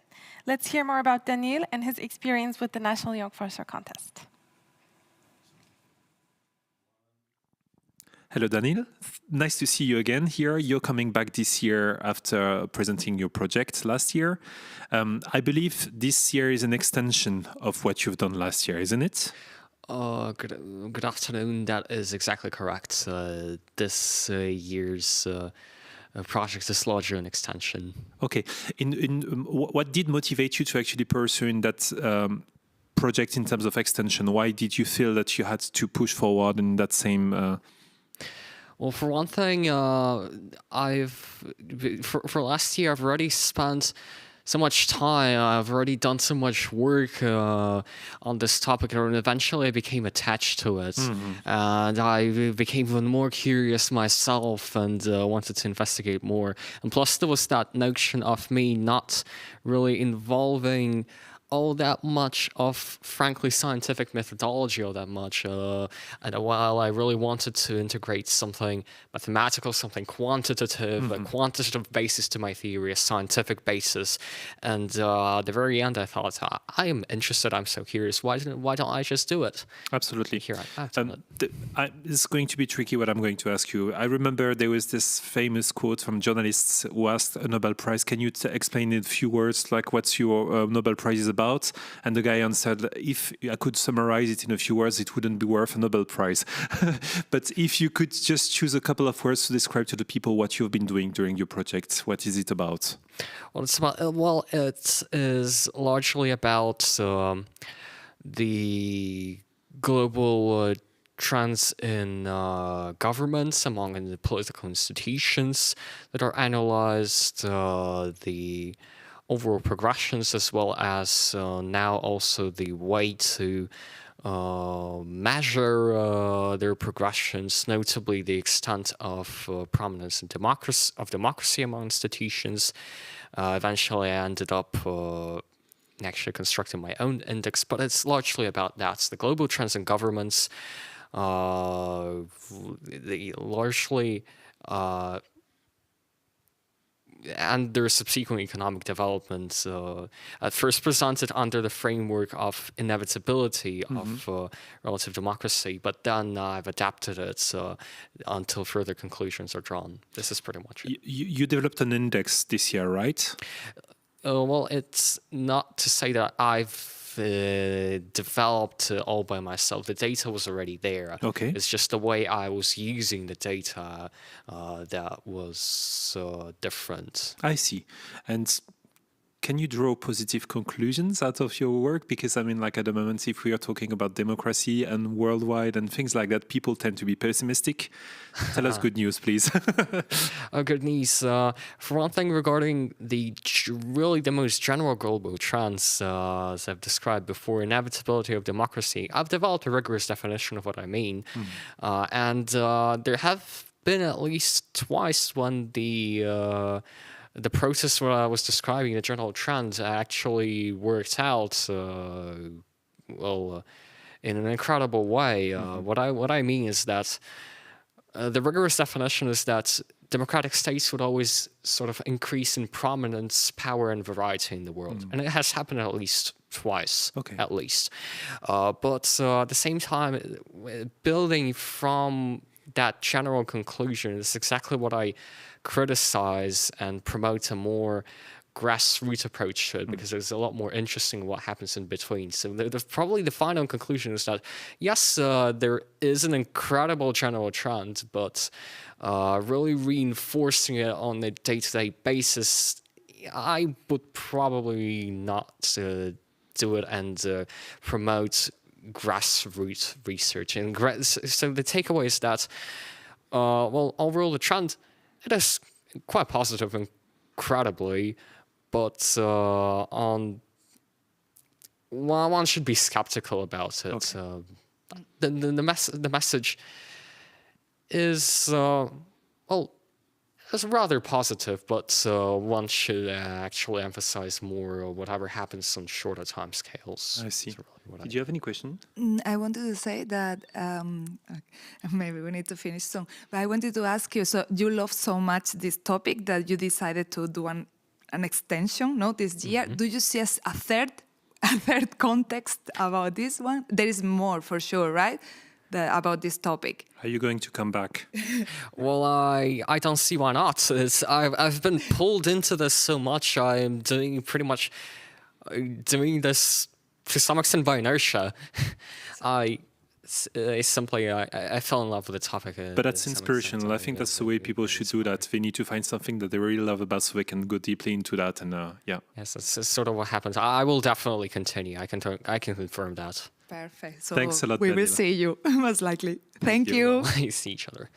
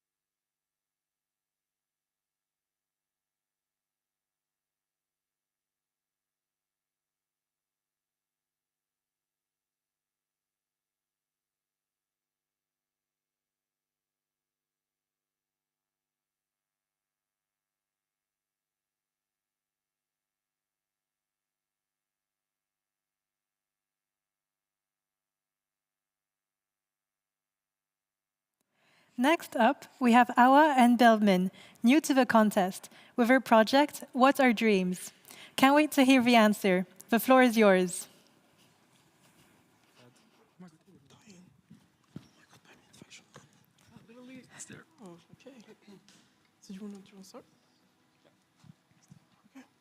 Hello.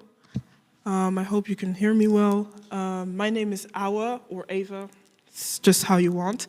Here is my partner, Belmin. Today we're going to present to you what are dreams. So, what if I told you you were dreaming right now? So, we are going to be talking about what dreams are.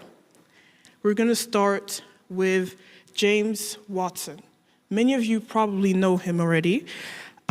James Watson was he still is, or he retired, but he was an American molecular biologist and physiologist who had a dream that made him consider the double helix of the DNA structure.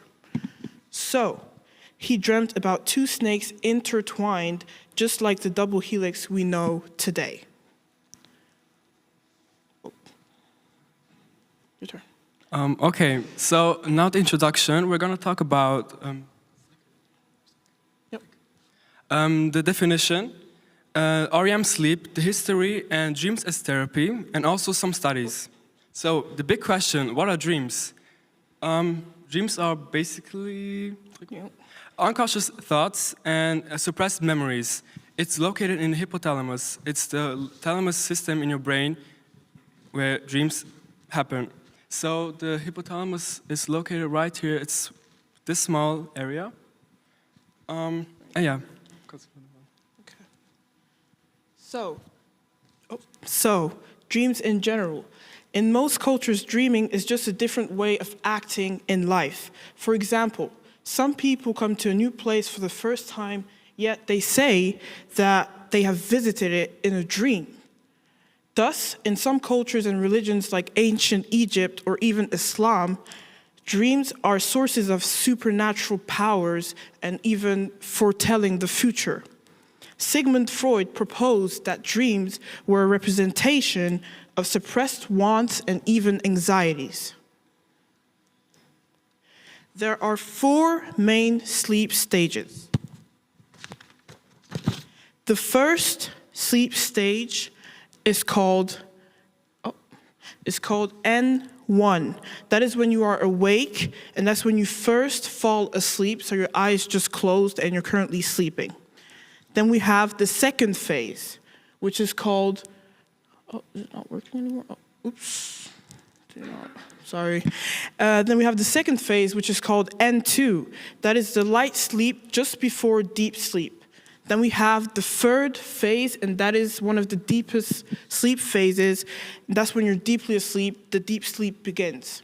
And then we have, last but not least, the REM sleep. Okay, REM stands for rapid eye movement. The name already says it. So, your eyes move all over, you start breathing faster, and that's when the dreaming happens. Your brain is extremely active during this phase. So, once again, REM. Now, as Ava said, dreams happen in REM sleep. But don't get me wrong, it happens in every sleep cycle. But the most intense and the most prolific dreams are during the REM sleep. Now move on to RAS. RAS means reticular activating system, and it's basically just a fight or flight response. For example, you're dreaming something really bad, nightmares. Your brain is trying to protect you, and it wakes you up for the nightmare. The study of dreams is called one neurology. One neurologist are studying your dreams, the memory function, and if it improvises your memory function, and it does. And also, there's a picture, how to picture the active areas of your brain. It's called the EEG. And now, with that, they can analyze what is active during your dream, what are the active areas during your dream. Okay. So now next up we have AST, which stands for Activation Synthesis Theory. This theory is a neurobiological theory of dreams proposed by Harvard University psychiatrist John Allen Hobson in 1970. Starting, he actually states that dreams are the result of random brain activity during REM sleep. What he means is that dreams don't really have a meaning and that they're just random brain activity. Now, because dreams are often considered routes into our unconscious mind, holding thoughts and feelings that may not be obvious to us, some therapists even work on dreams to help clients understand what's going on in their day-to-day life. Now, we have the dream rebound effect. The dream rebound effect, this theory proves that to suppress certain thoughts makes them more likely to surface when dreaming. I'm sure we can all really kind of relate to that. Now heading to lucid dreams. For me personally, I experienced that and it was the most crazy thing. It means that you're aware of your dream. You can control your dreams. For example, you can just jump off the window and fly up. And it works because I did that in my dream. And lucid dreams can be useful in therapy. For example, therapists have clear instructions on how to get their patients to lucid dream. And they can do this to treat PTSD, post-traumatic stress disorder, and nightmares. Talking about nightmares, they can affect your sleep, they can affect your lifestyle, as sleep insomnia, sleep issues, as you can see in these pictures already.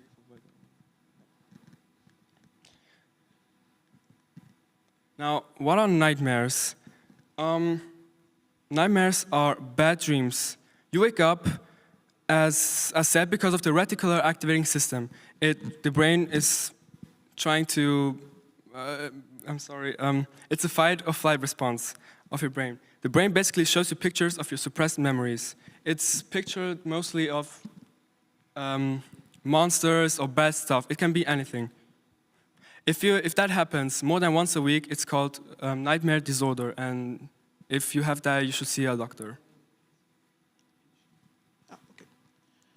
Now on to the conclusion.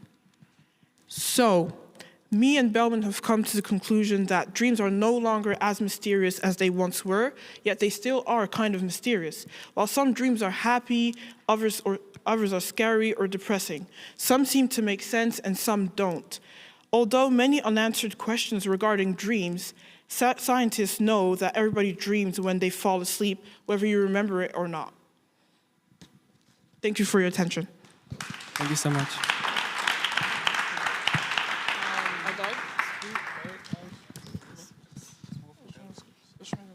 Thank you so much for your presentation. Let's hear more from Shamsi, Jill, and Angelica and their first-time experience in the contest.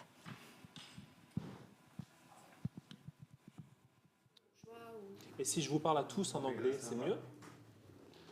En français, c'est mieux. D'accord.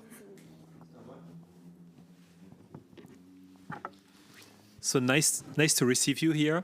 Vous venez de passer pour votre présentation ici.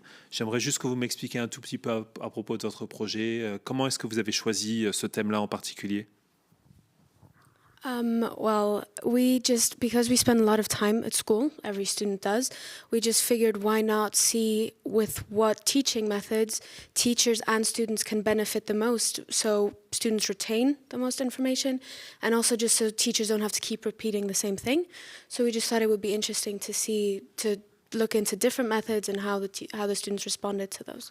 Ok, et l'impulse créative, elle est venue de qui pour ce sujet-là spécifiquement, de vous trois? plus geeky en fait. Oui, Oui, elle avait déjà eu cette idée l'année dernière. oui. Elle n'a pas vraiment approfondi et cette année, votre présentation nous a vraiment bluffé. Ça nous fait plaisir. Et du coup, elle m'a proposé ce thème et moi, j'étais tout de suite emballée. Du coup, je l'ai direct aussi proposé à Gilles parce que j'ai trouvé aussi intéressant d'avoir 2 écoles différentes Oui, oui, et bien aussi sûr. 2 régimes différents, classiques et techniques. Oui, c'est ça. Donc, vous nous avez un petit peu expliqué juste en off de cette interview que donc vous avez utilisé 2 modèles d'écoles différentes et d'éducation différentes pour pouvoir tester les modèles. Quelles sont vos conclusions rapidement? Notre conclusion a été que le régime classique, Oui, ça a été plus facile pour eux de lire le texte. oui, Et le technique, Oui. donc le général, ça a été plus facile de regarder la vidéo. d'accord, ok. Et on a aussi fait une différence entre les filles et les garçons. Oui. Et dans les 2 classes, c'était les filles qui ont eu le plus de réponses correctes. Mais n'est-ce pas? Alors, je tiens à vous dire que, juste pour la petite histoire, le concours existe depuis 1971. Donc, ça va la 52e édition. Pendant les 22 premières années, je crois qu'on a eu 5 participantes. Et maintenant, vous êtes à égalité avec les garçons, donc on est vraiment fiers. Wow. Juste une petite aparté comme ça. Mais donc, bon, là, vous venez de faire votre présentation. Qu'est-ce qui a été le plus difficile sur scène? Qu'est-ce qui a été le plus difficile? Sur scène, ouais. To be honest, it wasn't as bad as I thought it was going to be. I thought I was going to be a lot more nervous, but when I was presenting, it was okay. It kind of came with a flow, and it was really okay. Quand on est sur scène, on est un peu dans une bulle de temps. Hein. Oui. Ouais. Yeah. C'est passé très très vite, je crois aussi, Oui. non? Et les questions du jury après? Elles étaient très intéressantes parce qu'ils nous ont donné des conseils, Oui. ce qu'on pouvait faire mieux. Ils ont essayé de comprendre notre étude. Ils se sont vraiment intéressés et c'est vraiment ce qui m'a plu. Ils nous ont pas critiqués, ils nous ont vraiment donné des conseils pour nous améliorer. Et ils se sont aussi remerciés envers nous d'avoir participé pour la première fois. Je pense vous l'avoir dit pendant la présentation, c'est un jury d'amis et de curieux en fait. Hein. Ils sont. Tu avais des questions? I wanted to ask regarding the research. You had to ask your colleagues at the school to compare in classic technique. Did you ask people? Did you get feedback? Did you do quizzes to know what they think is the best way to get the information at the school, to memorize it, to remember it? La Did you have méthodologie, oui. some little interviews with people? We didn't really have interviews, but after each method, we just asked the class what they thought of it, and we also just checked how they participated in the class. And we found that the more fun method was really everyone participated, and you could see everyone was having fun, which, I mean, obviously. But it was really also interesting to see, because from a student's point of view, you don't always see how the other people in your class really react to certain classes and stuff. So it was interesting to see and also talk to the students and stuff. So it was, Voilà. Donc maintenant, les prochaines étapes, ça va être demain encore la remise des awards. Donc on croise les doigts pour vous dans tous les cas. De toute façon, il n'y a personne qui repart les mains vides dans tous les cas, donc comme je vous l'ai expliqué. Mais on espère vous voir. Demain, on verra demain où ils auront l'occasion de vous poser quelques questions au stand. Et puis on espère vous revoir encore l'année prochaine, peut-être avec un autre projet ou avec un projet similaire mais plus poussé. En tout cas, ça nous a fait plaisir de vous avoir. Merci pour tout. Merci à vous. Thank you. Thank you.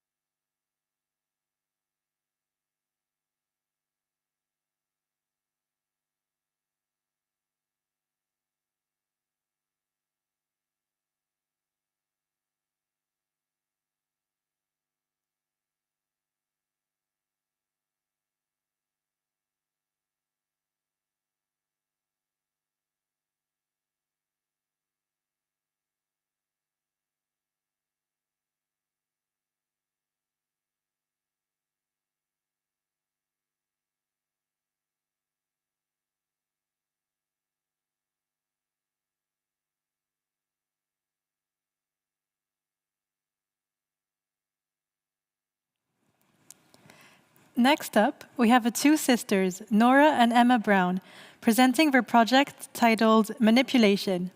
Welcome on stage.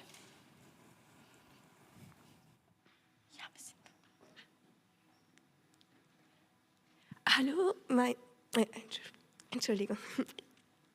Hallo, mein Name ist Emma und das ist meine Schwester Nora. Und be part of the education against the manipulation. Die Definition. Der Manipulator beeinflusst zum eigenen Vorteil. Das Opfer kriegt das in der Regel nicht mit. Dies wird in der Politik, Soziologie und Psychologie untersucht. Hier haben wir ein Schema, was den Unterschied zwischen einfacher Beeinflussung und tatsächlicher Manipulation genauer erklärt. Unsere Ziele bei dieser Recherche war vor allem die Frage, wieso Leute immer wieder Dinge tun, die sie eigentlich nicht wollen, wie zum Beispiel Kriege, und wie Leute das erreichen und auch unsere Welt wird immer mehr von sozialen Medien vorregiert und diese versuchen uns auch zu manipulieren und wir wollen vor allem aufklären, damit dieses Risiko geringer wird. Jetzt werden wir zu den Formen der Manipulation gehen. Die Manipulation durch Wiederholung. Das Gehirn empfindet die wiederholten Sätze oder Musik oder Bilder als wichtig. Es kann als Mantra zur Gruppenstärke fungieren, wie zum Beispiel ein Slogan. Die Manipulation durch scheinbare Wahl und Kompromiss. Das Opfer glaubt, einen guten Deal zu begehen, doch der Manipulator hat die Entscheidung meist bereits getroffen. Der Manipulator gibt dem Opfer eine Wahl zwischen einer vermeintlich guten Sache und einer Sache mit einem klaren Nachteil. Manipulation durch Angst und Einschüchterung. Sie wird häufig in Diktaturen benutzt. Man erstellt ein angsteinflößendes Feindbild. Dadurch wird das Gemeinschaftsgefühl gestärkt, jedoch auch eine größere Abhängigkeit geschafft. Dies wird vor allem durch Propaganda und Gehirnwäsche gemacht. Manipulation durch Information. Entweder ist die Person falsch informiert oder gar nicht. Manipulation durch Sprache. Der Manipulator ändert seinen Ton oder seine Sprechweise. Wenn er gebildeter spricht, lässt er die Dinge nach mehr erscheinen, als sie sind, währenddessen ein gelangweilter Ton und eine alltägliche Sprache Dinge immer schlechter dastehen lassen. Manipulation durch Erzeugen von Bedürfnissen. Die Manipulation bringt nicht vorhandene Verlangen hervor und dies wird häufig in Werbungen und sozialen Medien benutzt. Kennen Sie nicht auch dieses Gefühl? Dann gibt es noch die Manipulation durch Belohnung und Bestrafung. Belohnung wird durch Lob geäußert und währenddessen Kritik und Ignorieren und das Erzeugen von Schuldgefühlen als sogenannte Bestrafung benutzt werden kann. Man nennt das auch Konditionieren. Man verbindet ein bestimmtes Verhalten entweder mit positiven oder negativen Gefühlen. Es wird ebenfalls in der Erziehung benutzt. Außerdem gibt es noch einen kleineren Bereich, den man als Reziprozität bezeichnet. Hierbei glaubt man, der anderen Person einen Gefallen erwidern zu müssen. Manipulation durch soziale Bewährtheit.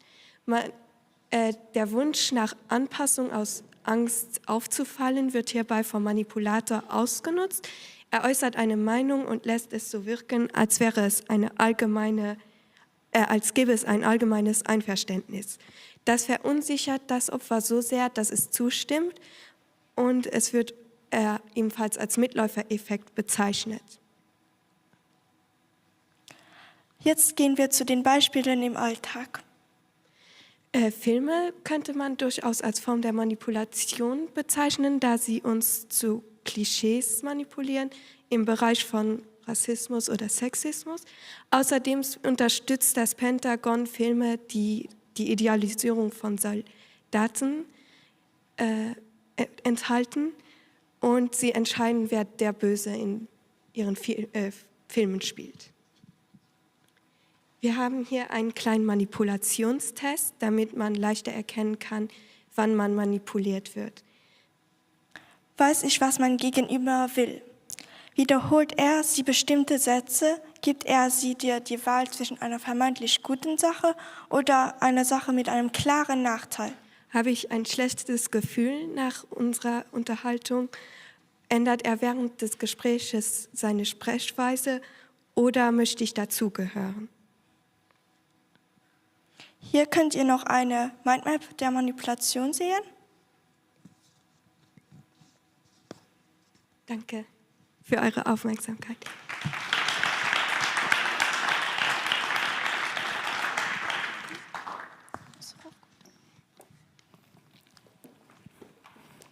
Thank you for that interesting presentation. So now we're looking forward to getting to know Ava and Balman and how they chose their project on dreams a little bit into detail.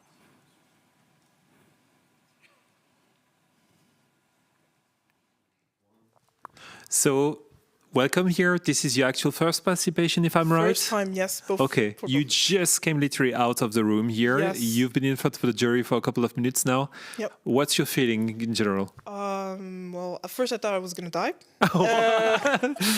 You're still alive. We're glad to hear that. Yes, turns out I'm still fine. It was crazy. I never experienced something like that. I mean, in class you have to do little presentations and stuff, but here it was with like 20 people looking at you and just like, some were bored, some were happy to see what you were doing, some were actually interested, trying to interact with you. They gave you advice, they asked you questions, and it's really good because at the end you could talk with the judges and like tell them more in depth, like, yes, exactly, if you do this, maybe this would happen, maybe you can try to do this, some experiences. It was really cool. Did it feel like a dream? Yes, at first, I asked them, what if I told you were dreaming? And everybody was like, oh. Yeah, that was really mind game, but yeah. So what about, yeah. For me also, it was really just a shocking moment because I never had such a public like that, like professionals and people that are like educated in these topics. And for me, it was just really, it was fun. It was fun though. I loved it. But not scary then in the end. No, not really scary. Okay. I would say it was just I was just excited. Yeah, it's a big, yeah. It was like a dream. It was like a dream. It was. I mean, whatever happens, you know. Yep. It's super interesting about dreams. Thank you so much. Yeah. So more or less your theory, I mean, there is no definition for this, what dreams are and why they happen and why we dream. We had a little conclusion at the end. We just said that dreams are still mysterious to this day. They aren't as mysterious as they used to be because now we do research and stuff like that. But I mean, everybody has their own definitions with different cultures, different religions, different researchers, different. It really depends on where you are, which culture you have, because like the ancient Egypts, for example, they would use dreams to like foresee the future, you know? Yeah. And the Greek gods, they have the Hypnos, they have that Greek god of dreams, you know? There's a lot of interpretations, a lot of mythologies, and it's just, honestly, I think it's just a term, dreams is just a term that we will never quite be able to truly say it's that thing, it is only that, because some people say it's just random neurons firing in your brain, others say it really has a meaning, and I personally believe it has a meaning, because when you dream, you either dream about memories or you dream about the future. I'm saying the future, but like, you know, something that will happen like in a couple of days. And that actually happened to me one time. And that's why I was like, we need to talk about this. We have to like make this public. We need to talk about it. So yeah. I heard once dreams are what you fear and what you wish.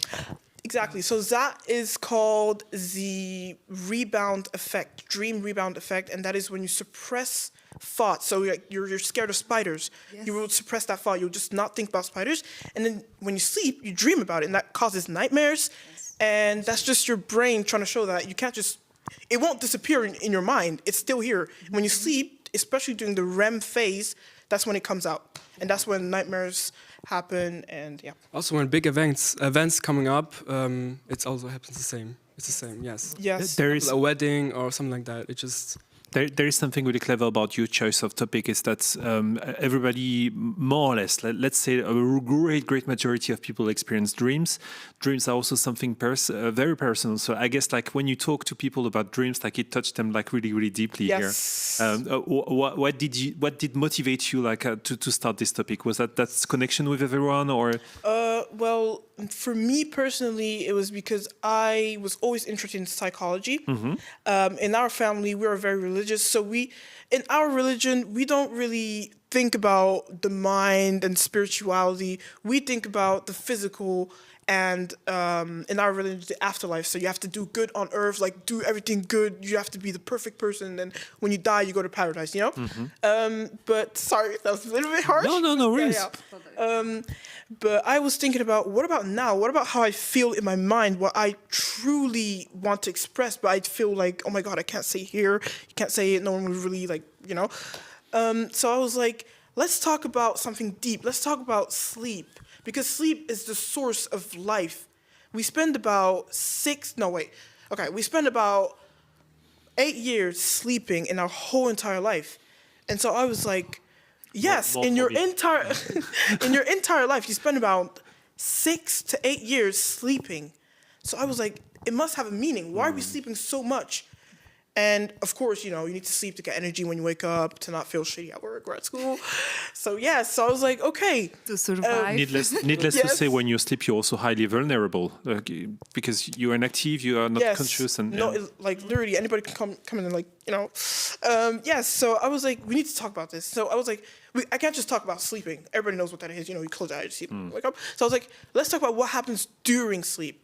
And then I started researching the sleeping stages, and then he said, let's talk about dreams. Yeah. And I was like, this is why you're my partner. Well done. Yes. Let's go. Let's go. Perfect we did that together. Perfect team. So what's going to happen is tomorrow we have the open doors, so the public would be able to come to your stand and to check your posters, and you ask you tons of questions. And I'll be first of them probably. So thanks a lot for your participation. Yes, of course. And it's our pleasure. Honestly. And we sincerely hope to see you because you have a lot of energy to see you next year again. Yes. This is really you here. Great experience. Yep. Thanks a lot for everything. Thank you very much. Thank you so much. Bye.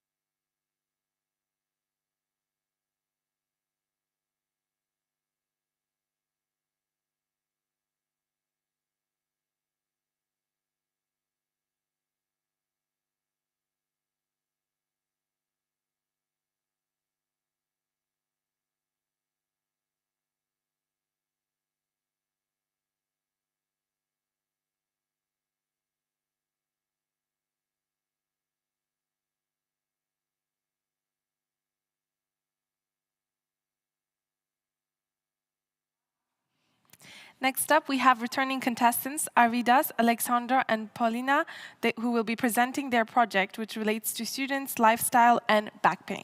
The floor is yours.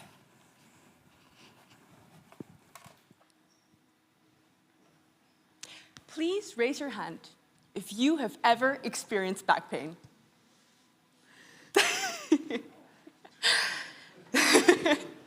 This time, last year, the three of us were high school students. This year, though, we've started a very new and exciting chapter in our lives. We all started university. This changed our lifestyles since we now have new responsibilities and a higher workload. We also all study in different countries, Latvia, Germany, the Netherlands. But despite the differences in the environment, and despite the differences in what we studied, we all noticed one thing. Everyone around us was complaining about back pain.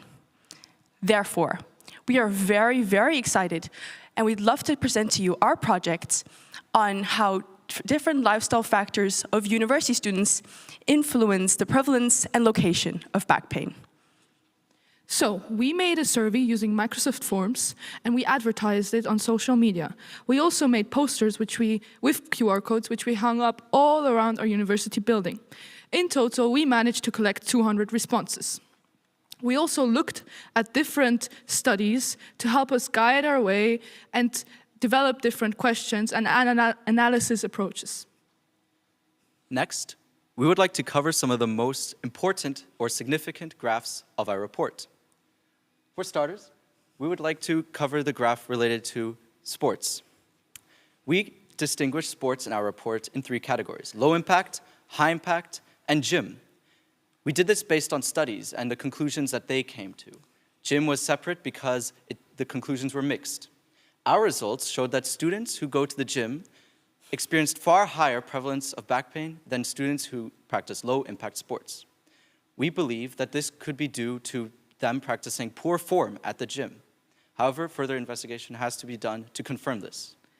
We also thought that we observed that we as university students spend a lot of time studying and sitting at our desks. So we wanted to find out the relationship between the sitting time of the students and their back pain. We expected that the longer the student would be sitting, the higher the back pain prevalence would be. And this general trend can be also observed in our graph.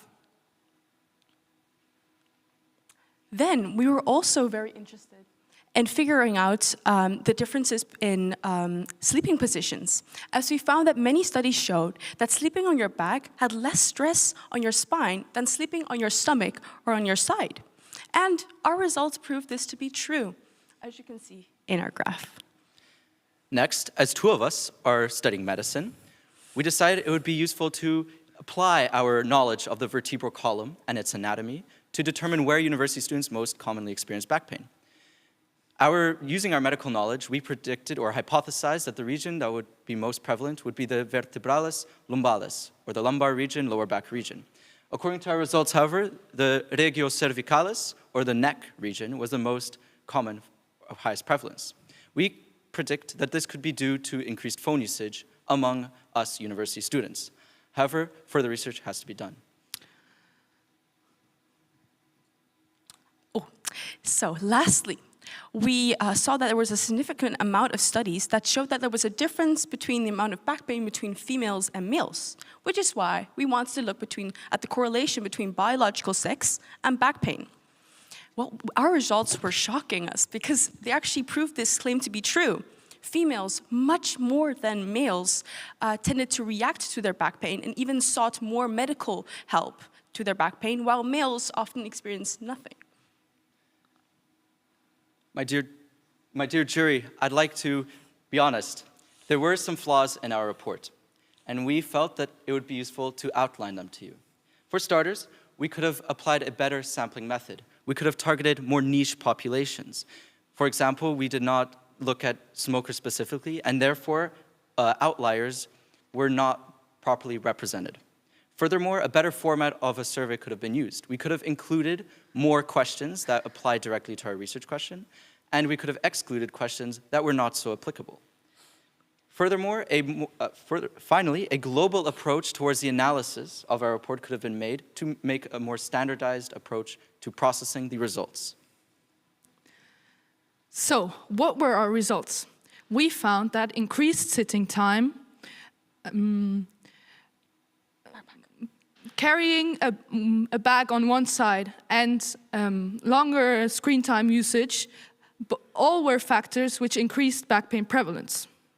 Then we found that sleeping on your side or stomach, having a very unhealthy BMI, so being overweight or underweight, and being a female are all factors to increasing the prevalence of back pain.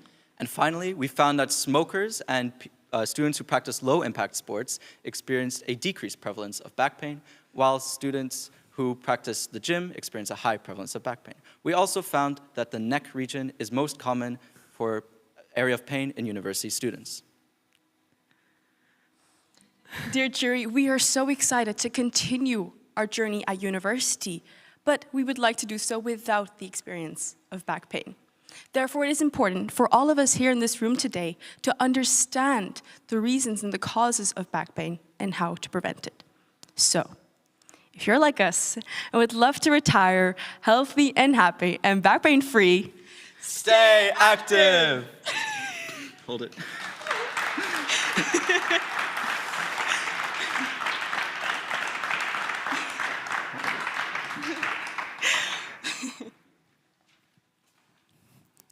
Thank you very much for your presentation. Now, remember Emma and Nora's project? We're going to switch over to a quick interview with them to learn more about their experience so far. Bonjour mesdemoiselles. Bonjour. Donc on est très content de vous recevoir ici. C'est votre première participation, je crois? Oui. D'accord. Alors qu'est-ce qui vous a convaincu de participer au concours? C'est intéressant qu'il y a un concours qui est un peu pour tout, pas seulement les sciences naturelles, mais aussi comme notre projet, les sciences humaines. Oui. Et c'est, je crois, un des seuls concours Oui, qui a... C'est vrai. En fait, donc on envoie aussi beaucoup de jeunes à l'étranger, mais on a remarqué qu'on est un des rares en fait, pays à proposer Humanities, les sciences politiques, etc. dans le concours. Et c'est vrai que d'habitude, c'est un peu plus rare. Ouais. Et ce sujet de manipulation précis, est-ce qu'il y a quelque chose qui l'a déclenché, une lecture ou un reportage que vous avez vu ou un événement dans l'actualité? Je pense à l'école, on parle parfois aussi sur la manipulation. Donc, on a pensé que c'est intéressant et donc on a choisi ce thème. Ok. Est-ce que vous pouvez parler rapidement de vos conclusions? Qu'est-ce que vous avez trouvé avec votre projet? Nous avons, je crois, trouvé qu'il y a beaucoup de possibilités comment on peut manipuler une personne aussi sans être remarqué. Oui. Et c'est important de bloquer ça, oui. Et comment est-ce qu'on bloque ça? J'imagine que c'est par l'éducation. Oui, et ce qu'on veut que les personnes remarquent qu'ils vont... Oui, qu'ils sont manipulés, oui. Oui. D'accord, donc en leur expliquant un petit peu comment les mécanismes fonctionnent, on peut peut-être prévenir que les personnes soient manipulées à la suite, oui. C'est ça. On parlait d'éducation, tu as dit que peut-être ce serait quelque chose pour toi comme carrière de devenir, de travailler dans l'éducation, oui. Oui. Et toi, tu as dit? Je voulais faire quelque chose avec les langues. J'aime bien les langues, et oui. D'accord, ok. Et donc, bon, vous avez participé au concours pour la première fois. On a fait avec vous, je vous le disais en off ici tout à l'heure, un petit séminaire en fait aussi pour apprendre à présenter sur scène, etc. Est-ce que vous pouvez nous dire ce que vous y avez vu, comment c'était ce séminaire? On est arrivé là et on a fait des... comment on présente et comment on se... comment on vient sur scène et... Luxemburgisch, wenn die Wörter nicht kommen, ne? Oui, d'accord. Oui, la posture. Vous avez fait aussi répéter comment on tient un microphone. C'est vrai que en général, les premières fois, c'est un petit peu bizarre. Mais maintenant, ça va, non? Oui. Une fois que c'est fini, ça va de toute façon. Oui. Ok, est-ce que, je vous ai déjà posé aussi en off la question, mais est-ce que vous pensez que vous allez revenir l'année prochaine? Je crois que oui. Est-ce que vous pensez que ce sera avec un projet similaire ou quelque chose de très différent? On n'est pas encore d'accord sur le Ah, projet, mais 2 teams différentes alors? oui. Oui. Ah, c'est possible ça. On a eu, l'année dernière, on a eu des triplettes qui ont travaillé sur un projet ensemble, Drillingen. Et cette année, elles sont revenues toutes les 3, mais chacune avec leur projet différent. Donc, ça permet aussi de voir un petit peu. Mais oui, le travail ensemble s'est bien passé en équipe. Hein. Oui. Oui. Ouais, un bon partage des tâches. Oui. D'accord, ok. Et si vous deviez donner un conseil à quelqu'un qui n'a pas encore fait le concours, mais qui est peut-être intéressé pour l'année prochaine, qu'est-ce que vous leur diriez? Alors, je dirais surtout de participer. C'est Oui. une bonne expérience et c'est surtout intéressant car c'est intéressant car la recherche c'est pas aussi compliqué qu'on le croit et c'est aussi une bonne expérience et on apprend plus sur. Oui, je pense aussi, c'est des petites choses, mais c'est vrai que ça permet de voir aussi ce qu'on aime ou ce qu'on n'aime pas. Ça permet aussi de se retrouver une première fois sur scène, parce que si on fait un peu de recherche, on risque de se retrouver souvent sur scène. Et oui, voilà, ça permet aussi d'apprendre de nouvelles choses, etc. Donc nous, on est en tout cas très contents de vous avoir pour la première année ici. Ça nous a fait plaisir de vous recevoir. Les gens auront encore la capacité demain, on va avoir du public luxembourgeois qui va venir sur votre stand et qui va peut-être vous poser des questions sur la manipulation. Donc, s'ils veulent vous poser un peu de questions, vous serez présente, j'imagine. Et puis, normalement, maintenant, le concours est fini, c'est le fun qui commence. Donc, à partir de maintenant, il y a les awards qui vont arriver après Expo Science. Donc, tout va bien se passer. Je vous remercie beaucoup pour votre présence. Merci. Et puis, voilà. Merci beaucoup. Attendez.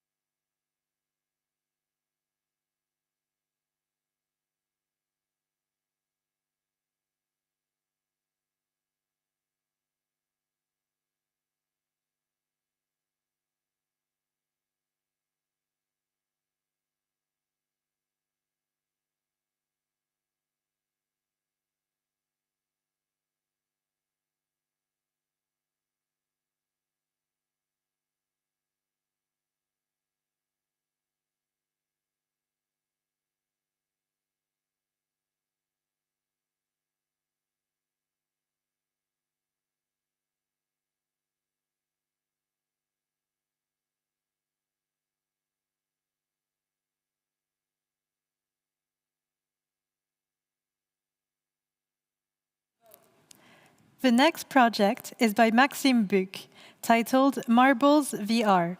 This one should be interactive. Let's welcome Maxime on stage. Hello everyone.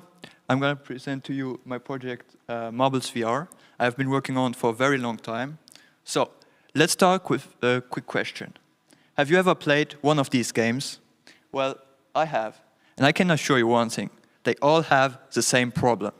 Because once you start building with them, you want to create the craziest things known to humanity. But then it will strike you. You won't have enough pieces. And if you want to buy more, then you can say bye-bye to all of your money, because they are very expensive. So I came up with my project, Marbles VR, which is a VR puzzle game where you need to build a parkour with pipes. Basically, there are two options. Either you try to accomplish all of the levels, or you can build whatever you want in sandbox mode. And there is the problem resolved, because in VR, you can have an infinite amount of pipes.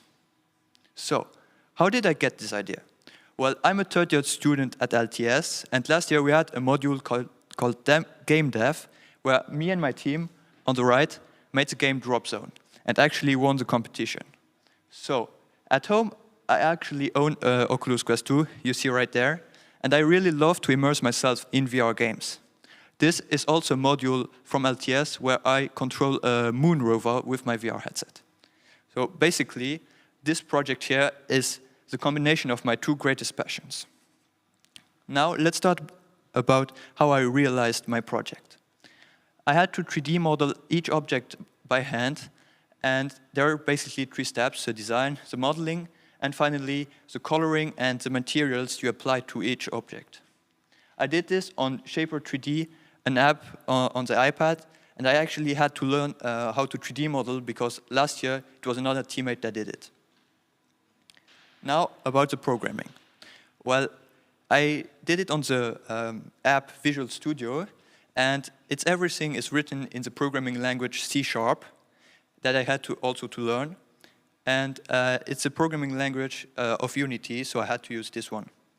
Finally, I counted approximately how many lines of code I wrote, and the lines I wrote by myself were 2,500.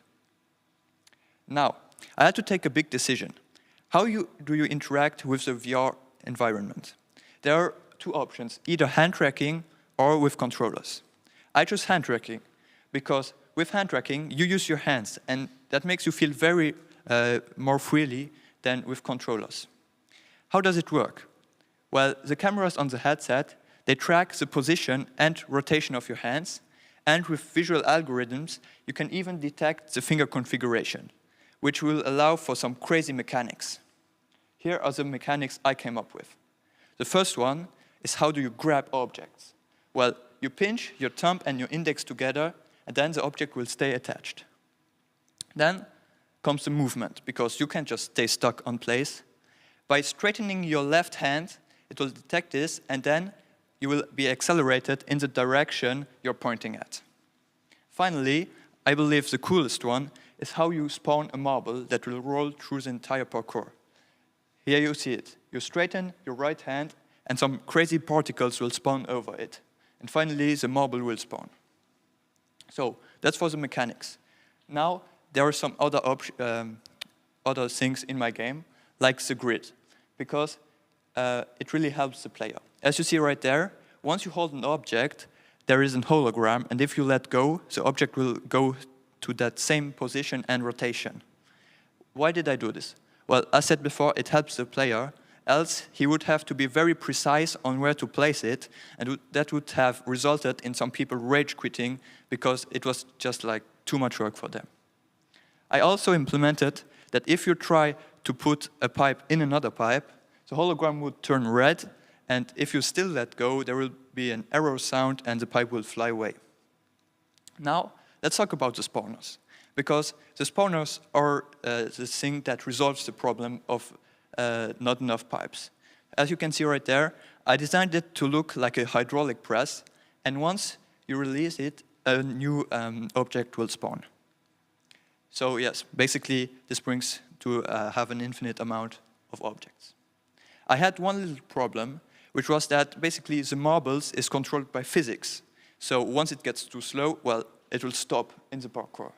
So I created the booster that does exactly what its name is about. It boosts the marble. Here you can see a little clip of it. So you put the booster around the pipe, and then you can just play the game. So to conclude, I found out that the concept of me making a VR game was feasible, and I really think that I learned a lot, not only how to program and to make a game, but also how to do the research around this. And now, when I'm searching for something, I know how to get the results I want. For the future, I would like to polish and finalize my game, maybe add even more levels, so I can release it on the Oculus App Lab, so everybody will be free to play my game. Thanks for your attention.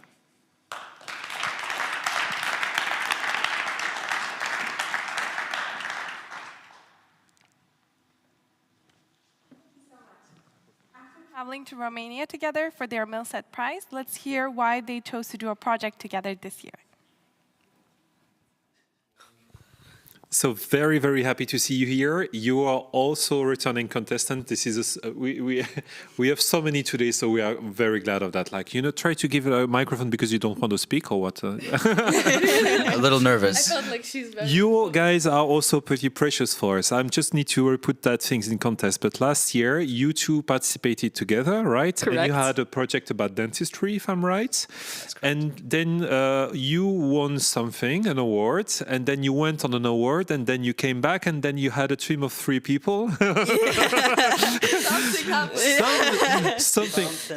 What did you win actually as a prize for the people? We won a trip to Romania, actually. Okay, so what happened to Romania stays in Romania. Yeah. But it was nice, wasn't it? Yeah. It was very nice. It was an amazing trip. Okay. Really life-changing, and the trip itself, the weather was great. And although there were a bit, obviously there were a bit of things, train broke down, but all together, it was an amazing trip. I really enjoyed it, and I think all of us did. Yeah. So basically for us, you are the living proof that this whole thing is like worth it, because first, like, you're 3 intelligent people, you showed years after years like projects that are of high value.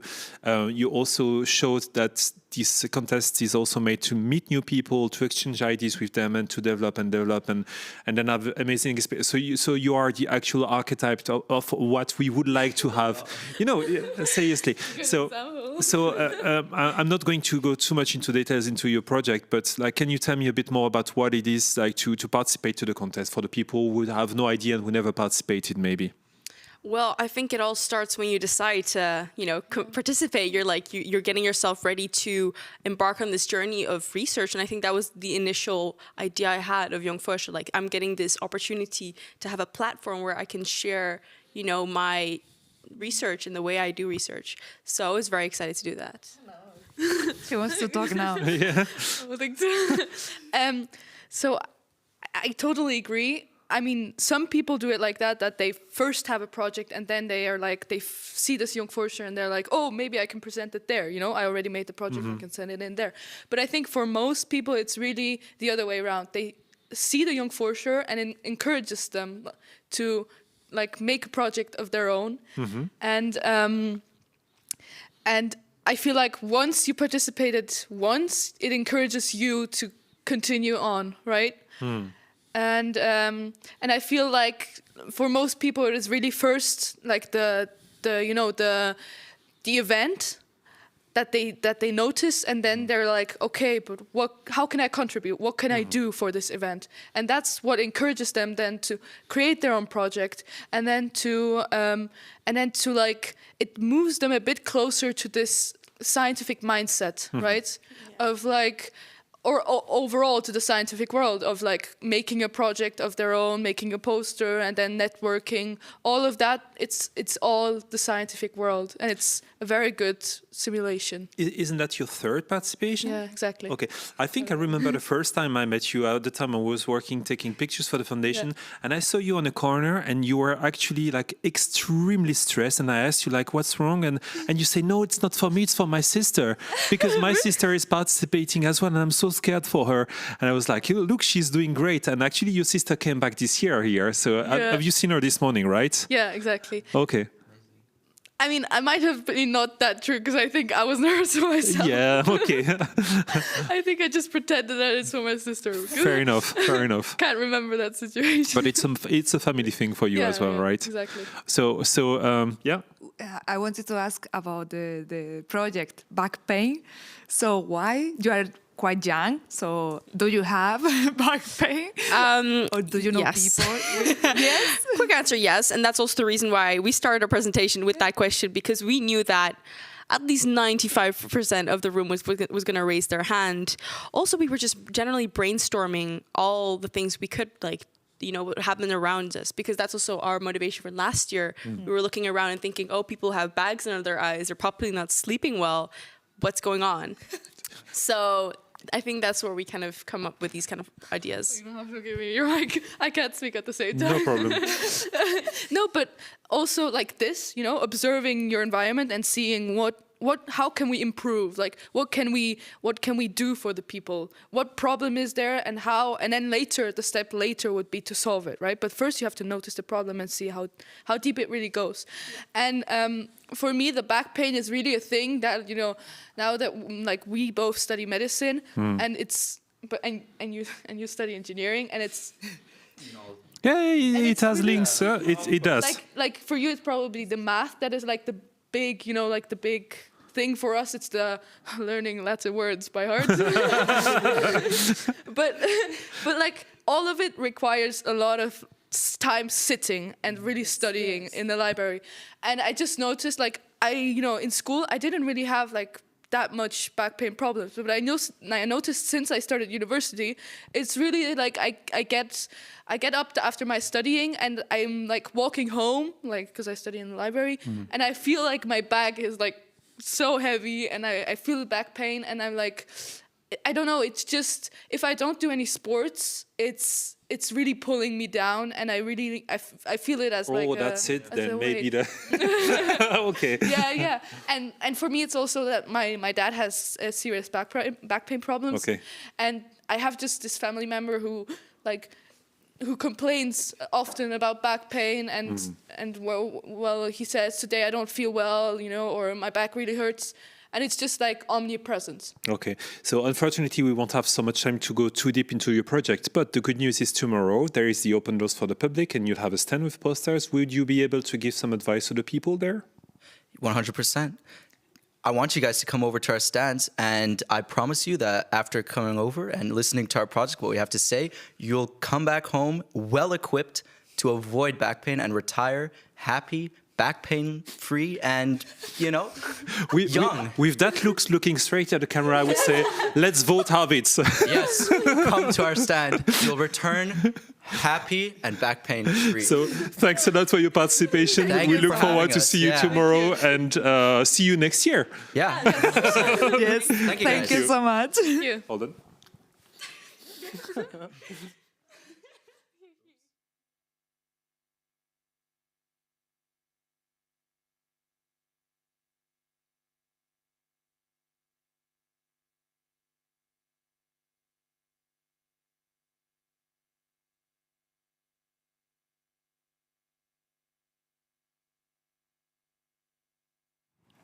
We are now welcoming on stage our 43rd project of a contest, which is called The Impact of Artificial Intelligence on Today's Society, by Kevin Freitas. The floor is yours, Kevin. Hello, everyone. I'm Kevin, and I'm 19. And there's one thing that's been recently everywhere, in the news, in conversations. And what's that one thing? That one thing has made huge, but when I say huge, I mean massive advancements in its natural language recognition, in its computer vision, and its machine learning ability. That one thing has improved the way we live and improved the way we work. And you might ask yourself, what's that one thing? That one thing is AI. AI has been mostly implemented into all of our professional sectors, ranging from medicine, finance, education, and retail. But with every single one of those implementations, there are ethical and societal issues that come with it, such as job loss, discriminations and biases, lack of privacy, and lack of security. So that's why I conducted a research on AI's impact on today's society to ensure that AI can and will be a way to create a new sustainable future for everyone. So, in which, to first explain, what is AI? AI is simply a simulation of the human mind in a machine that's made to think like a human being. It can do every single one of the 5 human senses. You might ask yourself, what do you mean by the 5 human senses? I mean taste, hearing, smell, and all the others. AI can do every one of them. AI can see and interpret visual cues. AI can generate and read human language, and much more. So, in what sectors is AI implemented? As in medicine, as it's transformed healthcare delivery by enhancing patient outcomes, and by improving accuracy and speed of diagnosis by doing thousands of tests and trials in single minutes. Improving the rate of the development of new drugs by also doing thousands and thousands of trials in a minute. Meaning, with the implementation of AI, doctors can have a more and more precise way of informing and making better decisions to ensure the patient's health. In finance, AI can be implemented to automate mundane activities such as optimization of cash flow and so more. Meaning the focus of workers can be shifted to more important sectors where human social skills are most beneficial. Also, with AI's ability to detect and see errors, it can decrease the rate of, can improve risk management, decreasing the rate of losses.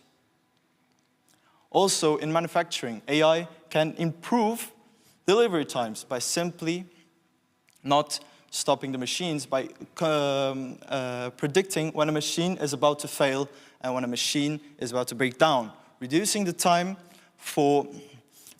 need for manual inspection, ensuring that the machine is always working, so the manufacturers are always continuing. And this all will result in less downtime and less staff fatigue. It can also optimize product design by doing thousands of trials, optimizing the product design and what and how the product can be best designed in real-world circumstances. Now, in school and education, one of the most important sectors in our life, because that's where the youth lies, AI can be used to create tools for students to study, to receive feedback on their work, and resulting in less stress for students. Now, in retail, AI can be implemented to improve customer service by simply knowing what a customer wants, when a customer needs it, and how it can best suit the customer. Also, improving supply chain management by simply knowing what products are more in demand and when they're most needed, meaning a more profit for the retail. Now, in transportation, AI can be used to boost efficiency and safety and easiness of personal travel by optimizing where you travel, the routes you're going to take, and which determining factors can be to ensure someone's health and safety. It can optimize routine and scheduling for transport systems, knowing when there are going to be the most congestions, traffic, and disturbance, and reduce human error. By this, I mean AI-driven cars that can simply have one system where all the cars are connected and the human error will be taken out of the equation. Now, the negative sides of it, the discrimination and biases of AI. AI has amplified existing biases and discrimination, meaning with visual recognition, AI is proven to be less accurate with darker skin tones, meaning in possible false accusations when used as a mechanism tool to recognize some thieves, and it can also bring decreased trust with that fact. And there's also job loss. AI will replace a human being, meaning a lot of people will lose their job. But there's going to be an increase in demand on the healthcare education system, where there's certainly going to be more people that have to deal with AI. So job loss is not that kind of a mind breaker. So, and security, there's a lot of unwanted data collection. For AI to work, AI needs data, and data has to be taken out of somewhere. And if you want to implement AI, data has to been taken out of you. If you use a calendar as an example for data, there's someone somewhere that is going to know where you are because you're putting everything in your calendar. Now, a conclusion, AI is is the next stepping tool for every single business and corporation. But there's certainly some measures that have to be taken, some policies that have to be put in place to ensure that AI is not going to be dangerous for our society. Thank you very much.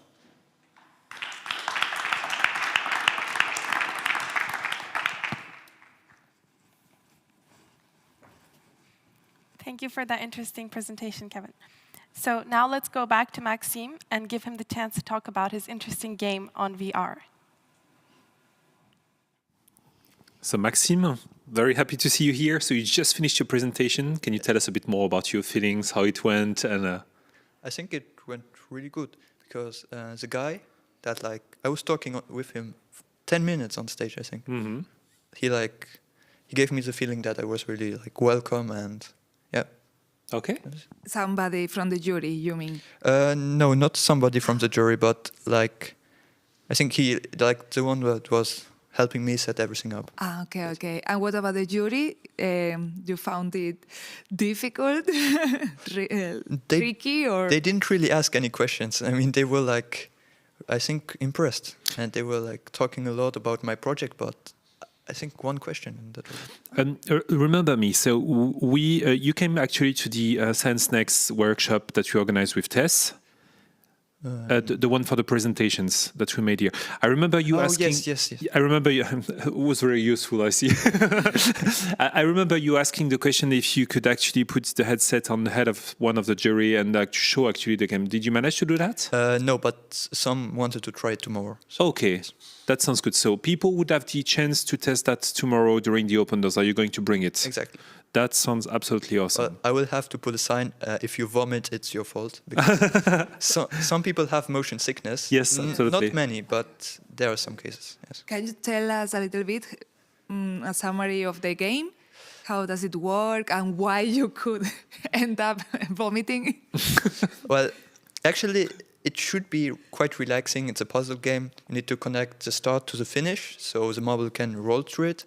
Or you can just build whatever you want, it's sandbox mode, all the levels. And the only thing that could make you sick is the movement, because with hand tracking, I tried to make a teleportation or something for motion sick people, but it's really hard. So for now, I keep the solution that when you straighten your left hand, it detects this, and then you get accelerated in that direction. Okay. One question is, so basically when you're playing your game, you have your marble maze in front of you with the ball going through the different tunnels that you bought, but you can also move around, or? Exactly. Okay. You can always move. You're never stuck in a position. Okay, but does it mean that, how do you move? Is it a movement that you need to do with your hand, or you can actually navigate around the sculpture, or? You can always navigate in real life. Yes. That won't change anything. Yeah. But if you have to walk a lot, then we would run in a wall. No, absolutely. Okay. That's why I have to implement the movement. Just not to worry people, but tomorrow you'll have plenty of space to be able to walk around. And VR, how did you come to this specific topic, for having to develop this in VR? What was your main... Well, I think 2 years ago, I bought this headset. I really love playing it with it. I understand you completely. Yes, and so there's that, and that I really love programming. So I was like, hey, can I not combine the two? And then I found out that it was possible. Exactly. Is the time, or I have time? Yeah, you. Technical questions about the engine that you use and the time that took you to develop the game. So I used Unity as game engine, and you take the time I took for school. you multiply it by 10, and then you have approximately how much. Why this 10 factor? I don't know. It sounds plausible. Okay, but one question is like if you have to develop a game using Unity nowadays, it becomes easier and easier, but you need still skills and you need to learn it. It's still a process. Like don't worry about that. Just one question is like to develop it so it's compatible with VR. Is it a really difficult step for the people to do, or like the step from 3D to VR? VR? From moving from a normal game on the screen like to the VR extension of it. Well, there are lots of factors that change. How do you interact with the world and that stuff? And that's like the hardest thing I had to implement in the VR. Because like a 3D game, that's okay. But I think once you know how to make it from 3D to VR, then the next time you develop the same thing, it's okay. But it's still hard. What I really enjoy is like usually people don't realize that you've never tried, but something that could be very, very boring in a normal game becomes highly interesting in VR because this is a completely different types of interaction. And the type of games that you developed is typically the type of game that I enjoy the most in VR because it has this fascinating aspect of it. And was it one of the motivations for you, like to move to that VR step? Yes, because like 3D games, you have like shooters and that stuff. But with VR, there are like way more possibilities, I believe. Absolutely, yeah. With like the mechanics with the hand. You can't do that on a flat game. Okay. Yeah. So amazing, impressive, so very we invite impressive. definitely people tomorrow to come and to check out your stand and to test for themselves. Definitely. With the warning. Yes, a little warning, yes. But we are really happy that you came here for your first participation and hope you have the time of your life here with us. Thanks. Thanks a lot. Thank you so much.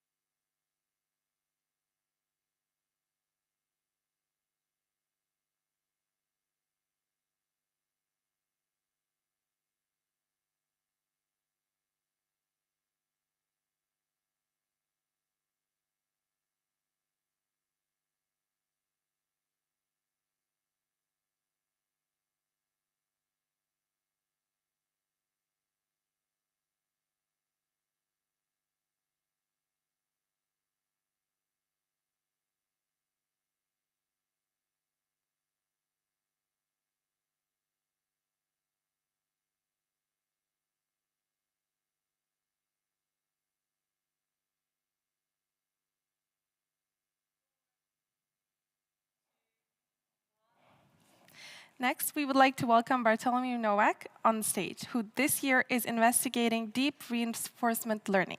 Let's see what he has to say about it. Welcome everyone, I'm Bartholomew Nowak, and today I'll be presenting my project about controlling robots with reinforcement learning. So what even is reinforcement learning? Well, reinforcement learning is a subfield of machine learning concerned with training robots or agents to take optimal actions in an environment. The environment is any task which can be represented by some numerical state or observation, and where the agent's performance can be measured by a reward function. The agent has to understand which actions to take in order to achieve the maximum reward. So how can we train an agent to understand this relationship? Well, for this, a reinforcement learning algorithm is needed. In this project, I used an algorithm called Deep Deterministic Policy Gradient, or DDPG for short. The algorithm consists of two neural networks, a critic network which predicts the value of a state, and an actor network, which decides the agent's next actions. The critic network is not used for completing the task itself. However, it is crucial during training, as the actor network actively tries to maximize the output of the critic network, because the critic network becomes a proxy for the reward from a state, and it is the reward which we want to maximize. However, we can't rely purely on the agent's own actions. Otherwise, the agent will be stuck following one strategy, losing the possibility of finding new, better solutions. On the other hand, by actually exploiting the environment, the agent achieves the highest currently known reward. So it's a question of long-term versus short-term benefits, and a balance has to be achieved. My approach to the problem was to implement epsilon greedy exploration conditioned by reward. The level of exploration is determined by the parameter epsilon. When its value is 1, the agent explores 100% of the time, at half, 50% of the time, and so on. At the beginning, the agent strategy is poor, so epsilon is set high. It is only decreased when the agent starts achieving higher rewards, as then we can be sure that its strategy is improving and the agent needs less exploration. However, a small amount of exploration is still beneficial, even if we are exploiting the environment. Therefore, noise was added to the agent's actions to boost exploration. The final action decision process can be represented in this form, with the variable p being a randomly generated value, determining whether the agent explores or doesn't at this specific time step. With a proper reinforcement learning algorithm and an exploration strategy, many problems can already be solved, although for more complex tasks, the training process would be unstable and incredibly slow. That's why I implemented experience replay. Experience replay is a buffer which stores previous information, like the state, action, and reward. It accelerates training due to the correlation of training data, and by using collected samples multiple times instead of discarding them after one parameter update. Moreover, experience replay stabilizes training by combining old and new information, which reduces the risk of policy collapse, a situation where the agent rapidly forgets the learned policy with the introduction of new information. So, can we actually train a successful agent with all these algorithms and techniques? Yes, we can. On the graph above is the reward for the trained agent, as well as a random untrained one in the grouper push environment. In this task, the agent is required to push a cube to a target position in as little time as possible. Before training, the agent achieved a reward of -51. However, afterwards, this increased to -18, a 175% improvement. However, this progress is best seen on the actual simulation. So here's the agent before training.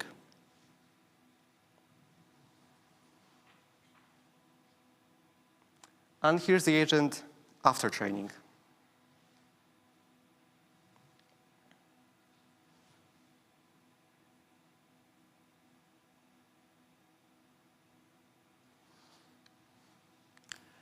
Grouper push is not the only environment I train an agent on. Grouper rise tasks the agent with lifting a cube to a target position in the air. Here again, we see a massive improvement in performance, with the reinforcement learning trained agent achieving a reward of -9.5 compared to -24 achieved before training, a 150% improvement. Once more, however, this is best seen in the actual simulation. So here's the agent before training.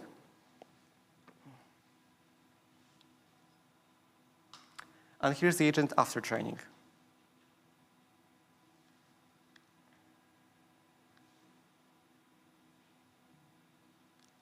As could be seen from demonstrations from both environments, reinforcement learning is a powerful method for training and controlling robots.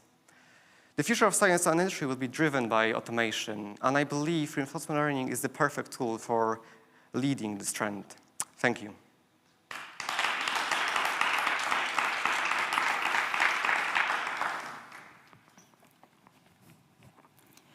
Thank you. Let's now go back to Kevin to learn more about his vision in science and why he was motivated to participate in this year's competition.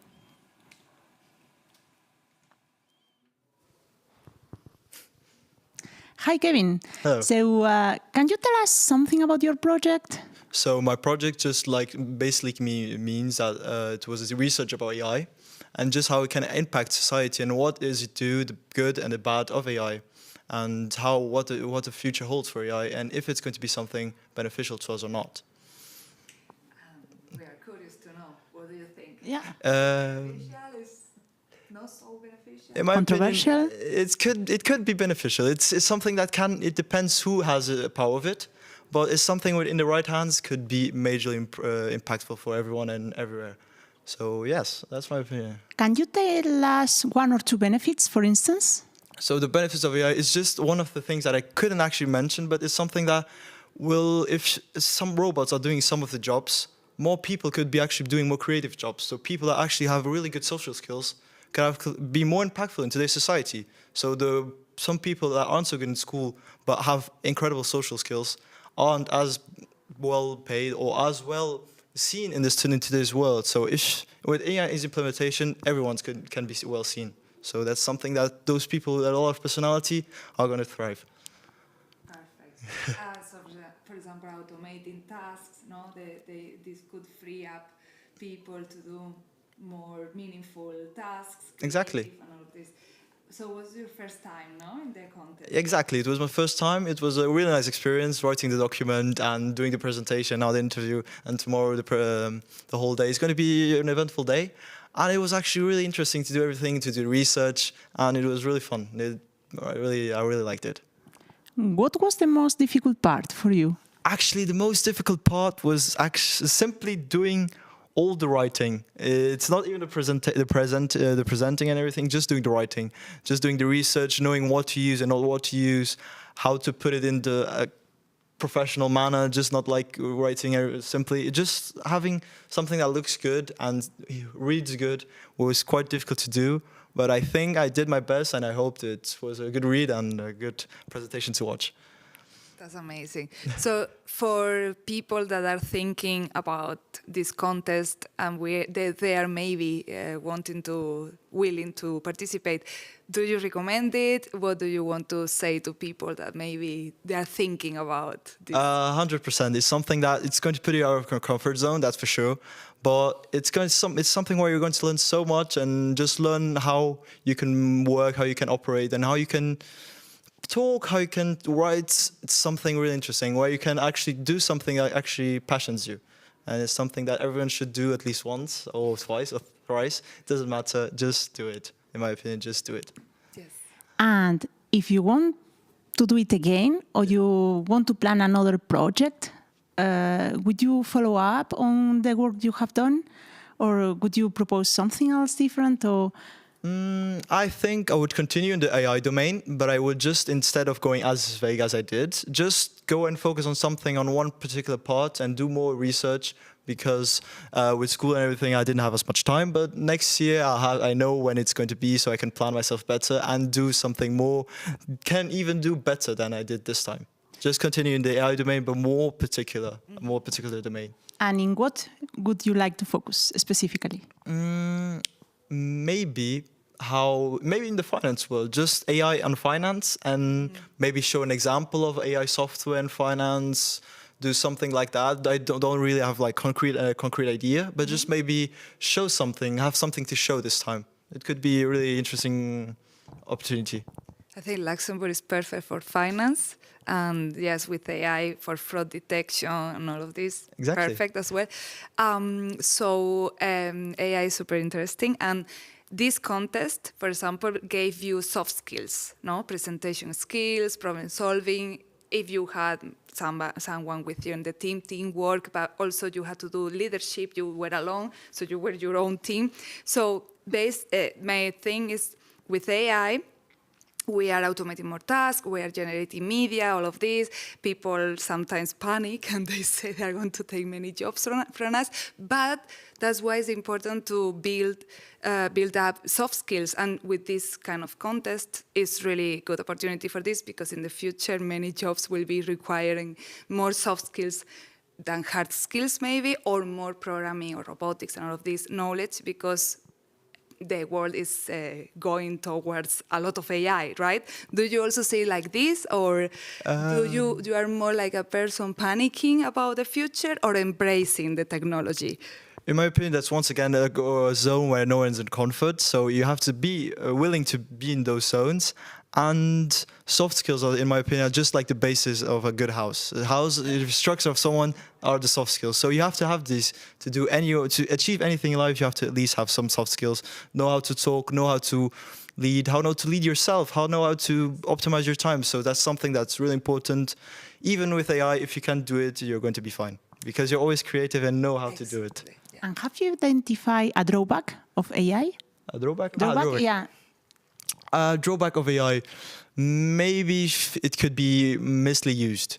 Yeah. As we have examples, I don't want to get political or anything, but there are some countries that use AI in a not so good manner, controlling the people, manipulating everything. Yeah. And that's something that's a really bad use of AI, and that puts a really bad light into AI. Yes. Because AI can be beautiful and great. So in my opinion, that's a drawback, because if there's the wrong people in the hands of it, it could be really bad. Maybe you could check for next time about regulations, yes, right? Ethical guidelines. This could be super nice. Thank you so much. It was super interesting, and good luck for tomorrow. Thank you. Yes, good luck for tomorrow. Thank you. Thank you.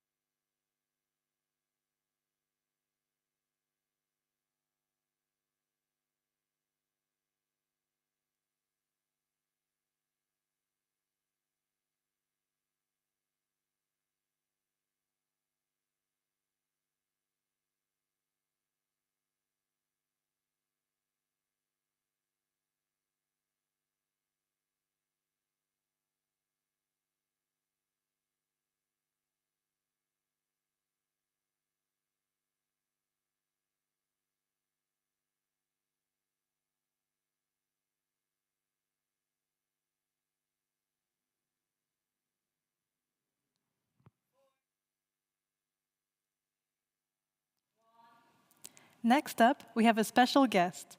Are you ready for another exciting performance? We are delighted to announce on stage Corby, rapper and producer from Luxembourg. Let's give it up for Corby. Merci, merci. Ich begrüße euch am 52. Nationalen Kongress von den Jonk Fuerscher. Ich hoffe, es geht euch all gut.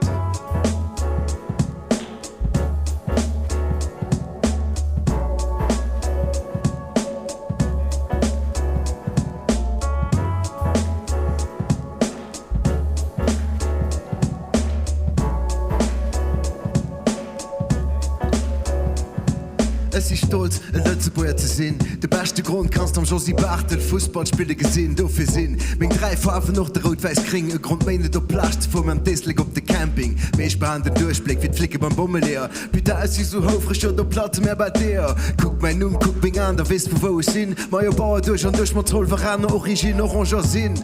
Dafür kleid ich mich auch so, weil als stolz Lützke, denke ich, Meinung dachte so. Dafür wie ein CSV, weil all die anderen doch so machen. Los, mal make a case, am mein Bonus Schlupp gut machen, mir geht es gut. weil die Quadratmeter am Land bei nicht kascht. Und du wenn 50 Grad, weil die Badepreis vom Arsch alles Quatsch, mein Leben alle, wirklich alles unerhört. Wird der Kinder sei so national hingeleiert. Guck und Glut. Guck und Glut, weil den Himmel wein uns möcht. Ja, guck und Glut. Guck und Glut, weil den Himmel wein uns möcht. Ja, guck und Glut.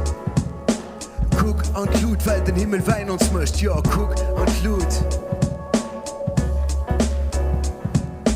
Weh, du bist nicht stolz, dass du ans Zwergeländchen wohnst, weil möchte für Fred kein Purzelbaum nicht. Der Koppelabun zeigt nicht gegrunzt. Willst keine wehe Schwein, sie verklemmt, gehört zu unserer Mentalität auch dabei. Die Bestes lässt die Schweine von einem madelische Kant. Oder spiel Euro-Million, hol dein Leben selber an die Hand. Mit generellen Gründen Schlüsse, wo ich zu fühlen. Man geht eng an Gesicht, da geh als amste Kehle spielen. Oder zupft den Abran, als schminkt dein Gesicht. Da findest du an der Disco, checkst du viel mehr Licht. Kauft ein dicken Auto, wasch mal Trostbutter den Haar. Frisst ein Panz und eine Wheele Bars, die muss more. Jahr für Jahr, passt du dann noch aus dem Häuschen. Neue Pickfilche für die Kollektion mit das noch Mäuschen.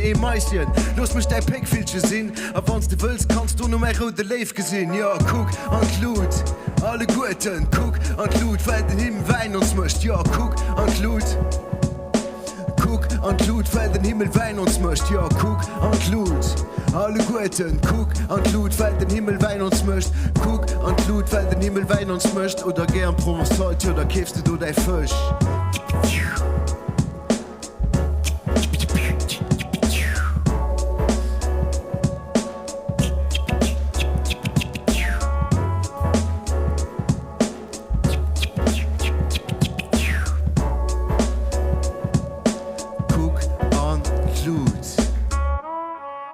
Merci.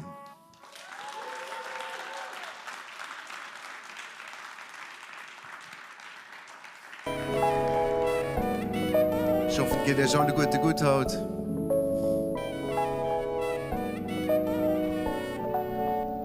Beim nächsten Stück muss der Mord machen. Der Frau, du geht einfach gelacht. Du musst ha, Mann. Das ist ganz schwer. Springen, Saat für Saat und gehst knapp auf Blatt. Geht gemahnt, nicht geschwarzt, man zu Spaß für den Dach. Gut und zu feigen, einen starken Kaffee zu trinken. Mir geht es absolut gut, weil es sind nur wie die Flängsten.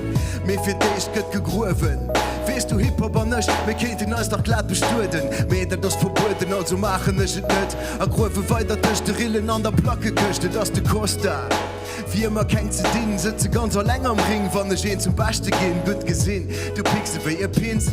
Mir wann ich motiviert der Fasten, da geht nicht mehr gegrinst, nee, es sind echt der Besen. Du kannst begräßen, wann ich erst der Brotchaser chasen. Die Kurb, das ist der Mann mit der Seisel. Macht mir Wimes am Kappe wie der Bill Gates Formation. Haitian Niveau, wie ihr Pivot, du willst adäquat Flow mit das leider kein Stil, du. Schwört, Kollege, du kannst dir leider gut nicht machen. Dafür fängt man alle Guten an, heute zu lachen. Ha. Alle gut. Ha.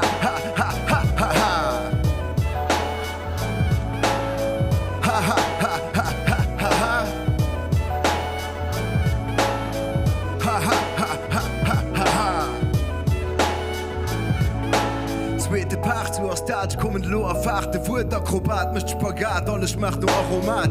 Mir Wurzeln mit echten Rezepte und entwickelte beim Wickeln als aller neues Konzepte. Das der Körper nicht das Beste, ja.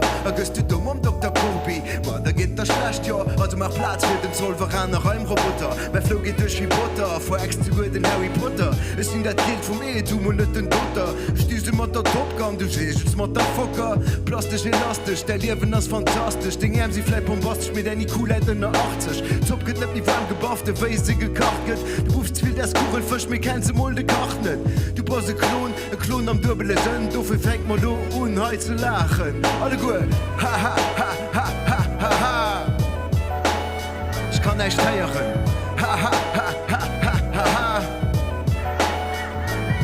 Geht mir hart. Ha.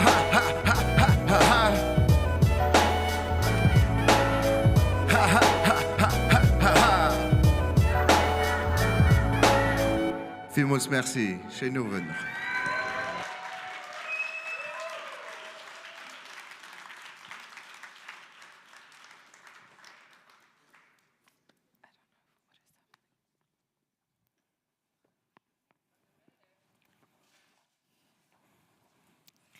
What a performance. Everyone should be dancing now, right? So let's come back to our participants. Next up, we have Federica Maestri, who won the prestigious Weizmann Summer Academy with her project last year. Let's see what she has in store for us this year. Go ahead, Federica. Show us what you got.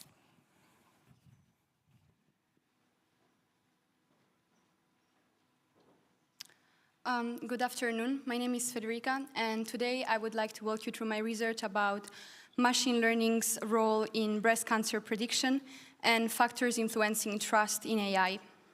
So, breast cancer is the leading cause of death in women and the most common type of cancer. The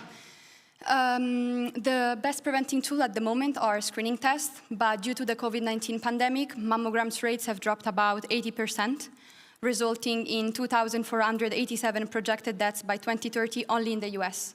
And these projections, unfortunately, are only hypothetical because more and more women start presenting no symptoms. So my research question was to identify what are the possible key factors, factors linked to the development of breast cancer, and to what extent can machine learning effectively predict the onset of the disease while ensuring trust in the results. So there are different risk factors that have been linked with the onset of breast cancer. Some of them are being a woman. Only 1% of cases are men. Age, ethnicity, genetic mutations. For instance, BRCA1, BRCA2, CHEK2 mutations represent between a 28 to 37% risk increase. Having a child, having a history of breast cancer. These are all risk factors that cannot be modifiable. However, there are some that can, and are all the lifestyle-related ones. However, it is too ambitious and arguably hazardous to think that if all women change their habits, then breast cancer rates would go down. So how can machine learning help in breast cancer detection? We can acquire an image. We can, let's say, extract the features that are more important. And this will generate a vector whose components are the extracted features. And eventually, we will get a trained machine learning model. Once the machine learning model can effectively predict, predictably classify the images of a blind set, which is called the testing set, then we can assess the classification performance. And this is done by building a confusion matrix and by outlining 4 different factors, which are the true positive, true negative, false positive, and false negative values. There are also different metrics to assess the performance. This one behind me, it's the UC ROC curve, and it's one of them. When it comes to the website that I decided to create, the goal was to develop something that all women around the world, no matter their country GDP or their socioeconomic status, can access from a phone or a laptop and have a chance to reflect on their medical history and eventually seek the advice of an healthcare provider. So here's the design of the website. We have 2 different buttons. The first one links to a risk assessment tool in a sort of questionnaire, and the second one is machine learning based. So if we click on the first button, we will access the questionnaire. So there are different questions. For instance, before I said that for CHEK2 mutations, we have a risk between 28 to 37% increase. So what I did, I calculated the average, and I assigned to each question a weight.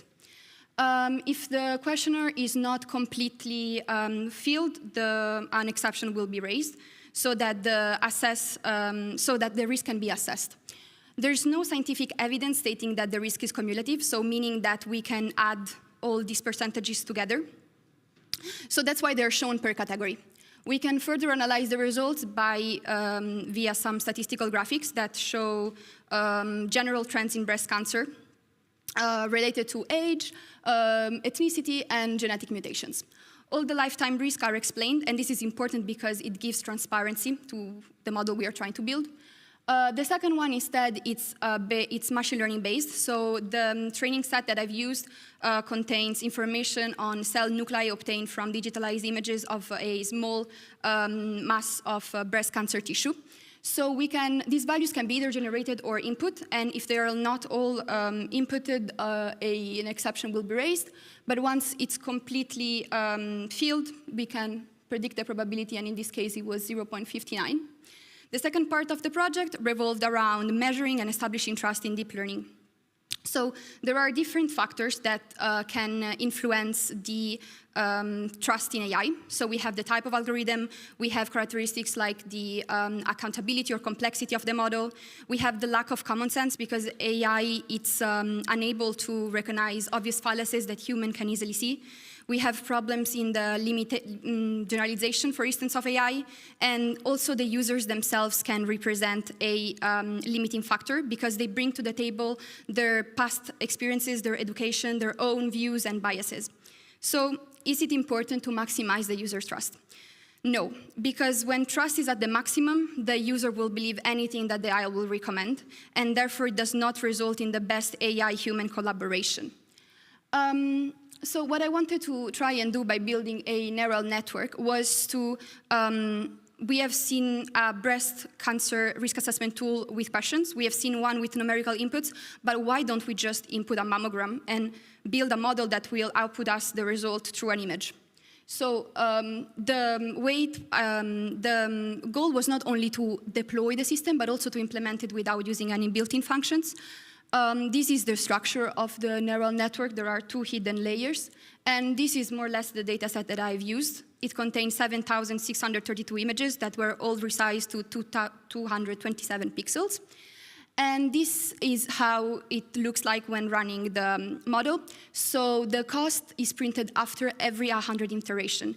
And the cost function, basically, it measures the difference, so the error, between the output and the predicted value. So the more, the better the model is learning, the more the function should decrease. And when a minimum is reached, it means that the model is as accurate as it can be for the given training data. So when looking at the finished projects, there were different challenges, not only due to the black box nature of algorithm, but also to the different risk factors related to breast cancer. And this shows not only that there are some studies that need to be done, but not only to increase the biological understanding of the disease, but also to build more helpful and reliable digital resources. So AI will not replace radiologists, but it can add as a value-added tool. And so to conclude, we need to combine the medical expertise of the medical personnel, so their intuition, their analysis, together with the computational power of AI, because there is significant potential and it's key. Thank you.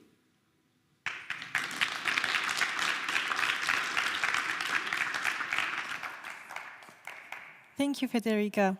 Now, let's go back to our interviews to learn more about Bartolomeusz and his experience as a returning participant. So here we got another returning candidate here. Hello. How was it? You just came back from the other room. Like we were talking a bit before about like this feeling that you can have when you're on stage in the dark and everything. Tell us a bit more about it. Yeah, so it's so much different being like waiting for the moment and actually being on stage and presenting. It's like the difference in experience is quite huge. So I think when you have the time to kind of stand on the stage for like a few minutes, you get you get slightly used to this experience, and I think so. This year I was a bit less nervous than. Do you think it's a comforting experience? I would not call it a comforting experience. I think whenever you're presenting before someone who is gonna judge you, and that's their job, you have this pressure on you to present in a professional manner and you have this slight feeling that maybe if you fail or if you do something wrong, then it might have an impact on your performance. I see. However, I believe there might, well, I've never done a contest like that, so you have more experience than me, but like, tell me, is it different than to actually go in front of a teacher, for example, at school and present your projects? In my mind, here you're actually presenting something that you love, that you've been working on personally with your own decisions, when in school or for an interview you actually need to work on something that people ask you to work on. You know what I mean? Yeah. Does it make a difference here? It does make a difference. I think here the motivation is so much greater, right? Is it? Okay. It is, and you have this feeling, this motivation to actually prepare, to study, and just have to give your best. And so, in some sense, if you have this confidence, then yeah, it is sometimes it is probably maybe better than in school. Although in school you know everyone. So. Yes, true that. And maybe the attitude is different because grades matter a bit less. Okay. Okay. And then, so last year you presented already some projects related to machine learning, and what was your motivation to come back this year, and what did you change? What was different? I think that just about my interest in machine learning and some way to have some value out of it, some tangible value out of it, like earlier on. So this year I've changed. The theme is the topic is it's a different topic. Different. Yeah. So last year it was more based on the environment. Now it is more robotics, and the way of actually implementing the algorithms is completely different. Okay. Last year it was a thing called supervised machine learning. So then you have a data set, and you just train on this data set. No extra steps. Okay. Okay, simplified. No yes, of steps. Course. Yeah, With this year's project, you don't have any data set. Okay. Okay. You just have a task, some environment, which we call it, and you just see what is there. Okay. You look at the environment, and based on what you see, you learn. Okay. You do something. So, for example, is it a bit like how AlphaGo is trained, where you just give him the rules and you let him play till he gets the thing? Yes. Okay. Yes. That's also reinforcement learning. Okay. And that's the same idea. Okay. That you give it, for example, the board of the game of Go, and the algorithm sees, okay, I moved this piece to this position. Was and it a later success? On, I lost, for example. Oh, okay. Yeah, so maybe it's not a good idea to do this. And if you do it for for thousands of steps, millions of steps, as in also the case of AlphaGo and many of the most complicated environments, you achieve some great results. So in I think Dota 2, StarCraft, these are complex strategy games. Yes. The reinforcement learning algorithms achieved extraordinary results. I'm a StarCraft 2 player, and I encountered once that bloody robot. It was a terrible experience. But do you think you're going to come back next year with another project all related to machine learning and keep on doing that? Would it be something for you, actually? Yeah, so I thought that because I do think that actually combining machine learning with some engineering is super interesting. Although I'm mostly focused on purely software, so machine learning by its own. But if I could learn some electrical engineering in this year, I would be really happy to present something physical. If I don't manage to do it, then probably I would keep on advancing and developing my skills in, for example, reinforcement learning, because I think that's the most interesting Will part. ChatGPT be able to write your report next year? Well, a very wrong idea. Yeah, so forget about that one. Well, I mean, I will not use it. No. I will not use it. I do have this idea that I want to be able to write. No, but it's the stress that basically all those topics, because it's a galaxy of topics, and they are more or less related. In the end, there are very different topics within this galaxy here, but we see that it's a theme that's coming really, really strongly. We see more and more people talking about it on the news, and so I think you're choosing a right path here, because there is plenty of future in that range. That's what I'm trying to say here, definitely.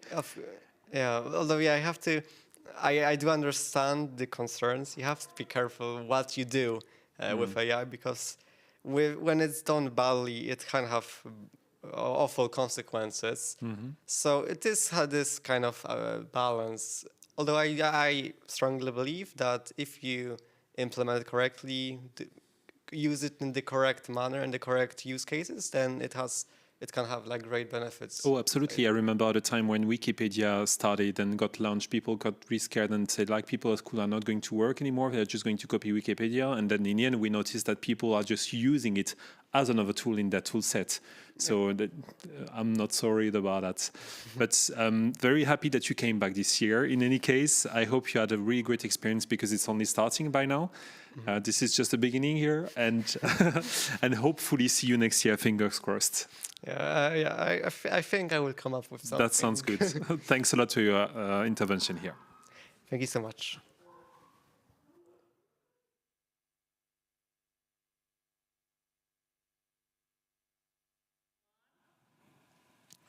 Next up, we have Certified, a software process for verifying student identities online by Avanti Sharma. A warm welcome and good luck with your presentation. Hey everyone! Did you know that in Europe alone, 37% of children aged 5 to 17 have communicated with a stranger online? A study found that half of internet offenders have disguised their identity online. Another study shows that, on average, these offenders are in a higher age bracket than their victims. These statistics are worrying, as such interactions trap and destroy the minds of innocent adolescents globally. That's why, 8 months ago, I set out to find a solution to this increasingly vexing problem. I believed that the best way to tackle this issue was if young adolescents had the means of truly verifying if an account they see online is that of a student or of an unknown individual. Studified does exactly that. Studified is a software plugin for authenticating and verifying the identity of students on social media. Studified's aim is to prevent catfishing and impersonation attacks targeted towards teens. And Studified works by displaying a special student-verified badge beside the account of a student. Here's how a student would apply for a badge. Instagram, with 38.5% of its consumer base below the age of 25, shall be taken as an example. I also have a prototype app, which I will show shortly afterwards. Firstly, before applying for student verification, the user must follow the standard procedure of creating a social media account on their chosen platform. After having their email address or phone number confirmed by the social media platform itself, the user is guided to an interface where they must enter their username. At this stage, they will also be given the option to apply for a student's verification badge. If they wish to do so, they will be asked to fill out certain credentials for Studified to be able to match their information with the Ministry of Education's database of students in order to verify if that account is the account of a real student. Once this authentication is successful, the user will receive a badge on their profile. This student-verified badge will be visible beside their account name, as well as when directly messaging with them. With this feature of a student-verified badge, additional features like limiting follower requests or receiving direct messages to only from other student-verified accounts will also be possible and will work in the same fashion.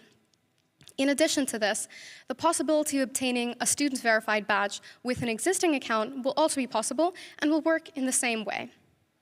In order to test my hypothesis about whether teens do trust alleged other student accounts more, I was able to conduct a survey in a limited scope with my friends and students in the European school. The survey consisted of 24 participants, and all were aged between 14 to 17 years old, and they were active users of social media platforms. So active means they use them every single day. So the first question posed was, do you feel more comfortable interacting with an account, like direct messaging or accepting a follow request, which claims that they go to your school in their bio? A bio is just a short description underneath an account name, which the account holder can write. Everyone is able to see the bio. The answers were yes or no. And looking at the results, a grand majority of 70% responded with yes. The follow-up question posed was, I have received more inappropriate content or harassment from, with the options of the answer being one of three choices. Those who do not disclose the name of their school in their bio, those who do disclose the name of their school in their bio, and I received the same or have not received any harassment. If we look closely at the results, 54% of participants say that they have received more harassment from those who do not disclose which school they go to in their bio, and 41% say that they have not received any harassment at all, or they receive the same amount. 4% say that they have received more from those who claim they attend the same school as them. This could be due to the fact that there is no means of verifying if that account actually does, and cyber attackers could purposely do this as a way of getting accounts to trust them easier. This is where Studified can make the greatest impact, by giving teens trustworthy and verified information about an account. As I mentioned earlier, I started developing Studified 8 months ago and submitted my final report for Jonk Fuerscher on the 10th of February. Just 9 days later, Meta first announced that they will focus on implementing paid verification badges. The rollout has actually happened yesterday, and I am happy to see progress being made on this front, but I believe that more definitely needs to be done regarding the safety of younger generations online. I would like to conclude on the note that social media is wonderful in connecting people together and accelerating friendships. However, it can also be used as a very dangerous weapon with those who have wrong intentions. The minds of tomorrow are the greatest asset we have to tackle global issues such as war and climate change. Studified works towards protecting them. Thank you.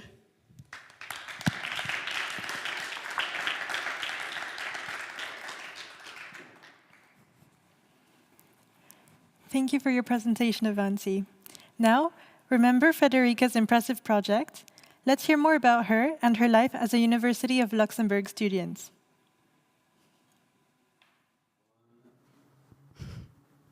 Federica, nice to see you again. Really, really happy to see you again here because, I was just saying, you won one of the best prizes last year. You went to the Weizmann Institute. Can you tell us a tiny bit more about that before we plunge into your new project here? Yes, it was really nice. We were all divided in 4 different groups. Yes. Mine worked on RNA specifically for glioblastoma, which is brain cancer. It was really nice because we did not only combine, let's say, the biology behind the disease, but also the bioinformatics part, so analysis of data. Oh, that's spot on here, isn't it? Yeah. Yes. So it was really nice. I had the chance of meeting many interesting people. And of course, also the professors and the academics that work at the Weizmann. There was just one tiny downfall. It was online though this year because Yes. still of constraints, and but you could still take something out of it. Yes, no, it was really nice. We still did organize some also like social activities apart from the. I saw that. Yeah, so it was nice. I really hope the people that are gonna be getting the award this year are gonna go to Israel because I feel like I it's was really nice. surprised because I was following you closely about the activities that you were doing there. I also you saw that you got involved, for example, doing the book year, the yearbook with all the nicknames of the people, and we could really see that despite the fact that it was online, people had like interactions and had time to develop relationships with one another and like nicknames and things like that. So Yes. that made us really, really happy about that. Yeah. So, yes, can you tell us a little bit about the project? You mentioned before breast cancer, using machine learning algorithms to detect it or prevent it. Yeah, so the goal was to first analyze the risk factors that are involved with the onset of breast cancer. And then I used these values to build a website, a risk assessment tool, which is a questionnaire. So I assigned a weight to each question. I feel like the most important part is that all women around the world, no matter their country GDP or their social economic status, they can easily access it from a phone or a laptop. And the second one instead was a machine learning model based on numerical inputs. And the last one was a neural network using deep learning, and that one used images. So we input an image, a mammogram, and we output if it's a benign or malignant cancer. Amazing. I love it. Yeah, there are a lot of steps in that project. We can see that you said that you worked 1 year on it. Yeah. Obviously, like I would have thought 5 years personally. But what was the most difficult part for you in all those different steps here? I feel like it was the learning, because I did not have, for instance, I did not have any knowledge in machine learning or deep neural networks. So there was a lot of learning that had to be done behind the curtains to then, be able to implement these models. Yes, it's obviously like a really, really hot topic at the moment, and more people are using machine learning, like artificial intelligence, especially for picture analysis. I also saw, for example, last week, there was a study that showed that they analyzed pictures of cancers and trying to spot on for skin cancer, and they realized that by showing pictures where there was a ruler, each time the artificial intelligence identified the ruler as a potential risk for cancer. So it's a lot of downfalls, and there is a lot to learn in there. What was your major take out of all of that? So I truly believe that the world's sustainability will strongly depend on the importance that we will give to new scientific breakthroughs. But AI is not all perfect. It sometimes can reinforce and the effects, for example, of human biases, societal discrimination. So there is a lot that has to be done, and the key is to take, not only computer scientists, but also like engineers, doctors, all working together for the same goal. So yes, the most complicated part is, try to learn a bit of everything to then be able to do it correctly. There are a lot of issues right now also with transparency in AI, Can the user understand what the model is doing, We don't want to predict something. The black box, yeah? Yes, exactly, the black box nature of algorithms. But sorry? I have a technical question about the data for training. Sometimes it's difficult to find data. Yes. You had access to the data? Yeah, I found an open source online, but there are so many concerns right now also because, on a such bigger, more level, countries don't share data between themselves. So you might have the same, a different group of people that are working on the same project in different parts of the world that do not collaborate, while they could be making so much more progress if they just share data. Totally. Yeah. But you're really a good example for us because you are pushing all those problems with pluridisciplinary. Sorry, you got it. Yeah. And we realize with the projects that year after year that they become more and more complex. They go more and more deeper, and it requires people to work together usually, and then from different fields. And so you're good. Just to say that you're a good example for everyone here. So yes. Thank you. Yes, amazing work. Are you coming back next year? You might have reached the age limit, right? No, I think next year I can still participate. Perfect, that sounds all fine to me here.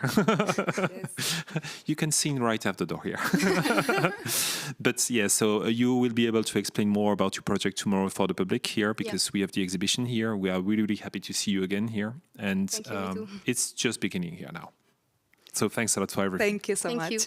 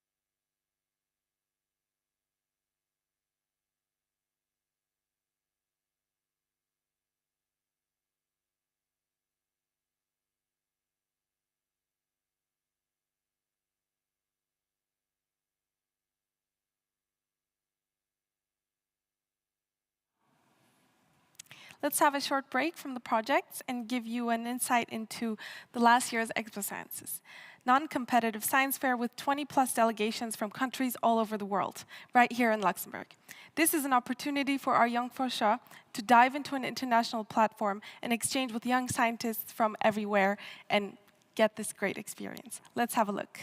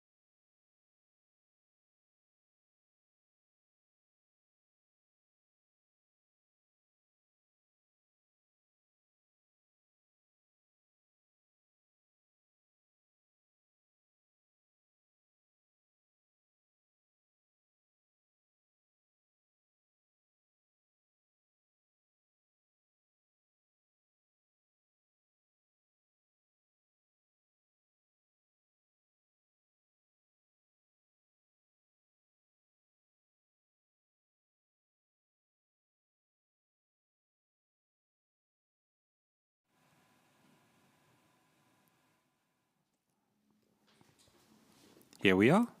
Okay. So nice to see you here. So you just went through the jury here. Just tell us a bit more about your experience in general, please.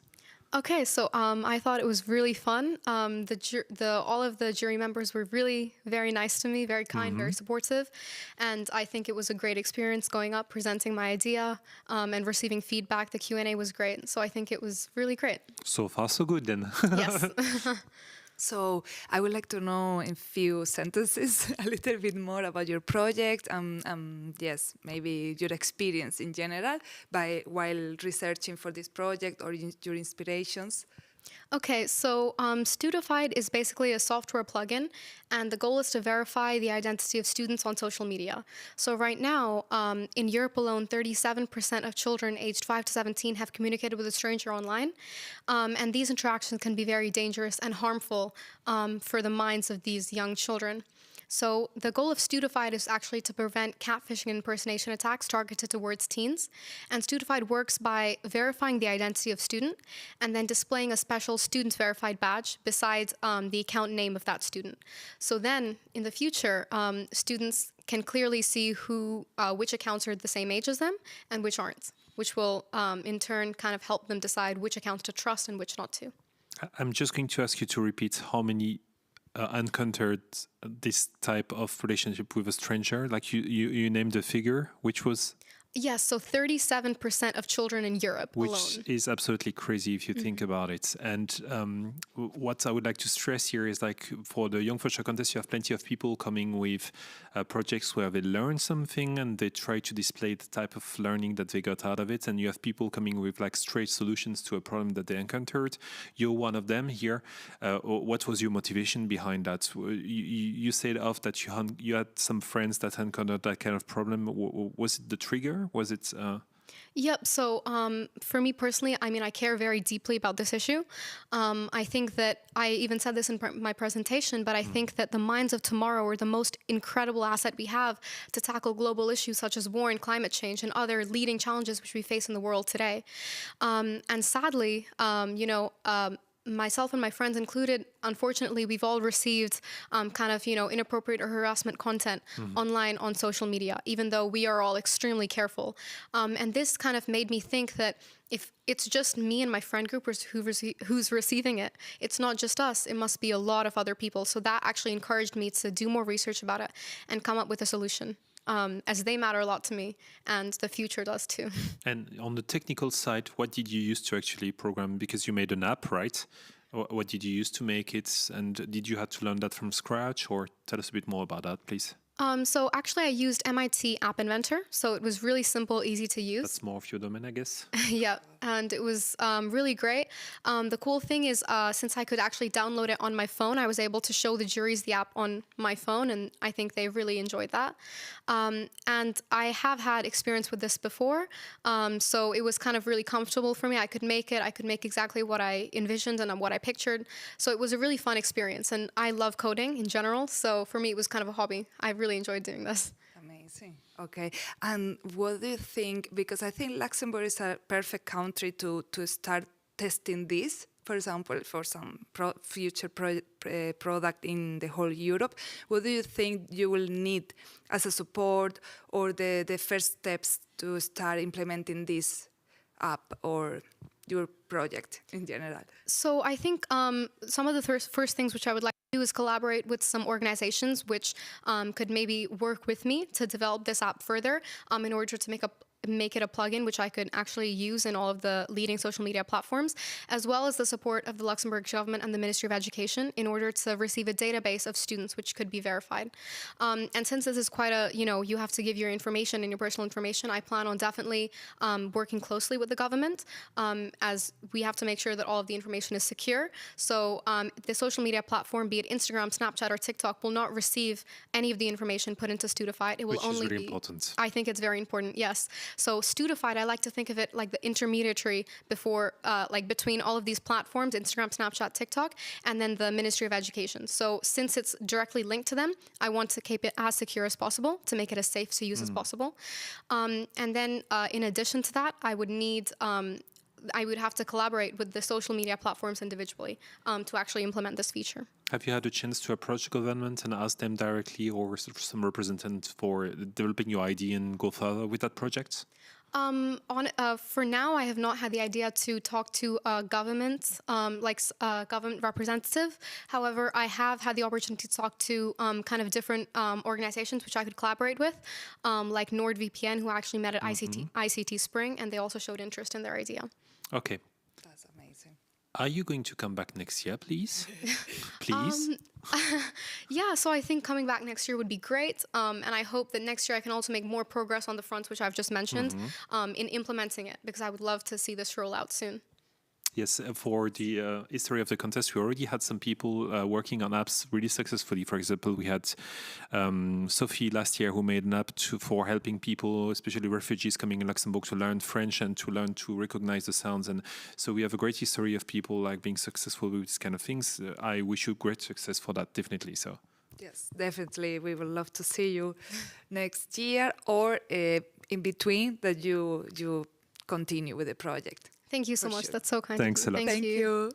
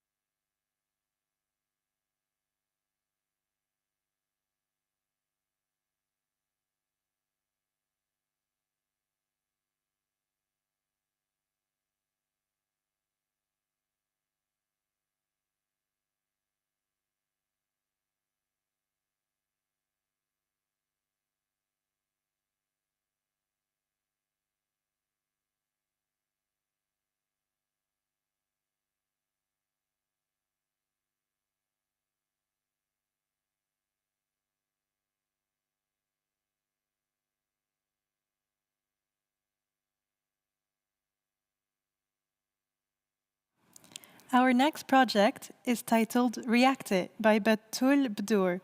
Judges, are you ready to hear more about this chemistry app? Good luck, Batul. Hello, I'm Betul Badur from the Athénée at 3IB, and today I'll be presenting the chemistry app I created, Reacted. So you might be wondering, what is the story behind it? So I tutor students at school. So for me, education is a big part of my life. And I wanted to create this app so it can make a positive impact in their lives. The app is a self-teaching, where students can, where I record lessons and then students can see them. And there also provide many exercises.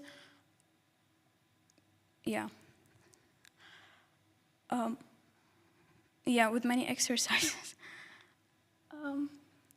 that go from basic to, and then they start.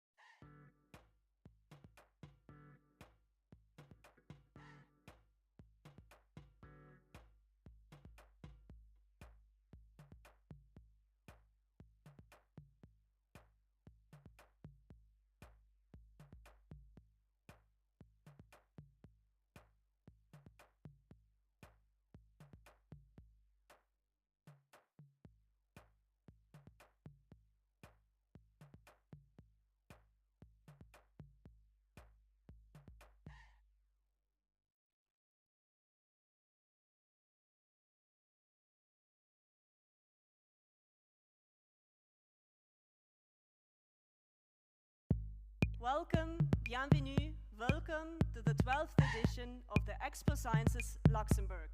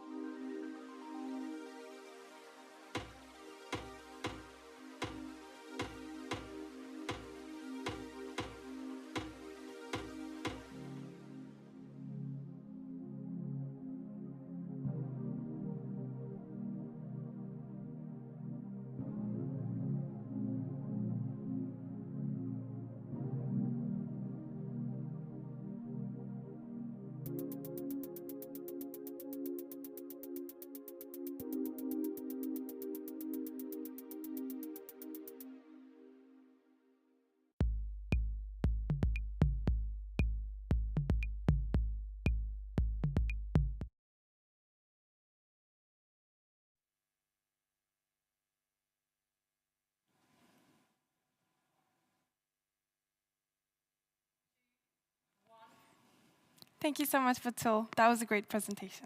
And now we'll have Veneranda Lopez-Diaz. She's a volunteer at this year's contest and a researcher at the Luxembourg Institute of Science and Technology. Let's hear more about her work and her personally and her work with ESA and LSA.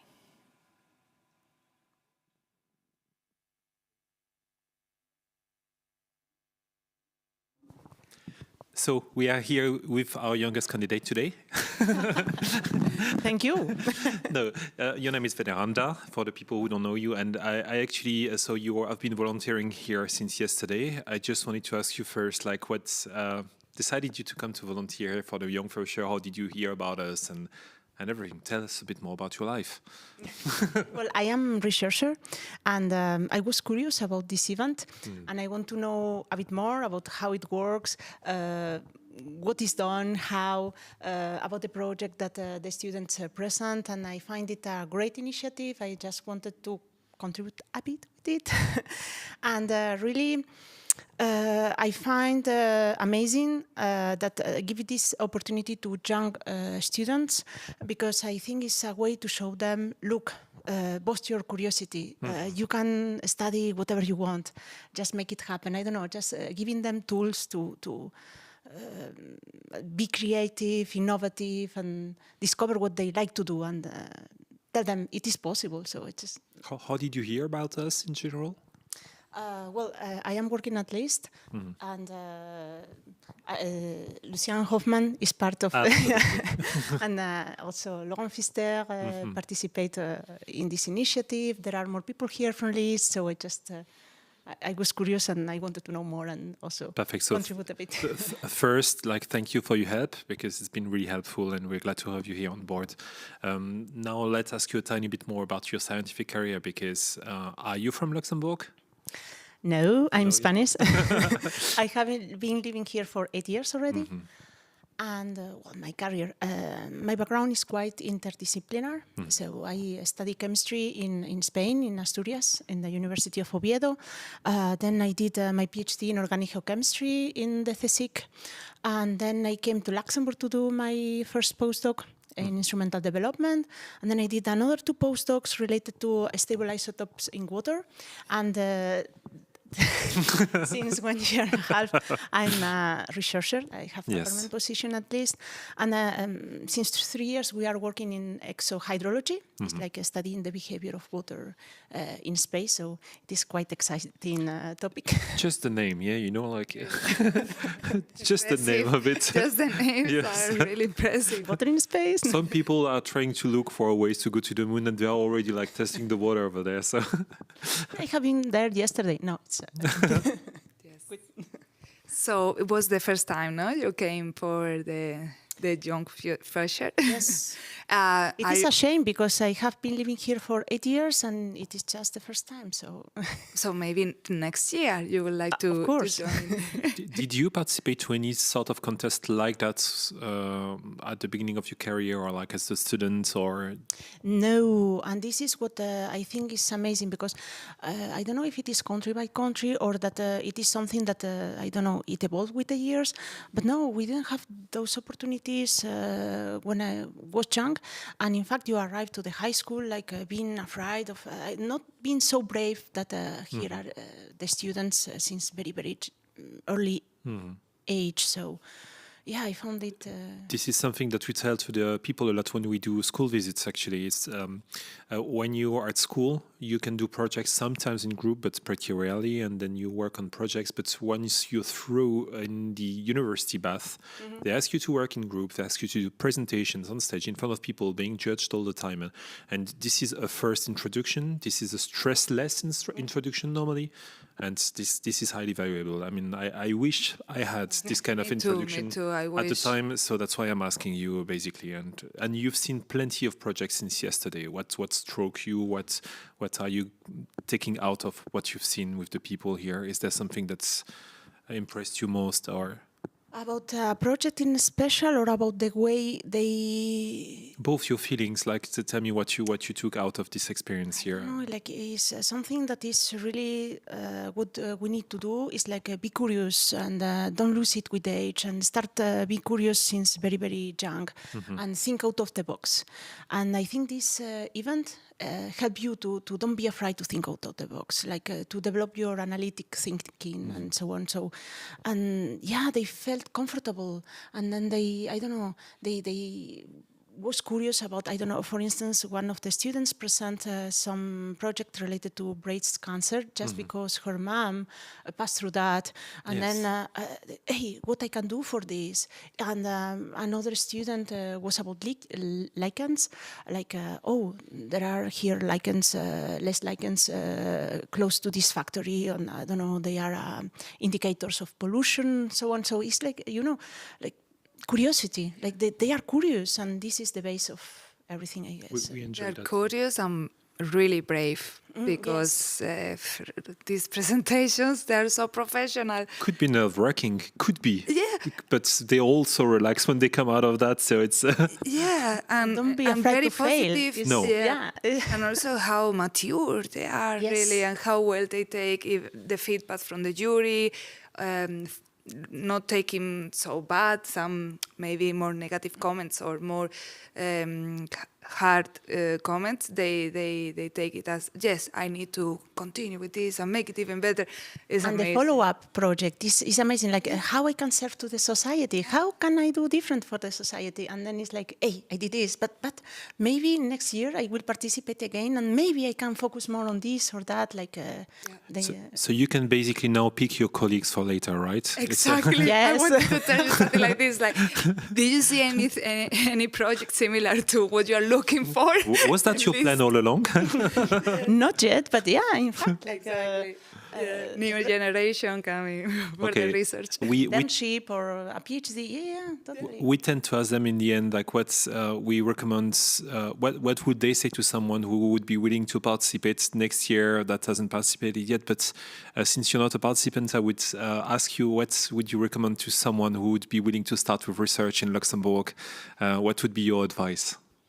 For the people that want to start research, yes, please do it, because there are plenty of opportunities, and yeah, you can just think about what you like to do, and look for a contact, look for a research center or a university where they work on this field of research, and yeah, try to think about an idea, or maybe an internship, or maybe a master project, if you are doing your master that you want to do together with a university or research center, and just try it. Please do it.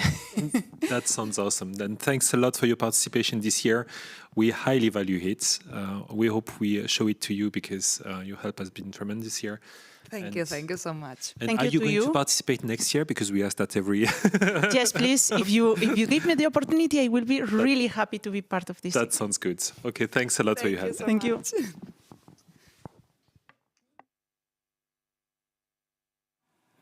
You might remember the project La Chaussette Utile from last year's contest. This year, Mache is back with his brother, Adam, to discuss her project titled Can We See the Objects Left by Man on the Moon? Please welcome on stage Adam and Mache.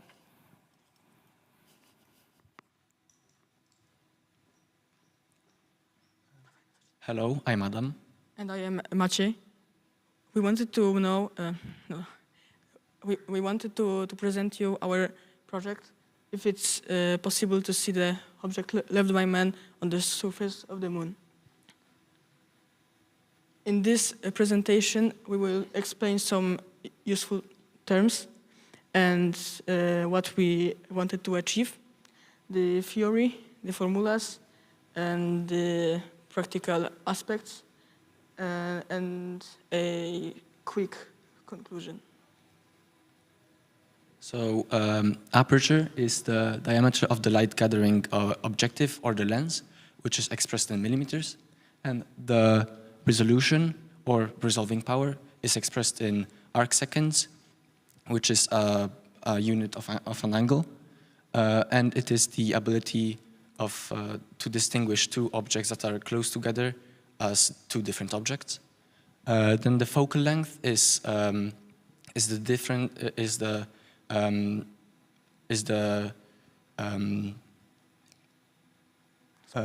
distance from the lens to the converging point of the light,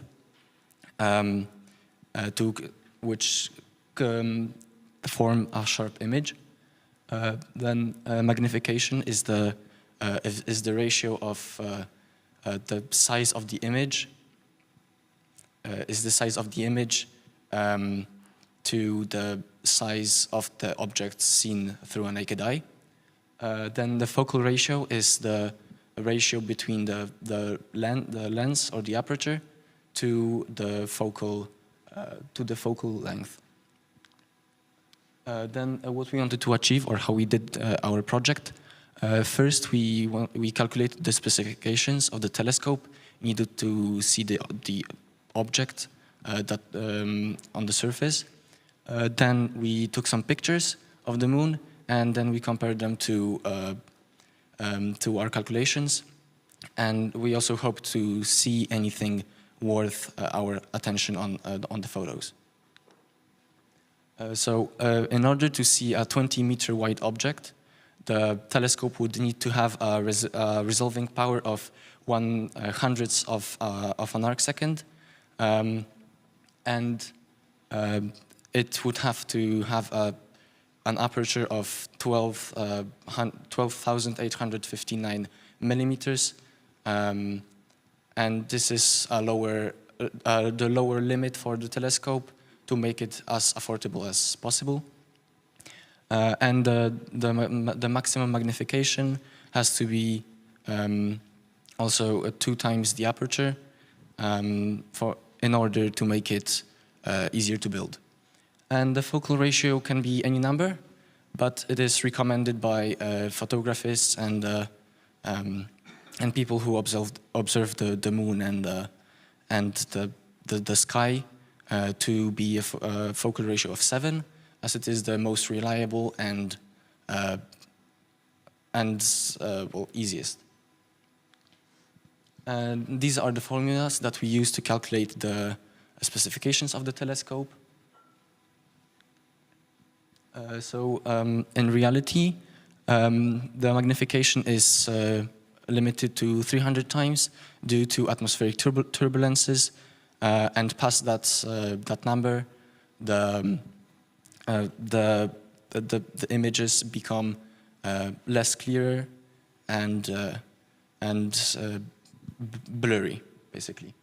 We use a telescope, Dobson Skywatcher Flex Tube, 305 to 350 divided by 1,500, which has an aperture of 305 millimeters, a focal length of 1,500 millimeters, and a resolving power of 3/800 of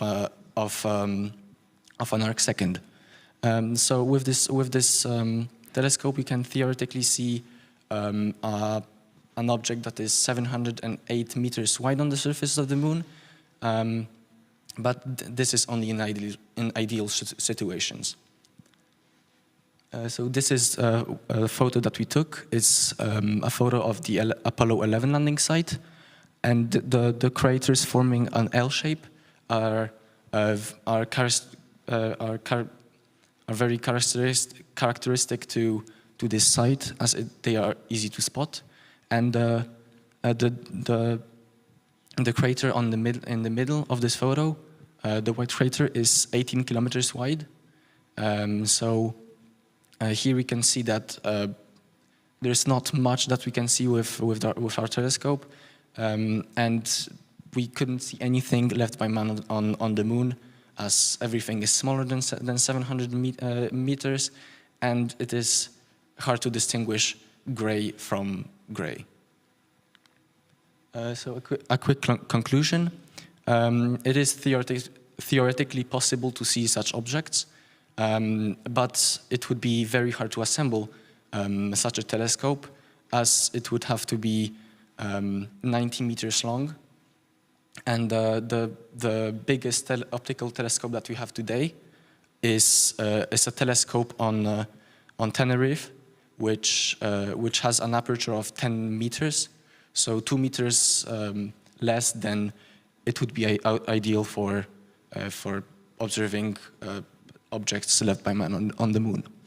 And if we would build such a telescope, it wouldn't be for everyone, and certainly not used to observe the objects that we left on the moon, as it will be easy with this telescope to look at other planets with great detail. And also with this telescope, the atmospheric turbulences would make a big impact on the photo, and it would be pretty much impossible to see such objects on the moon. Thank you.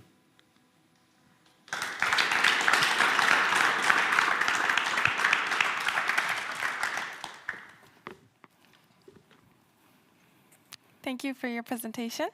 So let's now go back to Batul and hear more about her idea that came to this chemistry app.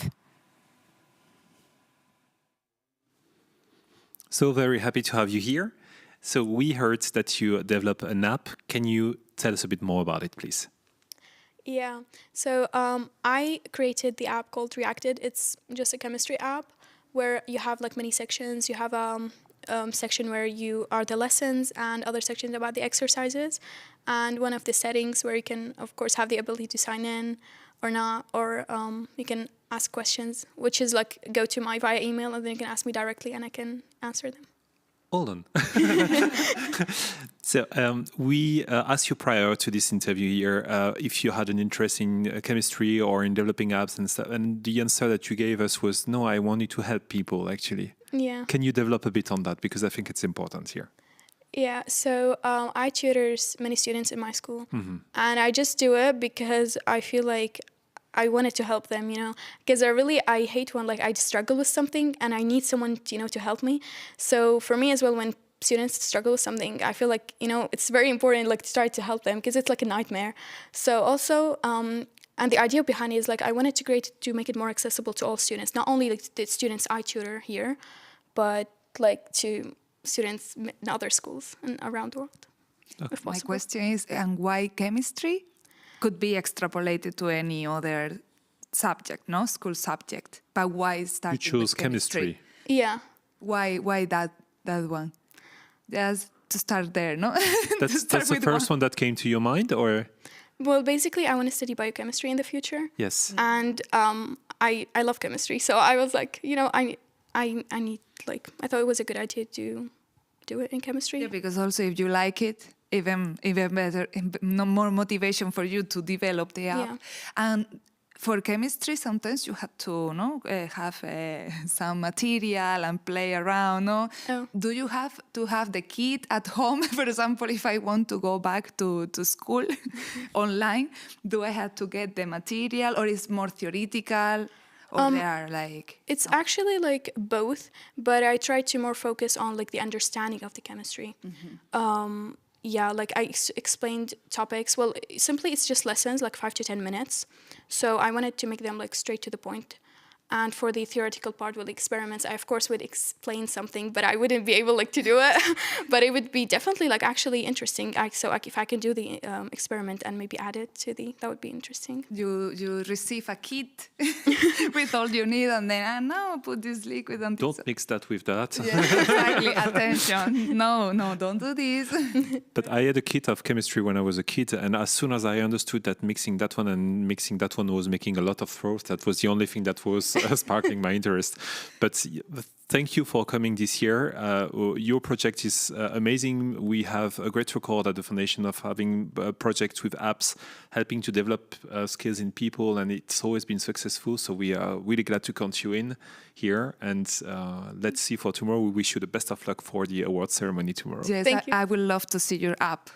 So you can send me the link. Thank you so much. Thank you so much. Thank you so much. Have a nice day.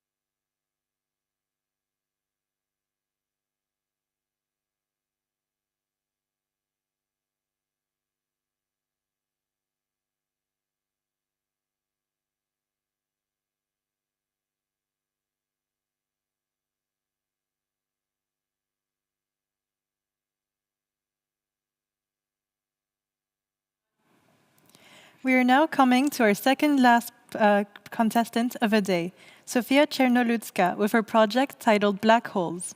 We're excited to learn more about this topic. Let's see what she has to say. Go for it, Sofia. Hello, my name is Sofia Chernolutska, and I want to present to your attention my project about black holes. Black holes.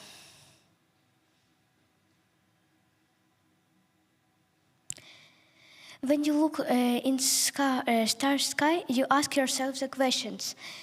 If there are end of everything, what is out there in the cosmos? How many objects in the sky which we don't see? Cosmos is unfinished, but for now we have only one place where people can live, our planet. Earth is the third planet in the solar system. We think Earth is very, very big, but if we think about size of cosmos, we understand that the Earth is only 1.1 from billions. Black holes are some of the strangest and the most fantastic objects in the space. A black hole is anything but empty space. It's a great amount of matter packed into a very small area.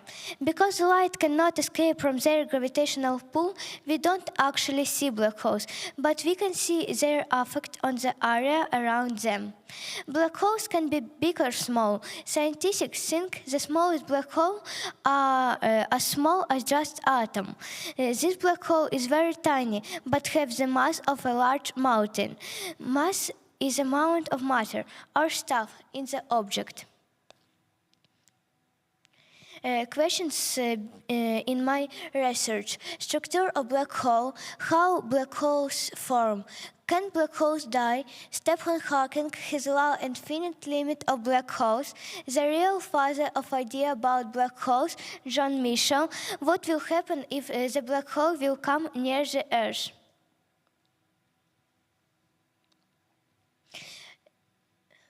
Structure of black holes.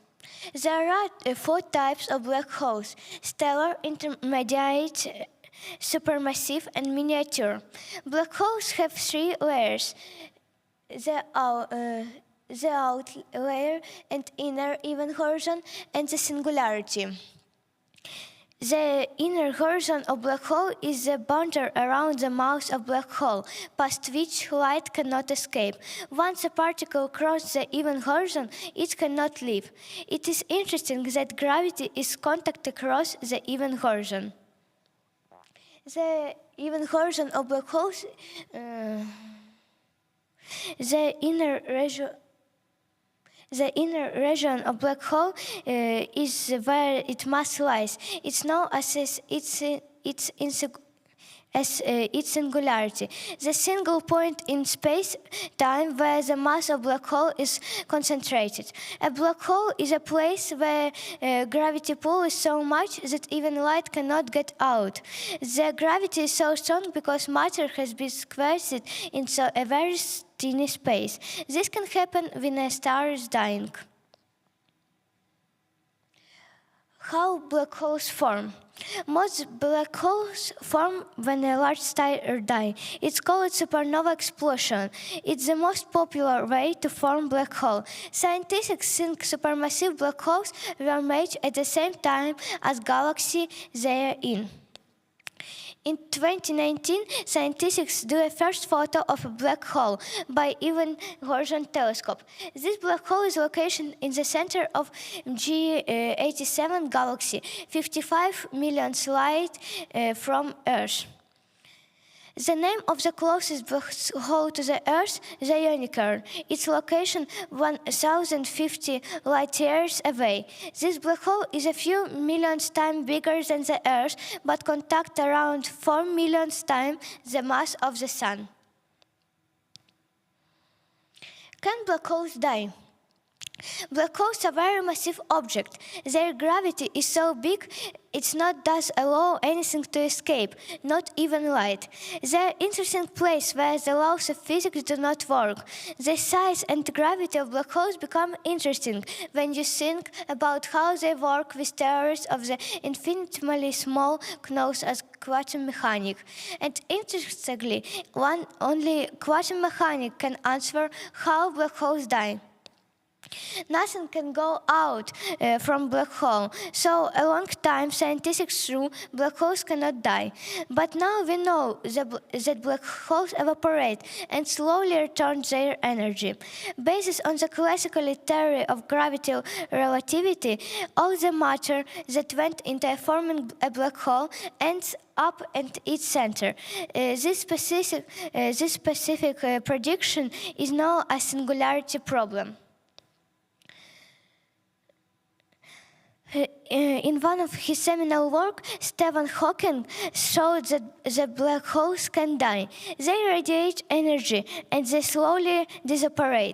His work tells that the radiation emitted by black holes does not give all the information about the matter that went into it. They called it information loss problem. Black holes are not really black. In pure general relativity, with no other modification, they always stay black for all their life. Once it's formed, it will just hang out there, being a black hole all the time. But in 1917, Hawking used the language of quantum mechanics to learn what will happen near the border of black hole, which we know as even version. He found that unusual a communication between quantum fields of our universe and one wave barrier of the even horizon gives a chance to energy to go out of black hole. The energy go out slowly, but it go out. With every bit of energy that go out, the black hole loses mass, and some time ago it will die. The appearance of Hawking radiation was created what we know like information paradox of black hole. We will never see again the material which fall into a black hole, which crossed the even horizon. But Hawking radiation didn't give any information about information which go into a black hole, and black hole die with all of information. So where did information go? Black holes have finite period of their life because of Hawking radiation. For most black holes, which we know, the time which will evaporate longer than the age of our universe. For example, a black hole with a mass of Sun would take 2 times 10 in the 77th power years to evaporate, but the age of our universe is only 13.8 by 10 in 9 power years. This will take more than 10 times 57 of our universe, age of our universe.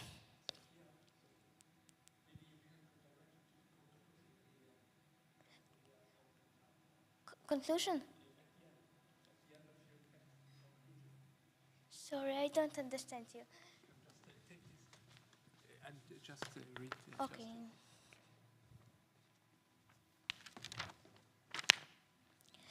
So, black holes is very dangerous. Nothing can go out of here. But every black hole has at least a limit period of life.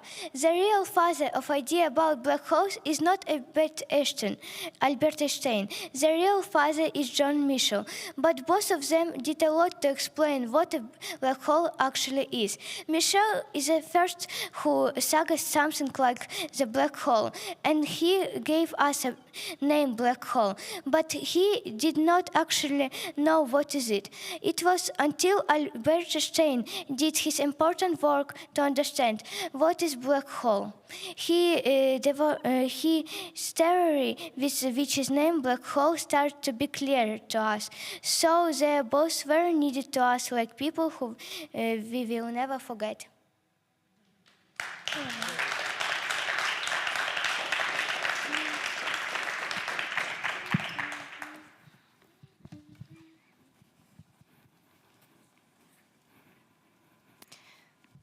Let's hear more about the Gorai brothers and how it was working together.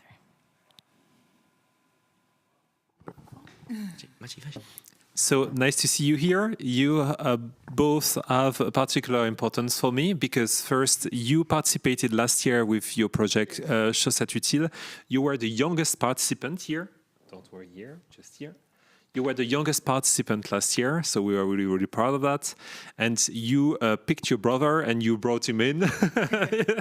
And now he's been doing a project with you. And if I can elaborate a tiny bit more, this project is important for me because like you came to my place to use the telescope and then to make the pictures that the people have seen in your presentation. And so I'm really, really happy to receive you here. And yeah, can you tell us a bit more about your project and what you learned? And we learned that it's very hard to make photos of the sky, especially planets, due to atmospheric turbulences, and also that telescopes are expensive. Okay, this is not what the best takeaway that I will love to communicate, but I'm personally addicted to the feeling of having some people looking at the first time at the telescope and, you know, having the jaw like doing... Yeah. You know, I've seen that in you as well, like when you were looking at the moon. And is it something that you would like to continue and to pursue, or as a hobby, or? Certainly yes. I asked my friend if I could borrow his telescope. Yes. To look at the moon and maybe Mars when it's close to the moon. Mm-hmm. So the answer was yes. He said yes, but he didn't. He disappeared. Yeah. You can come back to my place, guys. Okay. And so you've been working as a team this year. How did you separate the tasks? And did you give all the instructions and he had to do all the work? Or how did it work? No. I did the graphic side. Okay, yeah. I see. Yeah, I teach him how to use the programs to the make softwares. Yes. The softwares to make the pictures better. Mm-hmm. And the free softwares, you mean? Yeah, not the paid one. Not the paid one. Already you have to pay for the telescope. So from you both, who is more excited for this, for planets and telescopes and all of this? From which one of you do you think? Adam. Yeah, I think so too. I met your father yesterday, and he said that you are the person usually looking at the small details and trying to make everything perfect here, and you are the one looking up there. You need both. Yeah, sometimes you need both. So it's a really good combination here. It worked well working together on the project. Yeah. Okay. But the fact that I think there was more work, like calculations, and then like. Analysis, like adapting them, and understanding what you have, and like putting them into reality. Mm-hmm. So I think for me it was harder than for my brother. But you guys made an amazing work. We also checked the question of the judges. There is an astrophysician in there. She asked you some tricky questions, and you managed to give like right answers. So really, really proud of you. We heard that you may not come back next year. I don't know why. because next year I finish school. No, this is not what I wanted to hear. And I in that time where the contest is, I would have to study for my Absolutely. No, we understand. But thank you for your participation this year. People will be able to ask you questions like tomorrow during the Open Doors event. I'll certainly be there. So thank you a lot for everything. Thank you. Thank you. Thank you.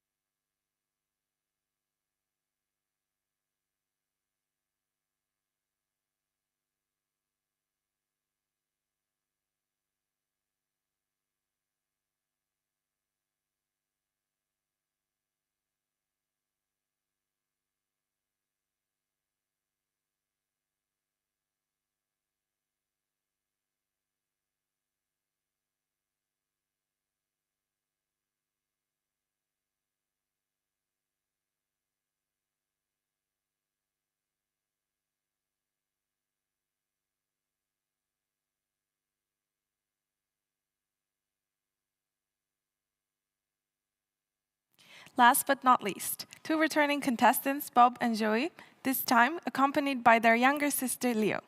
Let's hear more about their project titled Autonome unbemannte Flugobjekte-Anwendung zur Lösung zeitgenössischer Probleme.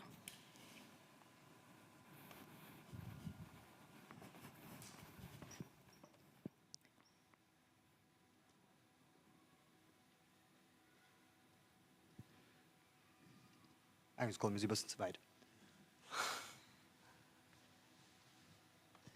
Guten Mittag alle Gute zu unserer Präsentation über unser nächstes Projekt autonome unbemannte Flugobjekte an hier Lesung zu verschiedenen Problemen in unserer heutigen Gesellschaft. Fangt mal kurz an. Meine kurze Inhaltsangabe, also wir werden nicht für dich mal als Gruppe vorstellen, ganz kurz, wie auch schon viel ein bisschen angeschwärzt. Da kommen wir eben zu unseren Ideen und unserer Hypothese, wenn wir es während dem ganzen Projekt angelöst haben, einer kleinen Zusammenfassung an unseren Ergebnissen über das Projekt und eben eine kurze Danksagung. Fangen wir an mit das meine Gruppe vorstellen. Wir machen aus Geschwisterteam immer mit meinem Bruder Bob Dalizzotti, mit meinem anderen Bruder Joey Dalizzotti und mit mir, dem Leo Dalizzotti.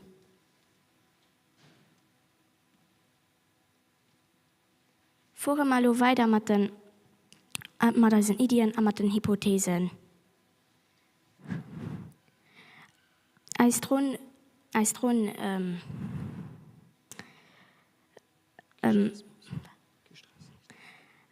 hilft, löst 2 Probleme an unserer heutigen Gesellschaft. Einmal, dass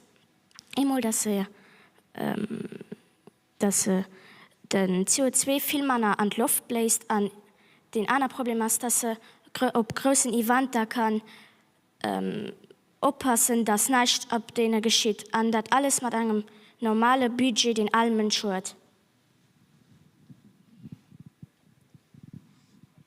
Kommen wir zu den Methoden, die wir angewandt haben. Also für dich mal ein grob Vue darüber. Also wir haben am Anfang hauptsächlich ein Modul für bei uns Aldron geholt, also konstruiert mit diesem 3D-Drucker, an den eben noch frei gezeichnet. Dabei war es wichtig, dass als neue Basis, anstatt die Al 4 Beine just eben eine multifunktionale Anwendung hat. In diesem Fall haben wir dann eben einen gewissen Stauraum, wie ihr hier unten könnt sehen. Hier unter der GoPro hat hier einen gewissen Stauraum, wo ihr da könnt mit kleinen Wuren ransetzen, beziehungsweise eben Batterie kann rankommen. Dann ist unter der Drohne aber auch ein Grobmat drin, für dann eben mit Großwuren zu transportieren oder eben, wie mich später wird präsentiert gehen, die Kabel, für das eben die Fluchtdauer von der Drohne selber kann extrem verlängert gehen, also somit eine praktisch unendlich lange Fluchtzeit kann garantiert gehen. Zudem geht eben der Energieverbrauch von unserer Drohne so raufgesagt, weil wir mehr Energie brauchen wie beispielsweise ein Auto. Aber auch eben der Ressourcenverbrauch geht raufgesagt, weil so ein Klangbass bzw. so ein ganz Drohne braucht viel mehr Ressourcen wie beispielsweise ein Auto, den eben auch muss immer neu repariert gehen und nicht eben einfach irgendwelche kleinen Plastikstecker hat, die auch können über alle Plastik recycelt gehen.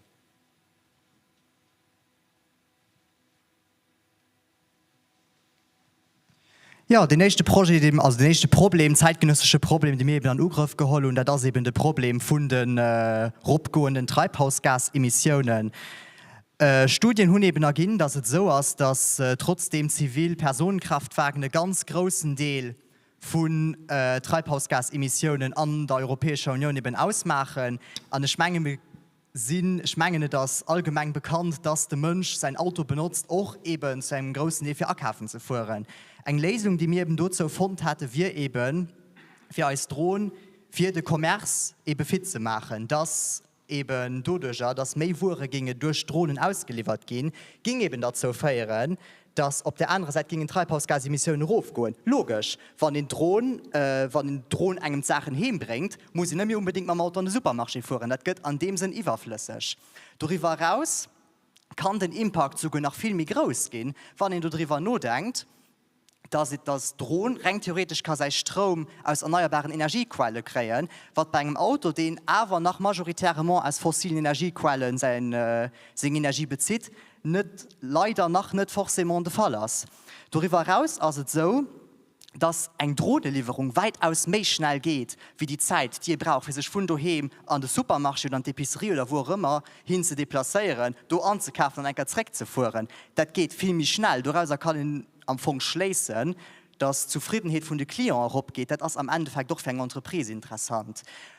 Das hört sich natürlich den ersten Blick super an. Das Problem bei der Sache ist halt just, Klienten können sich nicht für eine Alternative entscheiden, von der sie nicht wissen, dass sie existiert. Aus diesem Grund haben wir ein Projekt da komplettiert, dass man nach einen Code an HTML geschrieben haben, den in der kennt, den betreffenden Entreprisen zur Verfügung stellen, dass sie den da Kind auf ihre Website integrieren, an den ging am Anfang einfach machen, dass bei einem Bestellvorgang den bestellenden, der Klient die Möglichkeit hat, eben können uns zu gehen, okay, ich will mich aktiv und der Sache beteiligen, ich will mich gerne dazu dezidieren, dass Drohnen mir kann Menge Sachen hinbringen, ich will dazu beitragen, dass Treibhausgasemissionen von ganz Europa ein kleines Stückchen raufgehen.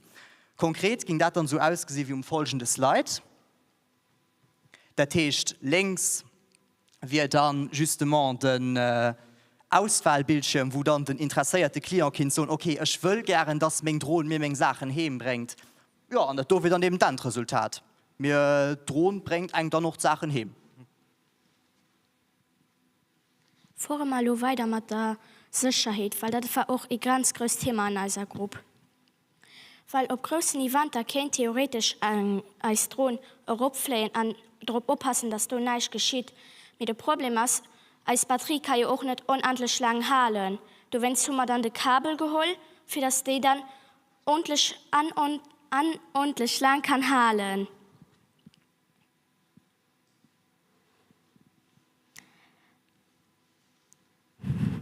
Du gesagt, wie wir als Bausteck mit dem 3D-Drucker gedruckt haben, wodurch kleine Stütze sind, für das der Plastik nicht zusammenbricht. Du hast dann das fertige Bauteil, was dann nach dem 3D-Drucker leitet. Wohin dann du als ein grob kein Druck machen, für das es viel Sachen kann drohen, für Leute zu bestellen, also für die Leute die Bestellungen hinzubringen.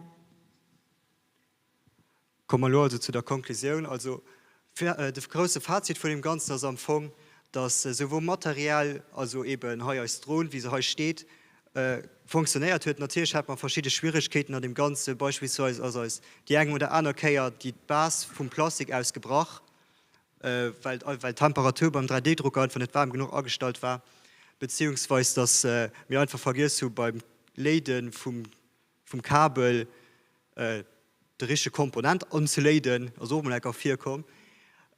Aber auch eben immaterielle Sachen nicht gut funktioniert, weil eben als 3D-Zeichnung für das als Basis überhaupt gedruckt gehen oder auch als ein HTML-Code, wie ihn eben schon gesehen hat, extrem gut funktioniert.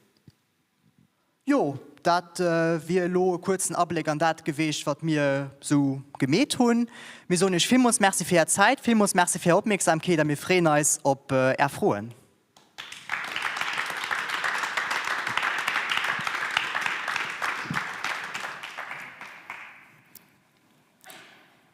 Thank you for your amazing presentation.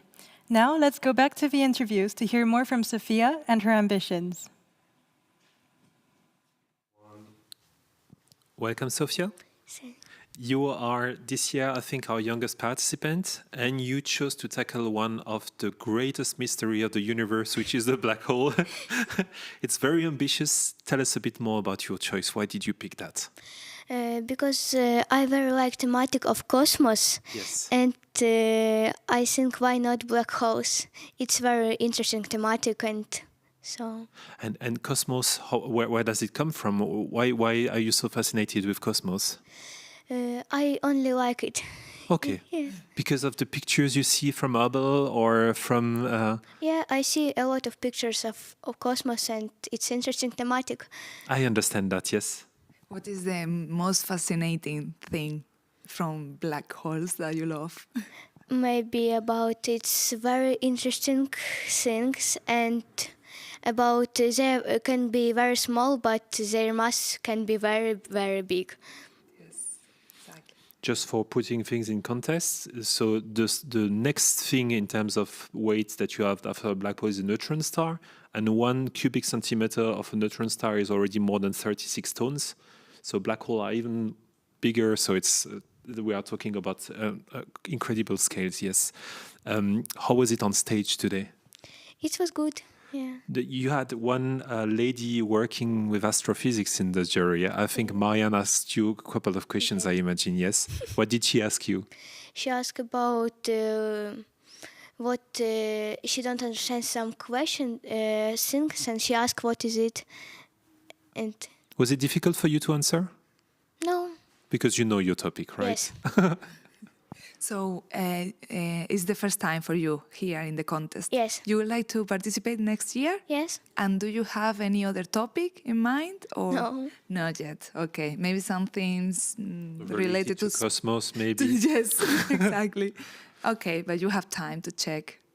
But if you want, so be aware that we provide all kind of help. So we have workshops and things like that. And then if you need help for investigating the cosmos or making pictures yourself, just let us know. But thanks a lot for your participation this year. We highly value the fact that you're here. And anyway, if people have questions about black holes, they can come to see you tomorrow during the exhibition, right? You have a poster ready? Yes. Perfect. So thank you and see you tomorrow then. Thank you so much.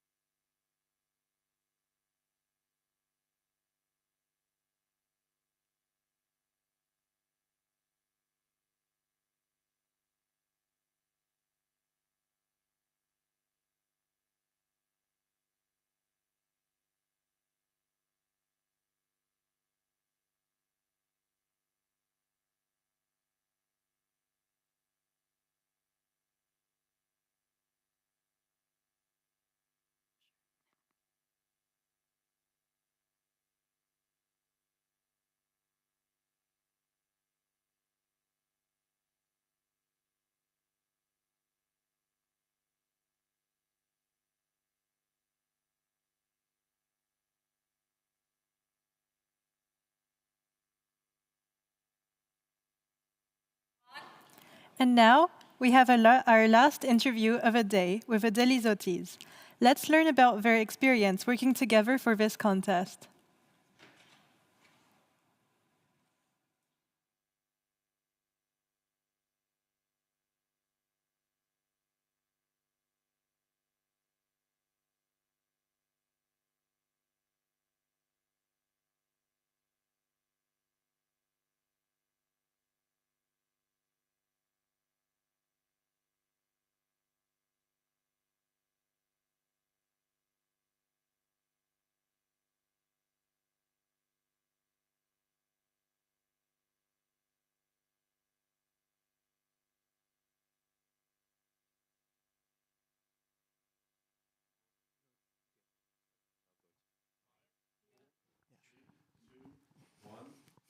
Okay, so ich bin sehr, sehr froh, euch hier zu sehen. Also, das war gerade, da passiert hat auf der Bühne hier. Wie war's? Stressvoll? Es war sehr okay. Das war sehr okay.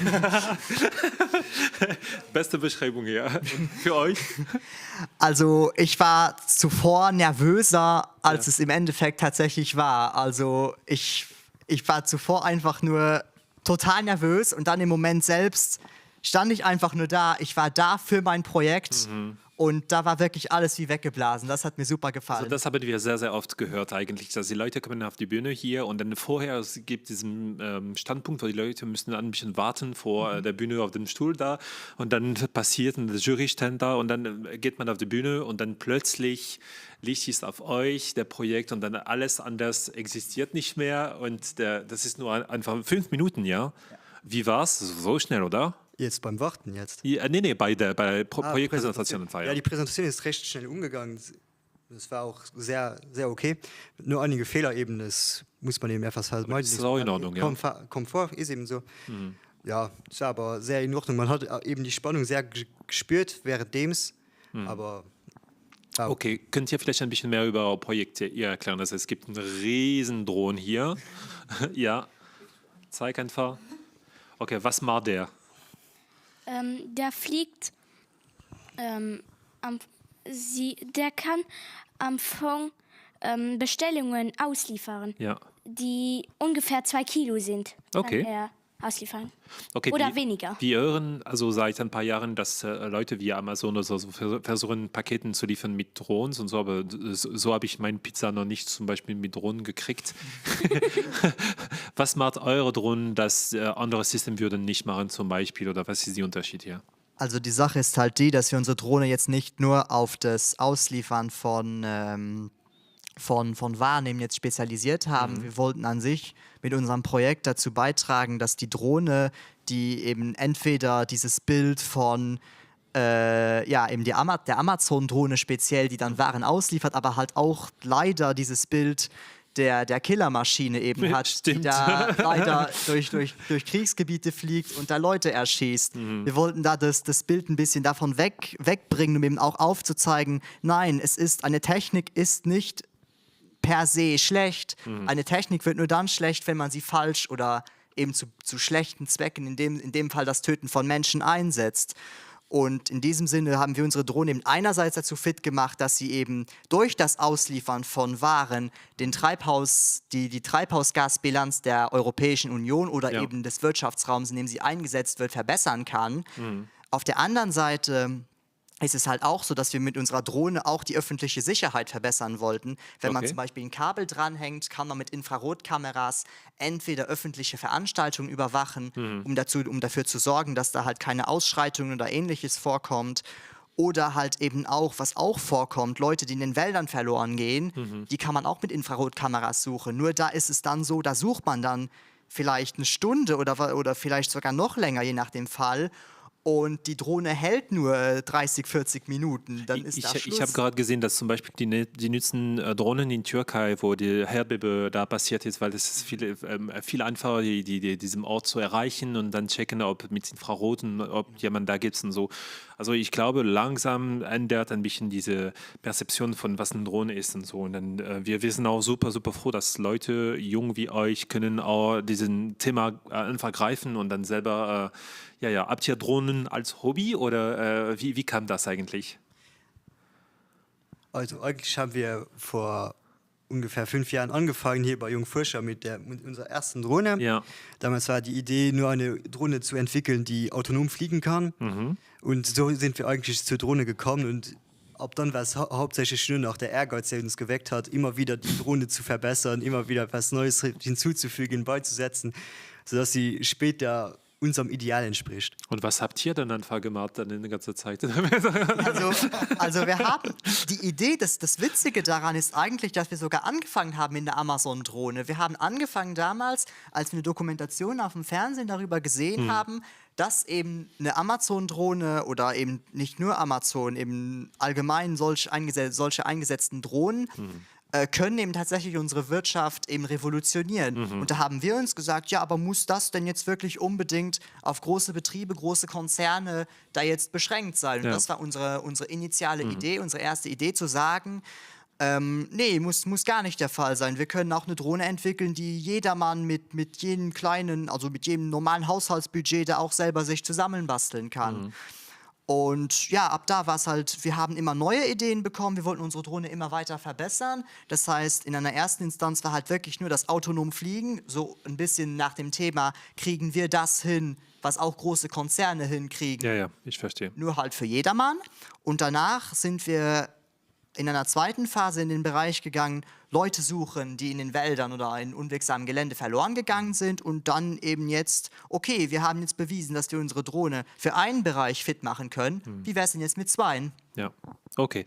So, morgen gibt es Open Doors Events, wo es gibt für euch ein Tisch, Posters und so, wo die Leute können einfach den Drohnen, also nicht testen, aber mindestens sehen, dann vielleicht ein bisschen angreifen oder so, zu sehen, wie groß das ist und wie komplex könnte das auch sein, aber auch wie einfach gleichzeitig. Und wir freuen uns wirklich auf eure Beitrag hier. Ja, ich glaube, das war super für euch. Ja, war das? Ja, okay, prima. Dann wir sehen uns noch morgen und vielen Dank für diese Partizipation dieses Jahr. Ja. Vielen Dank. Vielen Dank.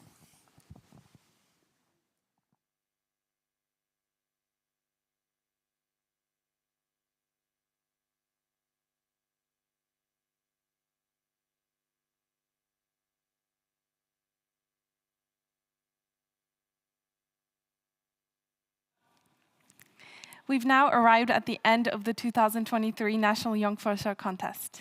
Thank you to everyone at home for watching, and please join us tomorrow at the forum at the open doors from 1 p.m. onwards. So feel free to come, take a look, and ask the participants any and all questions about their projects.